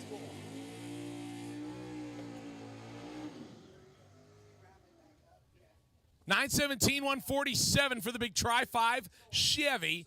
Here comes Chad Spicer. Talk about a guy who needs to get pumped up and get after it. Yeah, his buddy over there telling him, dude, calm down. We got to get this thing off the starting line. The Mopar-powered Dodge Dakota RT pickup truck. This thing has got a lot of potential in it, but he has had problems getting this thing to hook up on the racetrack, no matter where he goes. I'm not really sure why, considering that it's been pretty good, but today kind of giving him some fits. Let's see if he gets it hooked up here. All right, he came off the starting line on motor and then got after the jug. This one is going to be much better. 910, 151. They go, all right, well, that's better than what we've been doing, so we'll probably take it and we'll pack it up and head to the next racetrack. Little Dodge Dakota pickup truck coming up next over here on the right-hand side. He's in the Bullseye Challenge. This is Ryan Beverlin. Left-hand side, little small tire Nova. That is Clyde Carlson. So the right-hand side. Looking for a digit that ends with 48. That's what he's looking for on the time slip. 909, 153 for the Nova. 1269, 105 for the Summit side of the racetrack. Over there.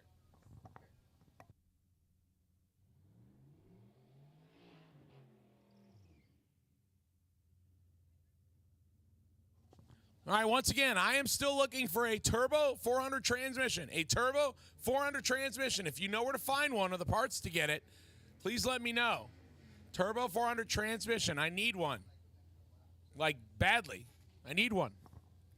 If you have access to one, come to the top floor of the tower, let me know. Scott Brown, the car they call Capone, 1953 model Chevrolet. On the right-hand side, he's running in the K class, looking for an 8.50. William Stidjoff, the 1984 Volvo on the left side. Scott Brown got it all hooked up, 129 on the 60-foot. The top end says for Capone, 856 with a 6, 153. Not bad. That's above the 850 window, so he can turn it in. But it might not be as fast as he wants. Not sure what he ran previously, but again, those classes where if you don't turn in an 850, trying to get back after it and get the time whittled down becomes hard.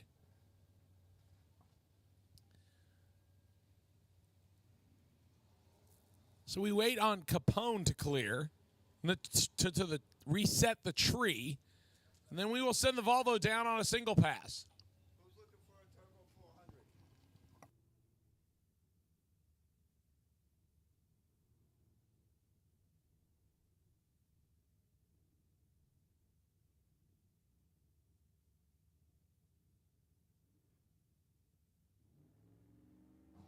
Steve Morris. Steve Morris, I need you to the tower, please. Steve Morris.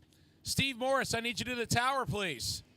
Steve Morris. Steve Morris, come to the top floor of the tower, please. Yes, sir, absolutely. Here goes the Volvo on a single pass down the Strange side of the racetrack. 974, 140 for him. Nice pass. And that'll get him a time slip. Mitchell Stapleton, the all-wheel drive Cadillac Escalade. Over on the left-hand side. Yeah, this is a 9-second proven capable car. But I'll tell you what, he is, it's a lot of girth to move all-wheel drive. So you got to be real careful about how you set everything up. On the right-hand side, Joe McGill, stick shift truck on the Summit side of the racetrack. Both of them off and away. The stick shift truck out there in front, 1076, 127. How about Stapleton? 980, 140 miles an hour. Are you kidding me for a big old Cadillac Escalade all-wheel drive? That's nuts.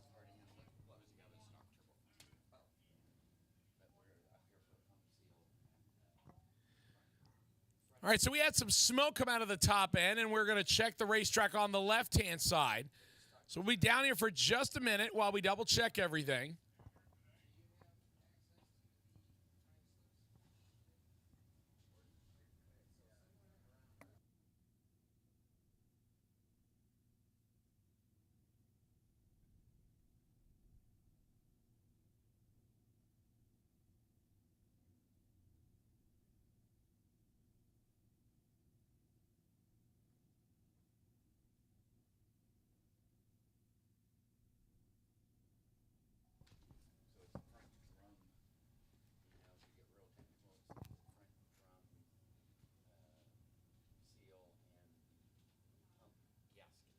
Okay, so I need a front drum seal and front pump gasket for a Turbo 400 or a 4L80.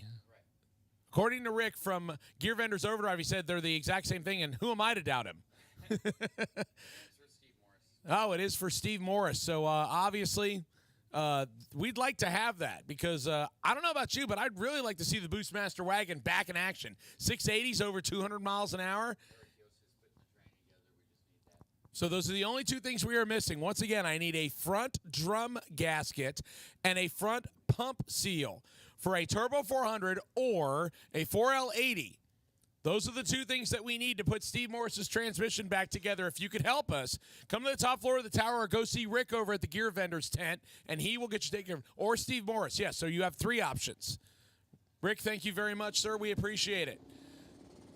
Couple of Ford-bodied hot rods going to come over here. Taco Time, the Fairmont over here on the right-hand side, and the Mustang, the Shelby. Janice Wicks over there on the left. The Taco Time going to get there first, 891, 150 miles an hour for Taco Time. That's Aaron Sladen, 1236, 115 for the Shelby.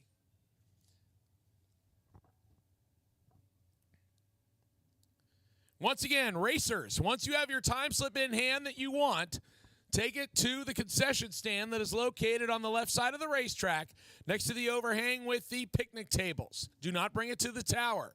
Racers, once you have your time slip that you want to turn in, please take it to the concession stand located on the left side of the racetrack next to the overhang with the picnic tables. Please make sure you do that as soon as possible, as Tanya and her group would like to make sure that everybody is good to go and we can head down the road to Garlett's. I hear Adam's already doing it. Luckily, I think Chad is still on the property. I don't know what I would do without Chad Reynolds. Actually, I was about to say Warren probably would have answered that question for me. So, ladies and gentlemen, we continue to work our way through Thursday edition here of Sick Week, brought to you by Gear Vendors Overdrive, the live stream still rocking and rolling. A big thank you to Motion Raceworks. Over 100,000 views for the day, ladies and gentlemen. All of you watching at home, thank you so much for supporting this. Please make sure you hop on over to Gear Vendors Overdrive on their YouTube page and Motion Raceworks YouTube page. Hit the subscribe button. Go and check out some of their videos. Smash that like button and let them know you appreciate their support of Sick Week and us being able to bring you this free live stream. Meanwhile, I got staging lanes full of cars that are looking for a second or possibly third pass at South Georgia Motorsports Park's all-concrete quarter mile. And we're getting closer and closer to wrapping up Thursday. And then we will go down to Don Garlett's and then finally wrap up action at Bradenton on Friday. So the cleanup continues on the left-hand side. We'll be back in action here in just a few minutes.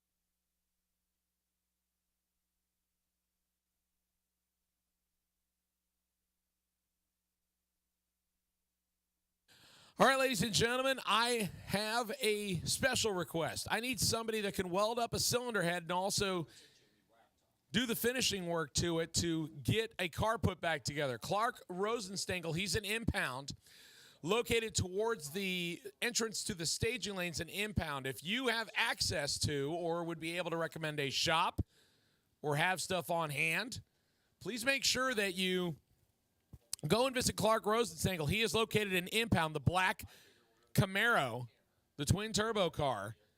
Once again, we need a cylinder head welded up and machined, possibly. If you have access to that, or you could recommend a shop that he could go to stay in competition, please let us know, actually, by going over and visiting Clark directly. He is located in impound, black 5th gen Chevy Camaro. So we get the left lane cleaned up. We're going to go back to action here in just a little bit. Once again, over 100,000 views on YouTube today. Thank you so much for those of you that have not tuned in yet. Tom Bailey's YouTube channel. That's B-A-I-L-E-Y.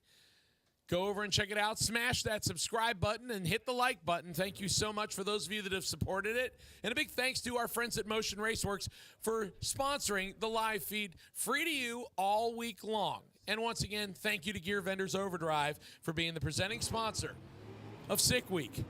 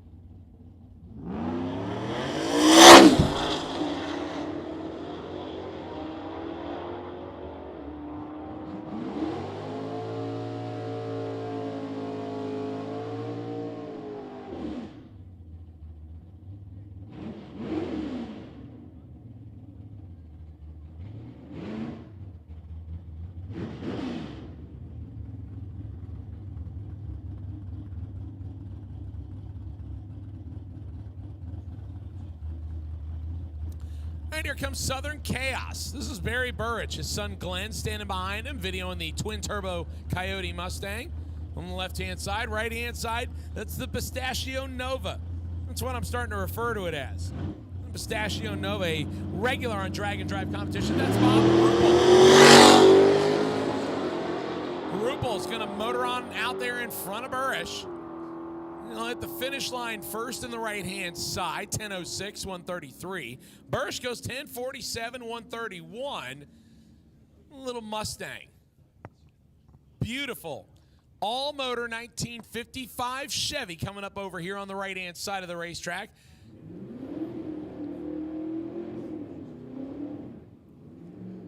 And the Dodge pickup truck. The pickup truck belonging to Martin Zianabring.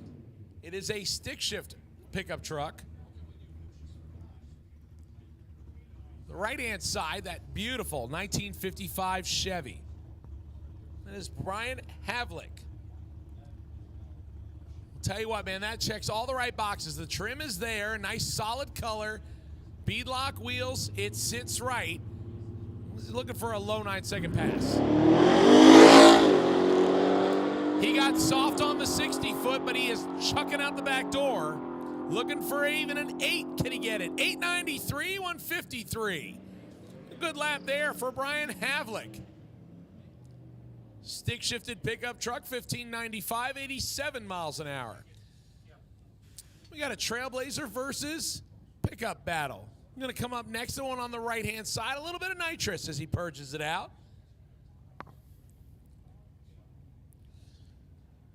Stephen Al, the Trailblazer, on the left-hand side of the racetrack. He's running in the M category. That's dial your own. The right-hand side, car number 282. That is Jeff Hain, 2007 model Chevy Silverado. He's got some nitrous on it. He's got some LSX and Holly LS Fest stickers. So obviously this truck has been raced and taken out to enthusiastic events before. So a couple of mid-2000 Chevrolet products. Going to stage up right here and go for a pass down South Georgia Motorsports Park. The Trailblazer. 209 to the 60-foot, but he's starting to pour the coals to it. Good amount of speed. Hitting the brakes just a little bit. 1231, 98 miles an hour. 1397, 100 miles an hour for the pickup truck. Speaking of pickup trucks, here comes another one. This one is Jackson D. Vaughan, 2005 model Ram, 3/4 ton. Looks like a diesel to me. He will go up against the blown Geo Tracker. Talk about an interesting and unique vehicle. He ran it at Streetcar Takeover last weekend and apparently had too much gear in it and it decided it wanted to flip over. So he managed to find somebody with a press and put a smaller gear range. The Tracker out there having a good time, left-hand side. That is Kevin Parton. Oh, I'm sorry, that's not Kevin Parton. I'm reading the wrong number. The sun getting in my eyes here as I'm getting towards the finish line. 1058, 124 miles an hour, 1429, 92 for the Dodge. Here comes Dave Teresi. Dial your own entry. C-Class, little 1968 Chevy 2. He will face the 88 S10. Then he pushed through the beam. That's not good, so he won't get any time.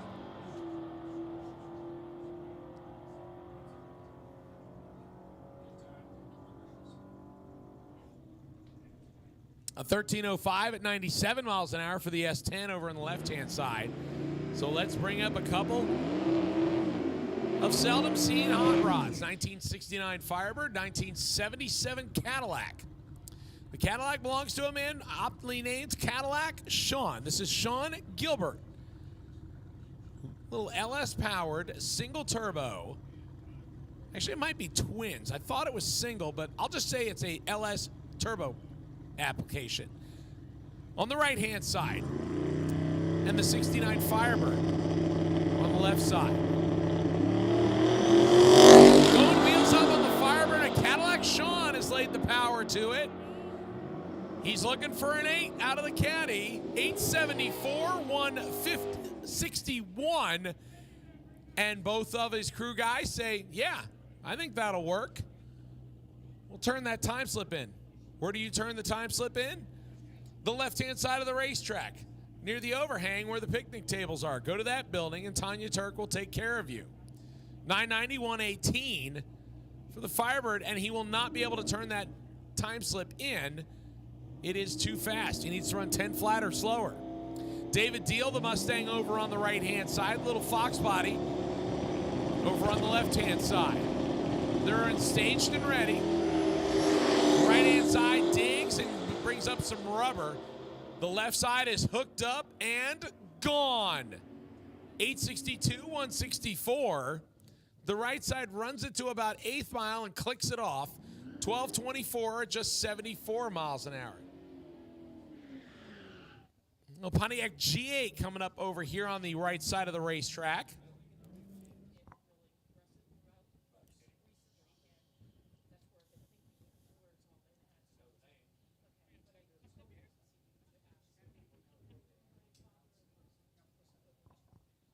And has an X at the end of it, which makes me wonder if it might be out of competition. I don't believe we have an X class, but I'm going to look and make sure.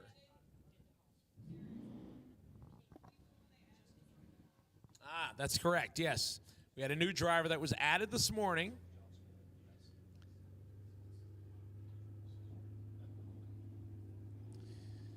It's a little Pontiac G8 over on the right-hand side, the Buick Grand Sport convertible over on the left-hand side.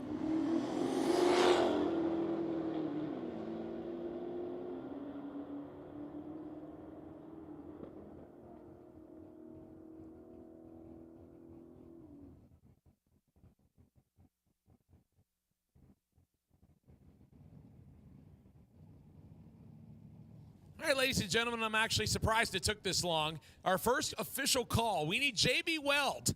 I am actually shocked. Out of all the parts calls, we've had over 30, 4 days, and now somebody asked for JB Weld. Actually, nobody's asked for baling wire, and nobody's asked for zip ties. No one's asked for duct tape.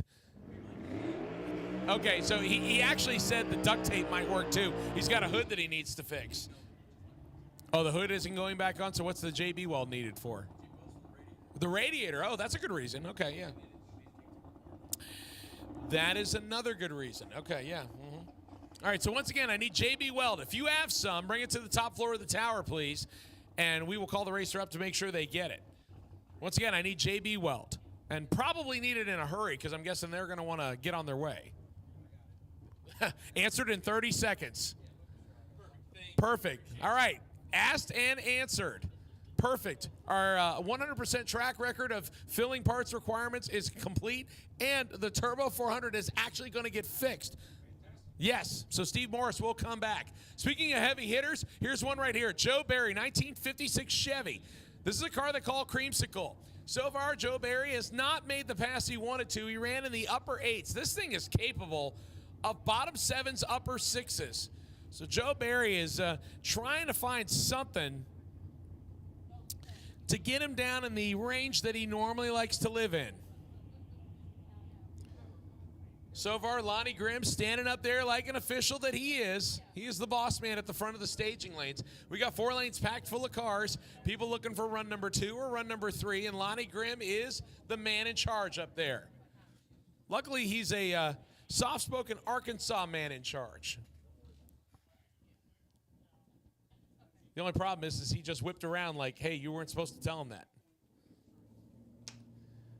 So once again, ladies and gentlemen, we are getting our way through the last session of time runs. We have not officially closed the lanes yet, but for those of you that have not made a run or are in need of making a new one, you might want to get there in the near future because we are going to run out of time at some point. I have Cody Savage sitting behind me, and oh, that's true. Yeah, he's not officially here. It's his ghost. But Renee is here. I could say Renee is here because Renee is at my local track of Gainesville Raceway, so she knows that hopefully it won't pay me back later. Actually, the way she just laughed made me worry. As we do have an NHRA divisional race that's going to be starting here tomorrow. So, ladies and gentlemen, we do have a hard window that we're going to work with. And that is going to get into effect here in the very near future. So if you need to make another lick, the staging lanes are still open. Lonnie has not officially closed them yet. But I have a feeling that call is coming in the not-too-distant future. It's pretty much just like beer and pizza. You know, at some point, it's going to be gone. Your opportunity to make another pass also will be gone in the near future. So, looks like we have somebody parked at the top end of the racetrack, and that is not good, which means we're probably going to have to do a little bit of cleanup. They might be picking up some pieces. So once again, we're going to wait for the official call. As soon as they give us the all clear, we're going to go back to drag racing action. So once again, thank you all so much for coming out to South Georgia Motorsports Park.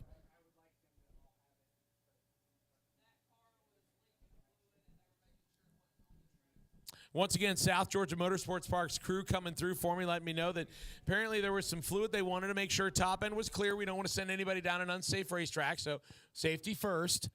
As soon as they get the all clear, Barry will be able to fire back up that beautiful. I mean, this thing is show car worthy.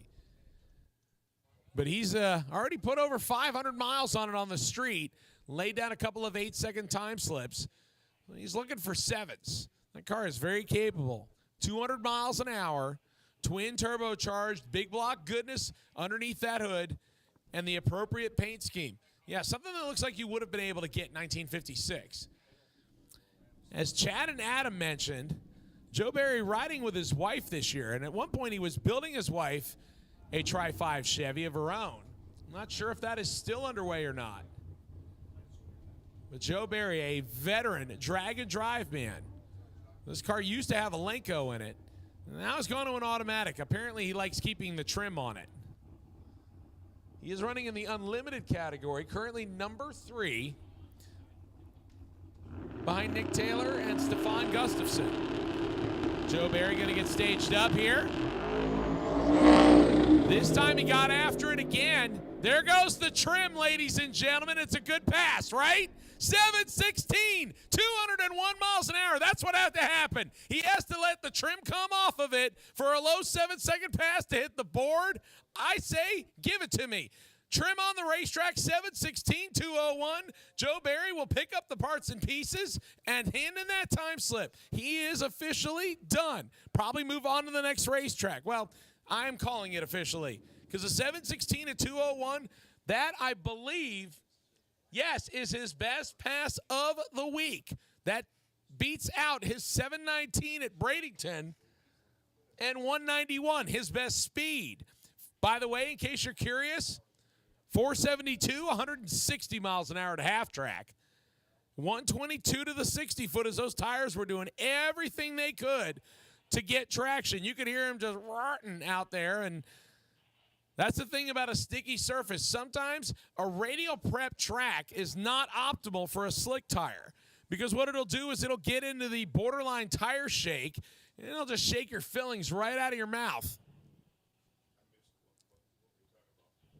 So Joe Barry makes the wait worth it. 716, 201 miles an hour for the big 56 Chevy. His wife will take back the trim piece and see if they have any more super glue. Either that or they're going to use stronger window clips. But to be honest, I don't think anybody ever intended a 55 Chevy to be going 201 miles an hour. I don't think the trim is certified for that. So, ladies and gentlemen, as soon as we get the all clear on the racetrack, we will start sending the next pairs of cars to the water box. There are a bunch, almost 5 lanes full of cars.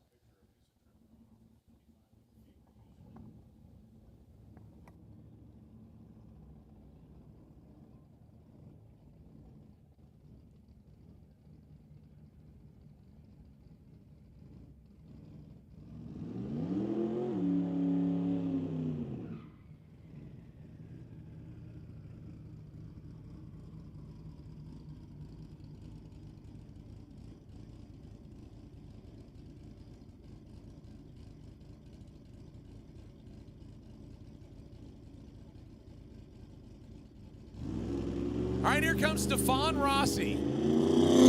I'll tell you what, you want to talk about a guy who's doing the drag and drive competition for the right reasons.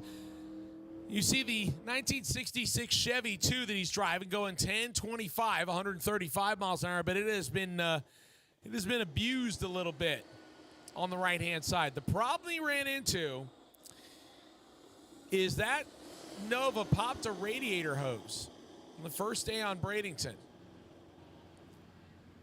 And it sent him on a skidding ride in Bradenton's shutdown area, and unfortunately, he did not come away from it unscathed. However,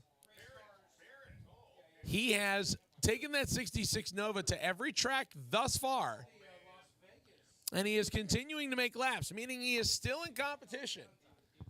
He is in the unlimited iron category. Now, obviously, he's not going to win that category, but the fact that he is still in the top 10. He went 763 at 145 with the problem. Then has followed it up with a 1054 in Gainesville yesterday, now 1025. His average, believe it or not, is a low 9-second pass. A low 9-second pass, if people start to have problems, will move you up in the standings. So once again, he's doing it for the right reasons. He's continuing to clock in and do work, make one pass, pack it up, and then head to the next stop.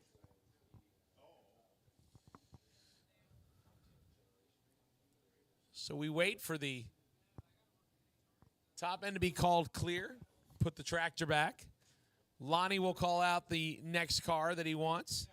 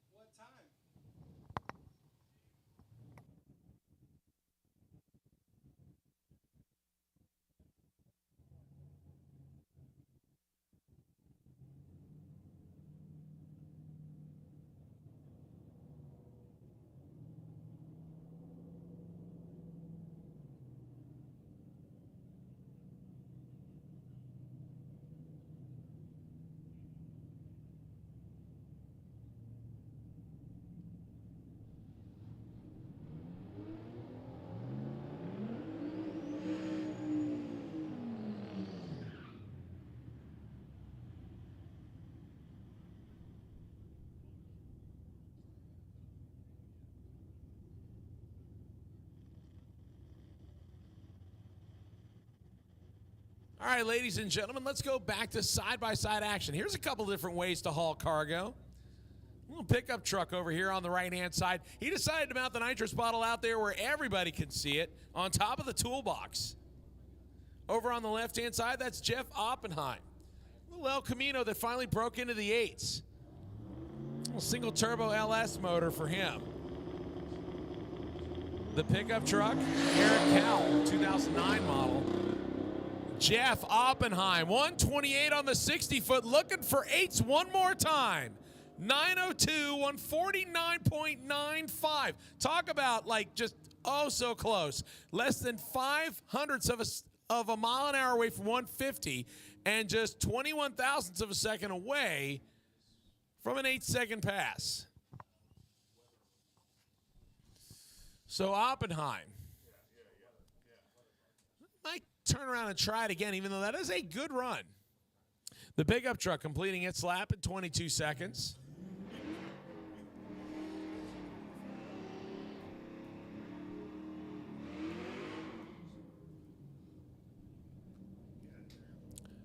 Mustang versus Corvette in our next matchup. Once again, if you're in the staging lanes, please make sure you stay with your vehicles. We want to continue to roll things along here. Once again, please stay with your vehicles.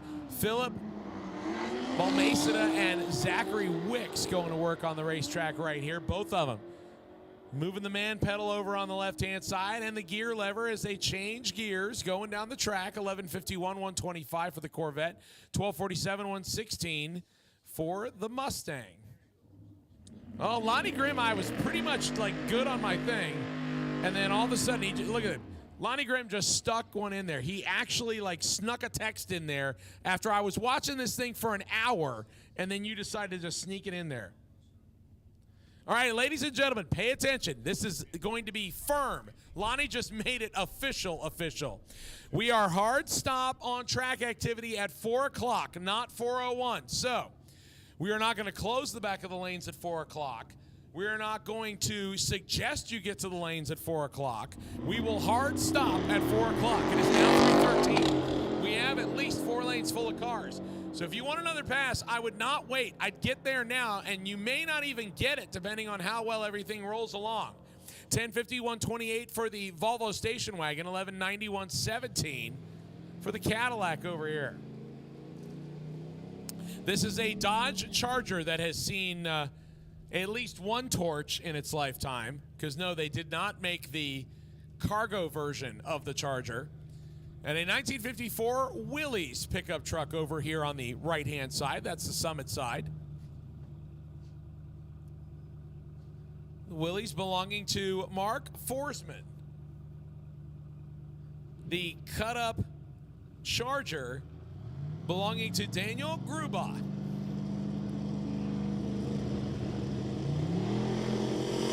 They're both away.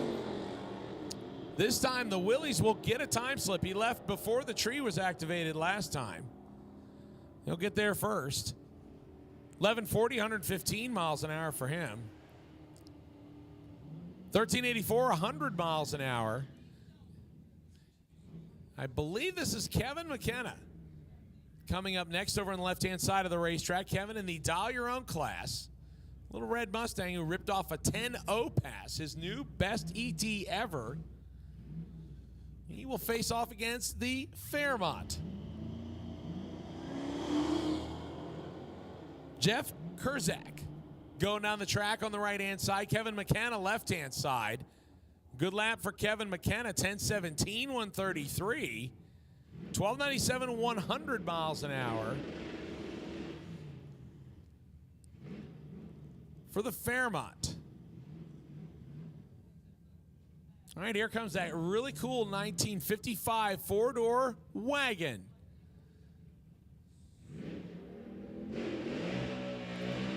Doing the burnout second gear and just winding that needle right around to probably 8,000 RPM. Doing the burnout across the starting line, ladies and gentlemen. That's how you do it. This is Tom Stark coming up in the stick shift wagon. His son standing out there behind him, guiding him into his own track. He's got the GoPro going. He's going to get Dad back where he wants to be, and he's going to open the door and probably give his dad a pep talk and say, hey, Dad, listen, turn the nitrous on. Let's make sure we get a 9-second pass. He went 10-0s last time. This time, he wants a single-digit run. No pressure, Dad. Just make sure you deliver. Give me what I want. You don't want to disappoint your son, do you?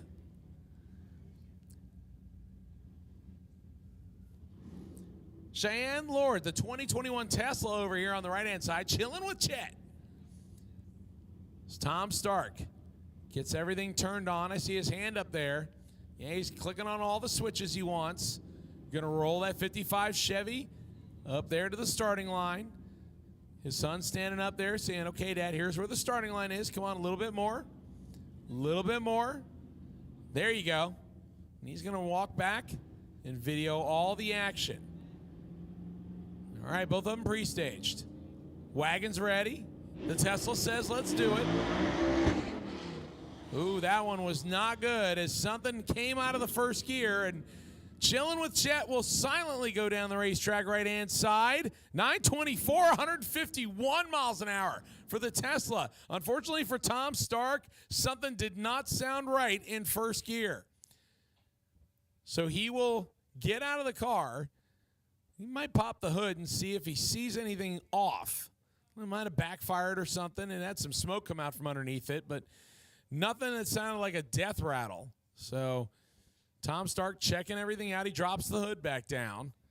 He might just jump right back in the car and run it off the racetrack. Let's see.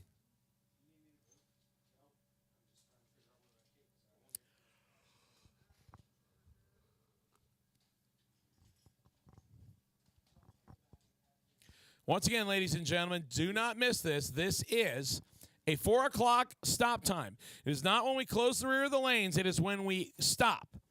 So please make sure that you are ready to make a pass when we come to you. Okay, from the message of Tom Bailey, needing an air compressor and a compression gauge that we can use to pressurize the cylinder of an engine to hold a valve closed. Highway 6 off I-75 South in northern Florida, across from the street from the Pilot Fuel Station for Doc McIntyre. Oh, man, our top NA runner, Doc McIntyre. So he needs an air compressor and a compression gauge that they can use to pressurize the cylinder of an engine and hold a valve closed. Highway number 6 off I-75 South in northern Florida, across the street from the Pilot Fuel Station. If you can help out, you might want to dial up either Tom Bailey or Doc McIntyre on social media or let us know in the tower. We'll relay the message. So Tom Stark will complete the run. Obviously had some issues, but he was able to start it up and drive it off the top end of the racetrack.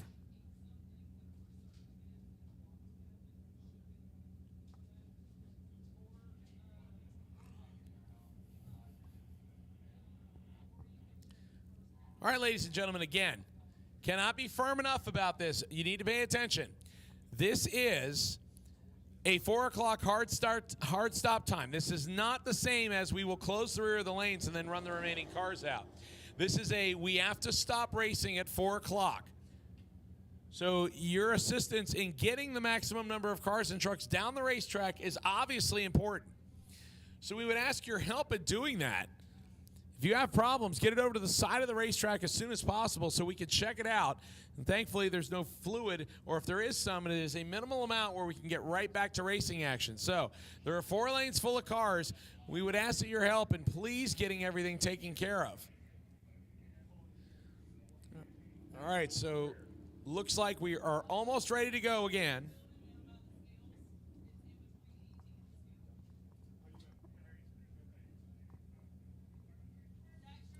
Just waiting on the call to send him through the burnout. All right, we got the green light, ladies and gentlemen. Let's go back to racing action. George Hill, 2000 model BMW, over here on the right-hand side. He's in the N class. He's a bullseye competitor. So he is looking for a time slip that ends in 48. Speaking of time slips, please make sure you take your time slips over to the concession area next to the picnic tables. On the left-hand side of the racetrack, left-hand side, Paul Mander, the Volvo, all the way down the racetrack, 1088, 131, 1323, and 107. This is not what he wants to hand in. He wants something that says 48. So I had James Rolette up here earlier. He went 852, and this answers his question. He wants to whittle that number down to an 850 something. So the new Mustang, called Roxanne, he is rolling up on the left side of the racetrack. Once again, if you are in the staging lanes, please make sure you stay near your vehicles, be buckled up and ready to go. If you are in the staging lanes, please be buckled up and ready to go when we come to you. So James Rolette, that really nice looking SN95 Mustang over on the left-hand side. The right-hand side, the little Cadillac, Sharon Klossner. Ooh, nice little wheelie there for James Rolette. He's rolling his way down 118, 60 foot. Top end says 859. It won't help him. He got out of the gas early again. 536 at 130 to the 8th mile. He went 859 at 130 to the quarter mile. That's how much speed he scrubbed off. A 1091 at 124 for Klossner. Here comes a little SS sedan on the right-hand side of the racetrack.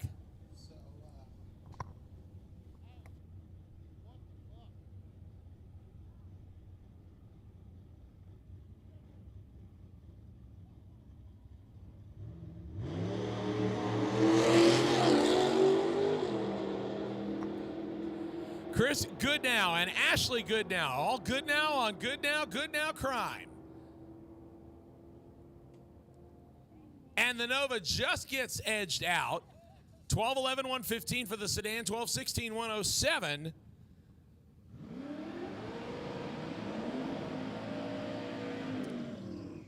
For the Chevy 2. Speaking of Chevy 2s and Novas, here comes one of my favorites. This is Michael Pryka. Son Jr. He's around here somewhere. I don't know where he went. Where is he? Is he standing over there in front of the El Toro? I don't know where he went. Where is Pryka? Pryka is missing in action. I don't see him.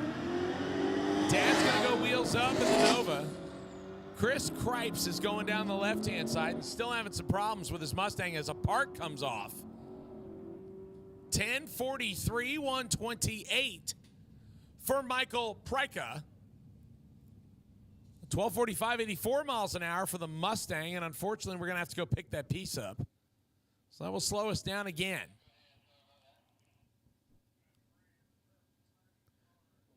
So the Mean Nova, another lap in the 10:40 range.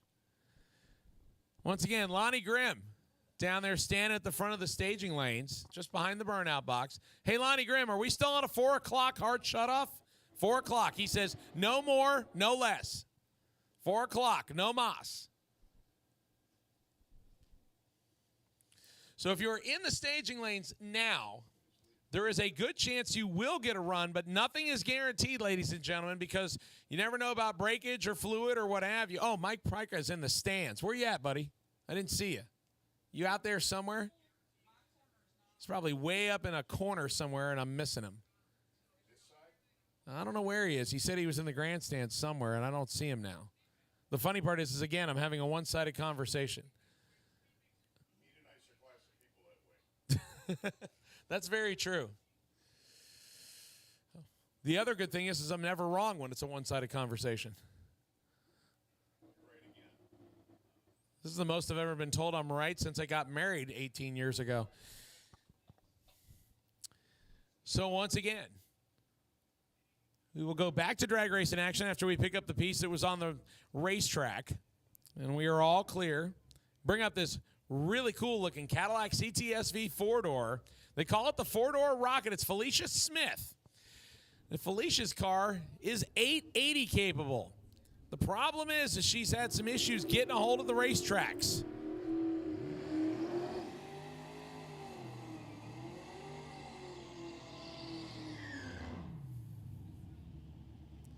Oh, there's where Pryka is. I see him. He's way up there. He's in a corner. He's kind of chilling out. He's getting all the good photos. Mike, I couldn't see you because it was sunny. We'll go with that. So Felicia Smith over on the right-hand side, the four-door Rocket. Left-hand side, little Mustang. Nice wing and parachute equipped.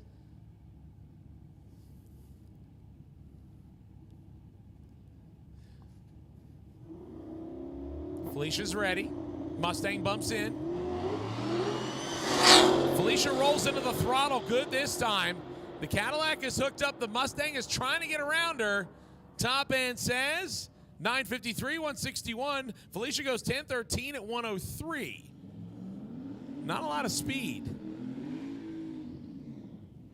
Couple of 850 design vehicles. Both of them in the I class.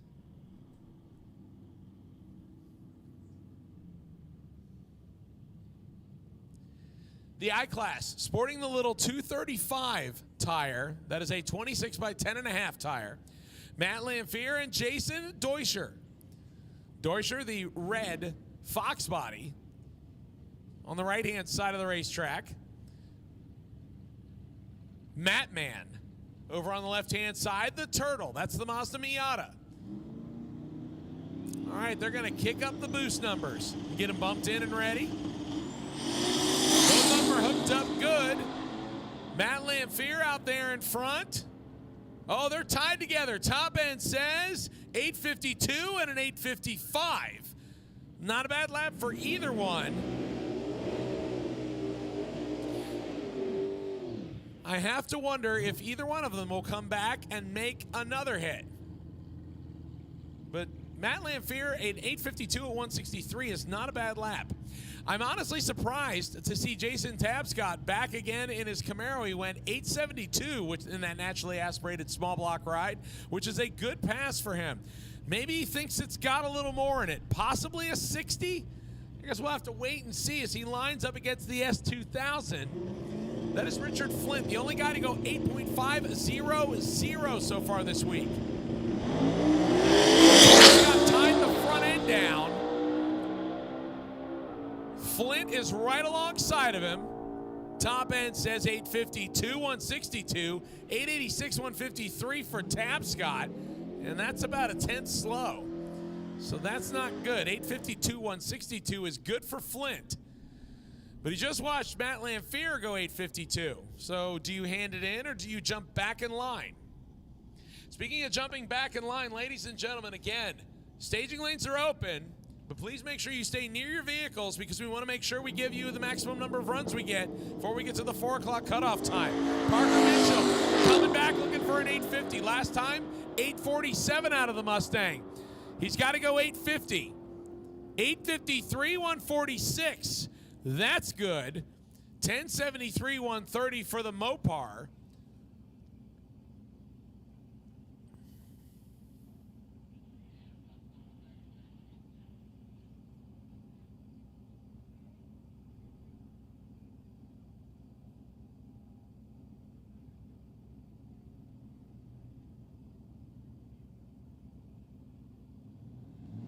I'm waiting on the racetrack to be cleared so we can go to the next one. Mike Piker, hide and go seek champ.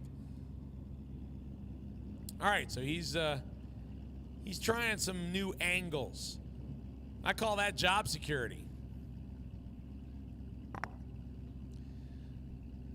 All right, so here comes our next pair. Aaron Schaefer currently sits in number 2 position in the K category. That's street race. He went 850 with a 7 and 861 with a 6. So obviously he wants to whittle that number down some more. It's a silver Camaro on the right side. He wants 8.500. That's the best he can do.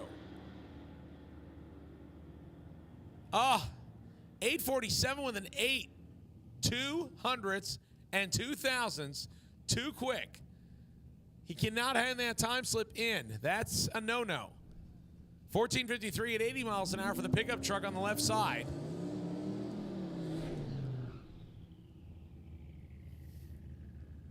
So Aaron Schaefer will likely bring it back. The question is, does he have enough time to make another pass? It's about a half an hour to go. Here comes the car called El Toro out of the Motion Raceworks stable. This is Doug Cook wheeling it this week. And Casper Norkus from the Malibu here on the right-hand side. An 852, I believe, is what Doug Cook ran in the El Toro car earlier. The El Toro car running in the I class. That is the 235 application. 857 with a 1 at 150. And Chad Reynolds just handed me a drink. I wonder if there's alcohol in it. I might hold on to it for a minute. 857, 150 for Doug Cook, 1394, just 84 miles an hour as Norgus got out of it early. Obviously, Doug Cook had plenty of room to be able to run faster than that, but I think he wanted to get out of it because for some reason he probably felt like it was too quick. So, our next pair. Little American coming up on the left-hand side in this beautiful 1978 Ford Fairmont. On the right-hand side of the racetrack, another I-car, little 235 tire, and an 850 class limit is what we are looking for. This is currently number 3, Keith Fenstead. That's where he sits. He's in the 3rd spot. He obviously wants to move up the ladder. 8.50 is his target. That's what he wants to find. Top end says 857, 158. That is not exactly what he wants. He went 850 with a 6 and then 859 with a 5. So it's better than run number 2, but it's not as good as run number 1. Oh, and all it took was one sip to realize that, yes, that's an adult beverage. Thank you very much, Chad Reynolds. That one is going to make the drive spicy. The El Camino coming up next over on the left-hand side, and a little Cadillac on the right-hand side.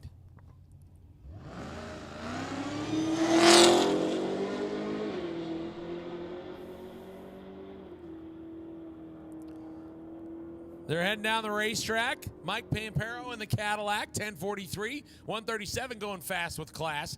1336 at 103 for the El Camino of Jacob Davis. You want to talk about a pocket rocket?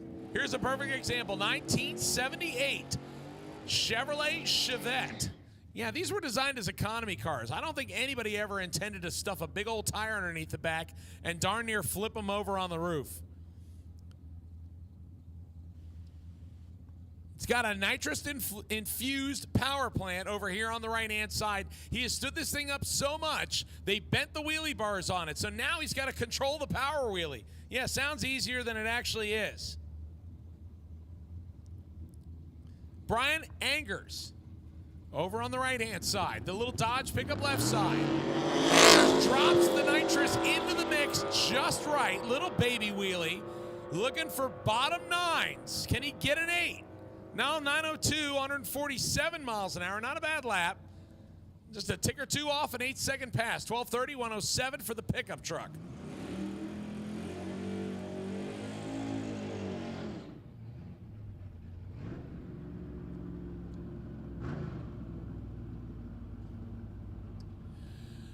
So a 5th generation Camaro with a little bit of Nicky.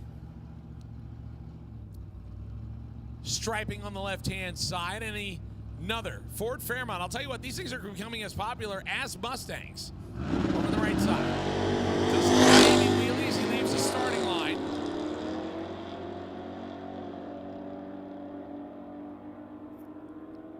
Bill Spangler all the way down, 986, 134. The 5th generation Camaro, 1316, 106 miles an hour.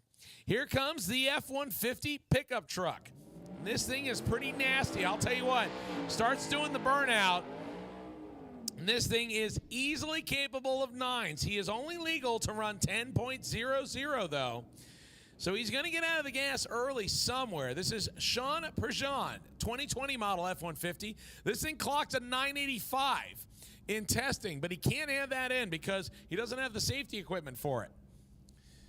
We're waiting on Barry Burrish back in the burnout box with his Southern Chaos-backed Coyote Mustang, 2020 model.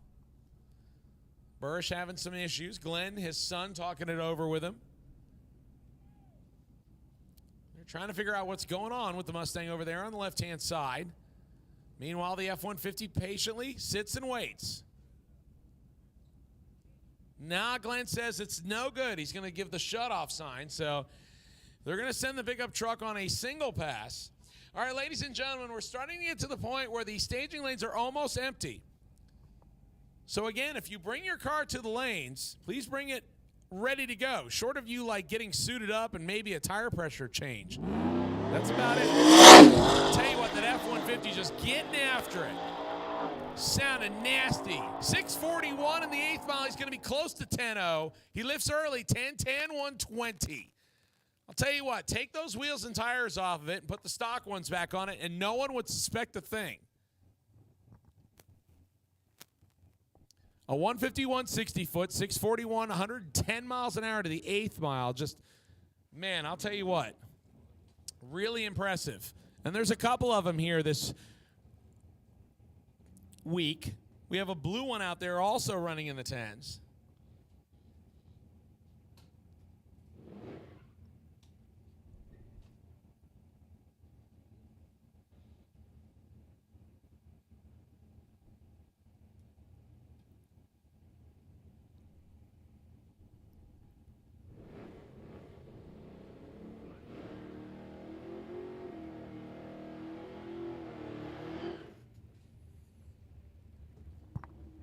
All right, here comes our next pair. Dave Teresi.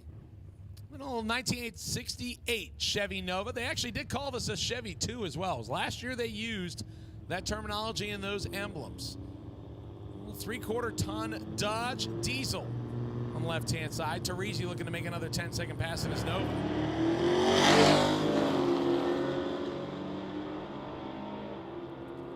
The Nova driver out there in the right-hand lane. Scoreboard says 1068, 127. The diesel, 1426, 93 miles an hour for him.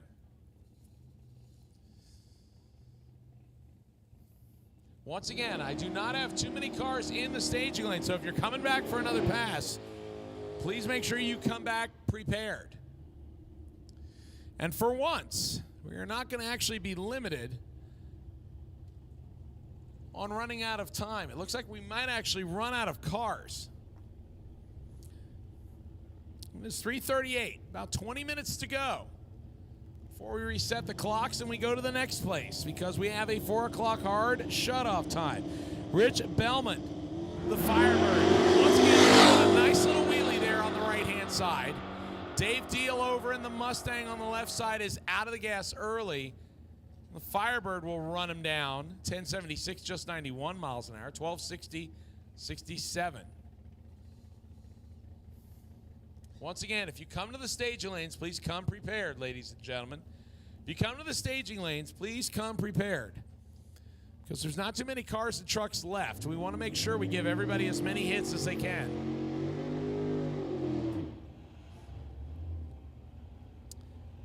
This cool looking little Ford wagon coming up over here on the left side of the racetrack.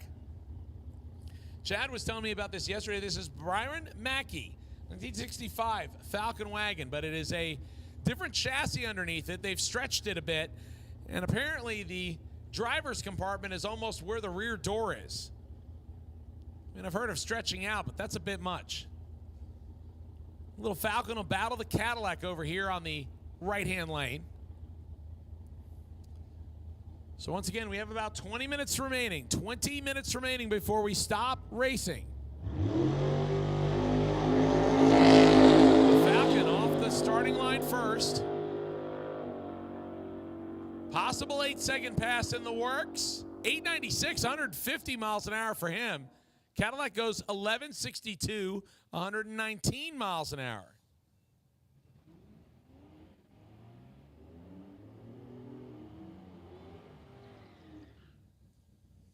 The nitrous-infused pickup truck coming back for another crack at it. We'll stage up against the Fairmont of Jeff Kurzak over here on the right-hand side of the racetrack.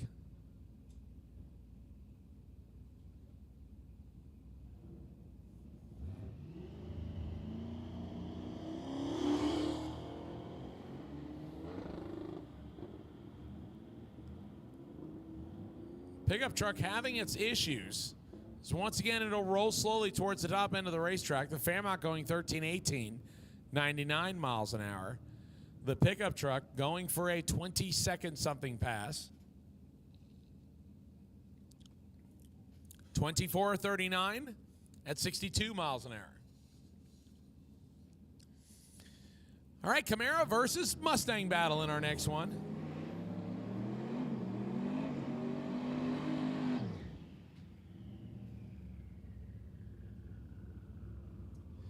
Jacoby Betts, the 1973 kind of hugger orange paint scheme over here on the right-hand side of the racetrack.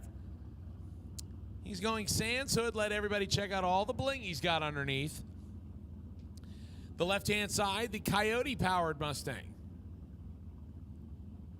All dressed in black with welds. Zachary Wicks. We're ready. Both get off the starting line in time, but neither one of them making their best run. Wicks bangs the gears all the way through. 1196, 118, 1268 at just 99 miles an hour for the Camaro, and Betts has been in the nines. All right, here comes a couple of drivers that are looking to move up or stay near the top in their classes. Doug Cook. He's running out of the I division. The I division is the 235 Outlaw Street Race category, currently leading the class. He ran 854 and 852. He has an 852 in his pocket right now, but he thinks he wants to go a little faster. Aaron Schaefer, currently number 2 in the K class. So both of these drivers looking for 8.50. That's what they want on the board. The top end says 853 for Schaefer, that's good. 857 for Doug Cook does not improve. 167, big speed out of Schaefer's entry. Here comes another gentleman who wants to try to improve and get closer to that 8.50 number. He is running in the J category. That is the 275 Tire Limited Street Race category. This is James Rowlett, currently sits in the number 3 spot. He's got an 852 in his pocket. He wants an 850 in the pocket. So Roulette down the right side. Looks like he's a little fast. 869, 126 as he lifted early. 1226, 107 for the Dakota pickup truck. All right. So we're getting closer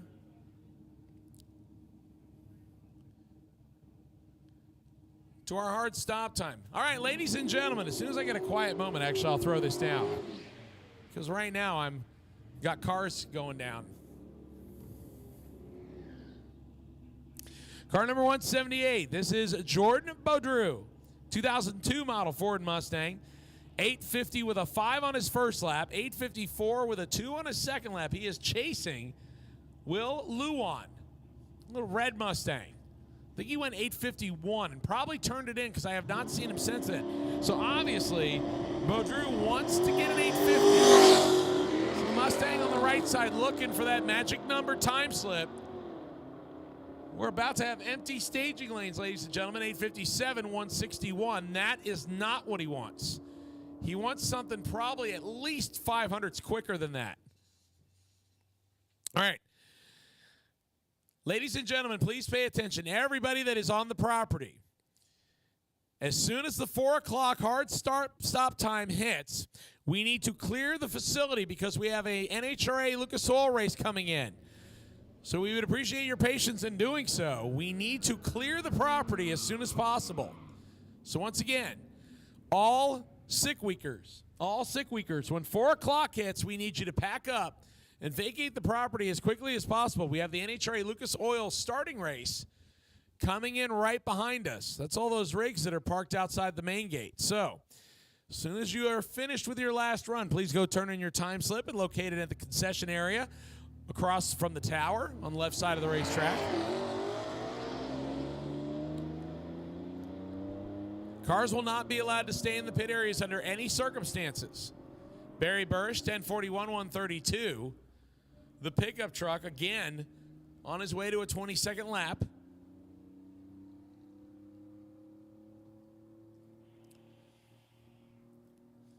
.2260, 71 miles an hour. The Fairmont, clean, sleek, and the right shade of green over on the left-hand side. Coming up for another shot. Looking for an 850 time slip, of course.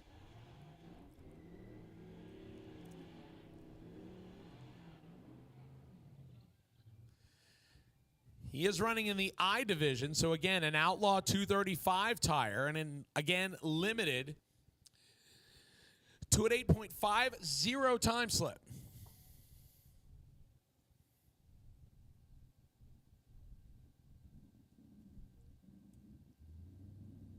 Kyle Eden in the Cadillac on the right-hand side.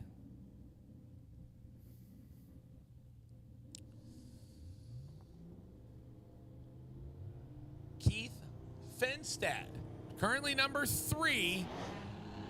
Ooh, that's not what he wanted. Blows the tires off. So that will not help get him to an 850. So he's just going to motor on down. He has a total of 13 minutes to make another pass before we put a hard stop to it. 11:68, 116.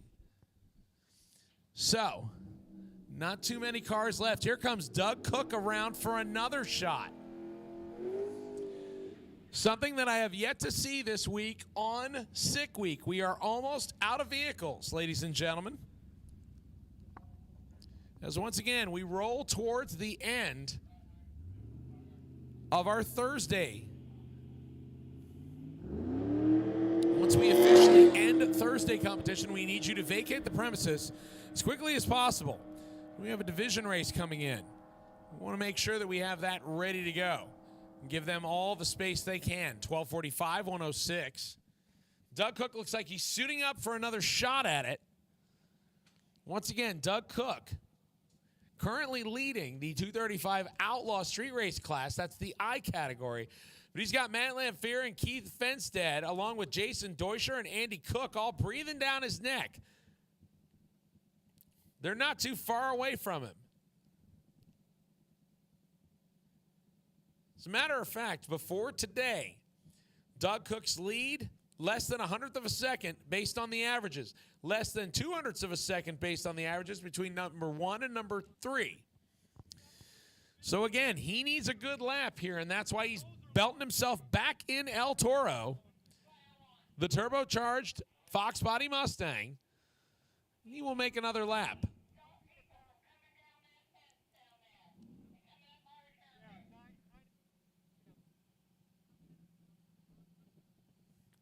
Once again, as soon as you have made your pass that you want to turn in, please take your time slip over to the concession area on the left side of the racetrack next to the area with the picnic tables.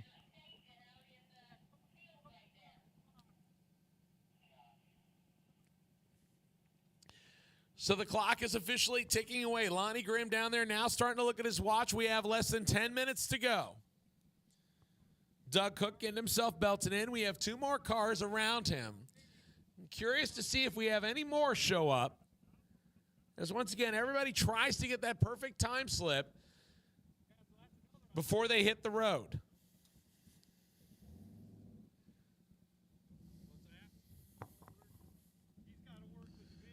So El Toro. Doug looks like he's all ready to go. Here he comes. Says, do it for Cletus. He's got the Dale on the side. This is the car they put together in 8 days, ladies and gentlemen. Little LS power plant. The big single.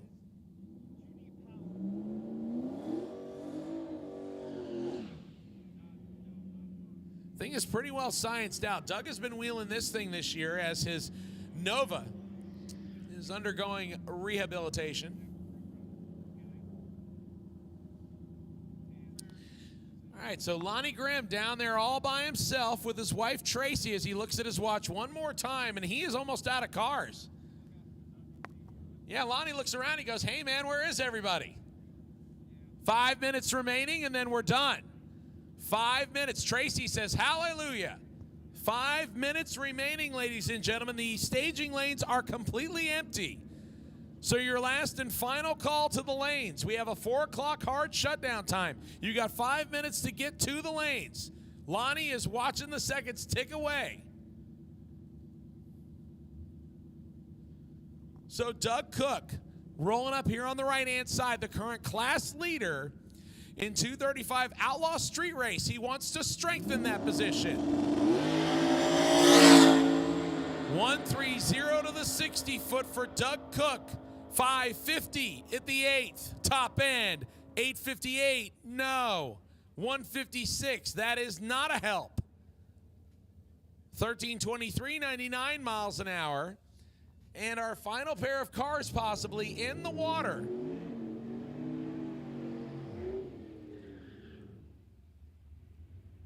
The clock continues to count down. Lonnie's keeping track of everything just like a Swiss watch.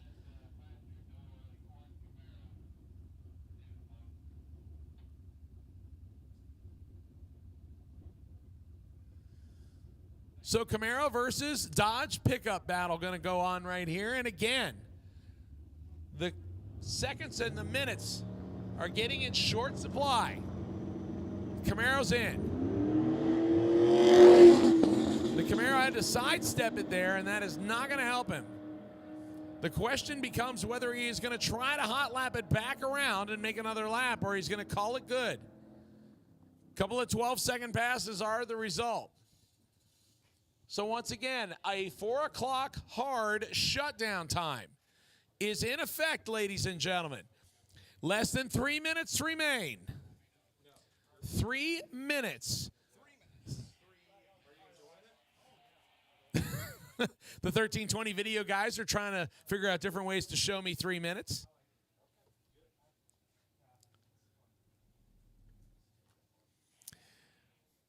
All right, Lonnie Grimm standing up there at the front, keeping an eyeball on everything as we might wait for one more to pop around the rear.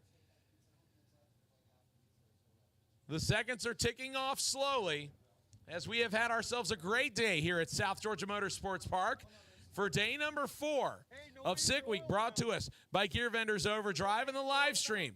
Well over 100,000 views today. Thank you all for tuning in to the live stream that has been brought to us by our friends at Motion Raceworks. So, The tour will move back to the original starting point, Bradenton Motorsports Park, tomorrow. But we'll stop halfway there. We'll pick up the place known as Don Garlett's Museum of Drag Racing. What a better place to spend a Thursday night with a bunch of your friends and talk about old school drag racing and how it has evolved to today. So obviously a big thank you as I let the final few seconds tick off. We have less than 2 minutes remaining. A big thank you to Sick the Mag, Gear Vendors Overdrive, Mosin Raceworks, Iski Cams, Summit Racing Equipment, VP Racing Fuels, Mickey Thompson Tires, TBM Brakes, Holly Performance and NOS, Dodge, Vice Grip Garage Race Quip, and Rhino Classifieds. Ladies and gentlemen, it's about to be that time. Lonnie Graham is counting down the final minute left. If you get yourself into the lanes before that final minute is elapsed, then Lonnie will give you a shot, but it looks like we're about done. Lonnie, are you giving me the official call? Officially cut off, ladies and gentlemen. That will wrap it up. We are done. Hallelujah. Yes, hallelujah. It's early this time. All right, so now your number one job is to turn in your time slips. Keith Turk will come and find you with the ball-peen hammer, and you do not want that. So go and turn in your time slips over at the concession area located on the left side of the racetrack next to the picnic tables, and please do so immediately. A big thank you to all the media outlets that are out here rolling along with us this weekend, including the 1320 video crew out here doing a whole lot of hard work. We appreciate it. Drag Illustrated, Drag Zine, and a whole lot more. We've got a ton of photographers that have joined us for the tour this year, and we thank them all so much. So, ladies and gentlemen, again, you are not allowed to leave your vehicles or trailers on property. We have an NHRA division race coming in here like right now. So you need to make sure you move everything. Please go ahead and do that right now. And also turn in your time slips. Turn in your time slips. That has to be done at the concession stand located on the left side of the racetrack next to the pavilion and the picnic tables. All right. So on behalf of everybody here on the staff at Sick Week, we appreciate everybody here at South Georgia Motorsports Park for what has been a pretty much flawless day. The NHRA will take over their position. We will exit stage left. We will drive to Don Garlett's Museum of Drag Racing. That is our stopping point for today. Good halfway point. And then we will motor on down to Bradenton Motorsports Park. Tomorrow, the action will start in the afternoon. We will not start in the morning. We will start at 2 o'clock. We will run late and then do the awards after the averages have been tabulated and give away some really cool Race Quip Sick influenced helmets. So on behalf of everybody here, including Keith and Tanya Turk, Lonnie and Tracy Grimm, Warren Evans and his crew behind the live stream and all their hard work. Once again, we thank you all so much for coming out here to South Georgia Motorsports Park. If you are leaving, we ask that you please drive safely home. And hopefully we see more of you tomorrow for Sick Week, day number 5, day number last. On behalf of Chad Reynolds and Adam Dory, my name is Derek Putnam. Thank you so much for joining us. We hope to see you on the live stream or in person tomorrow, starting at 2 o'clock.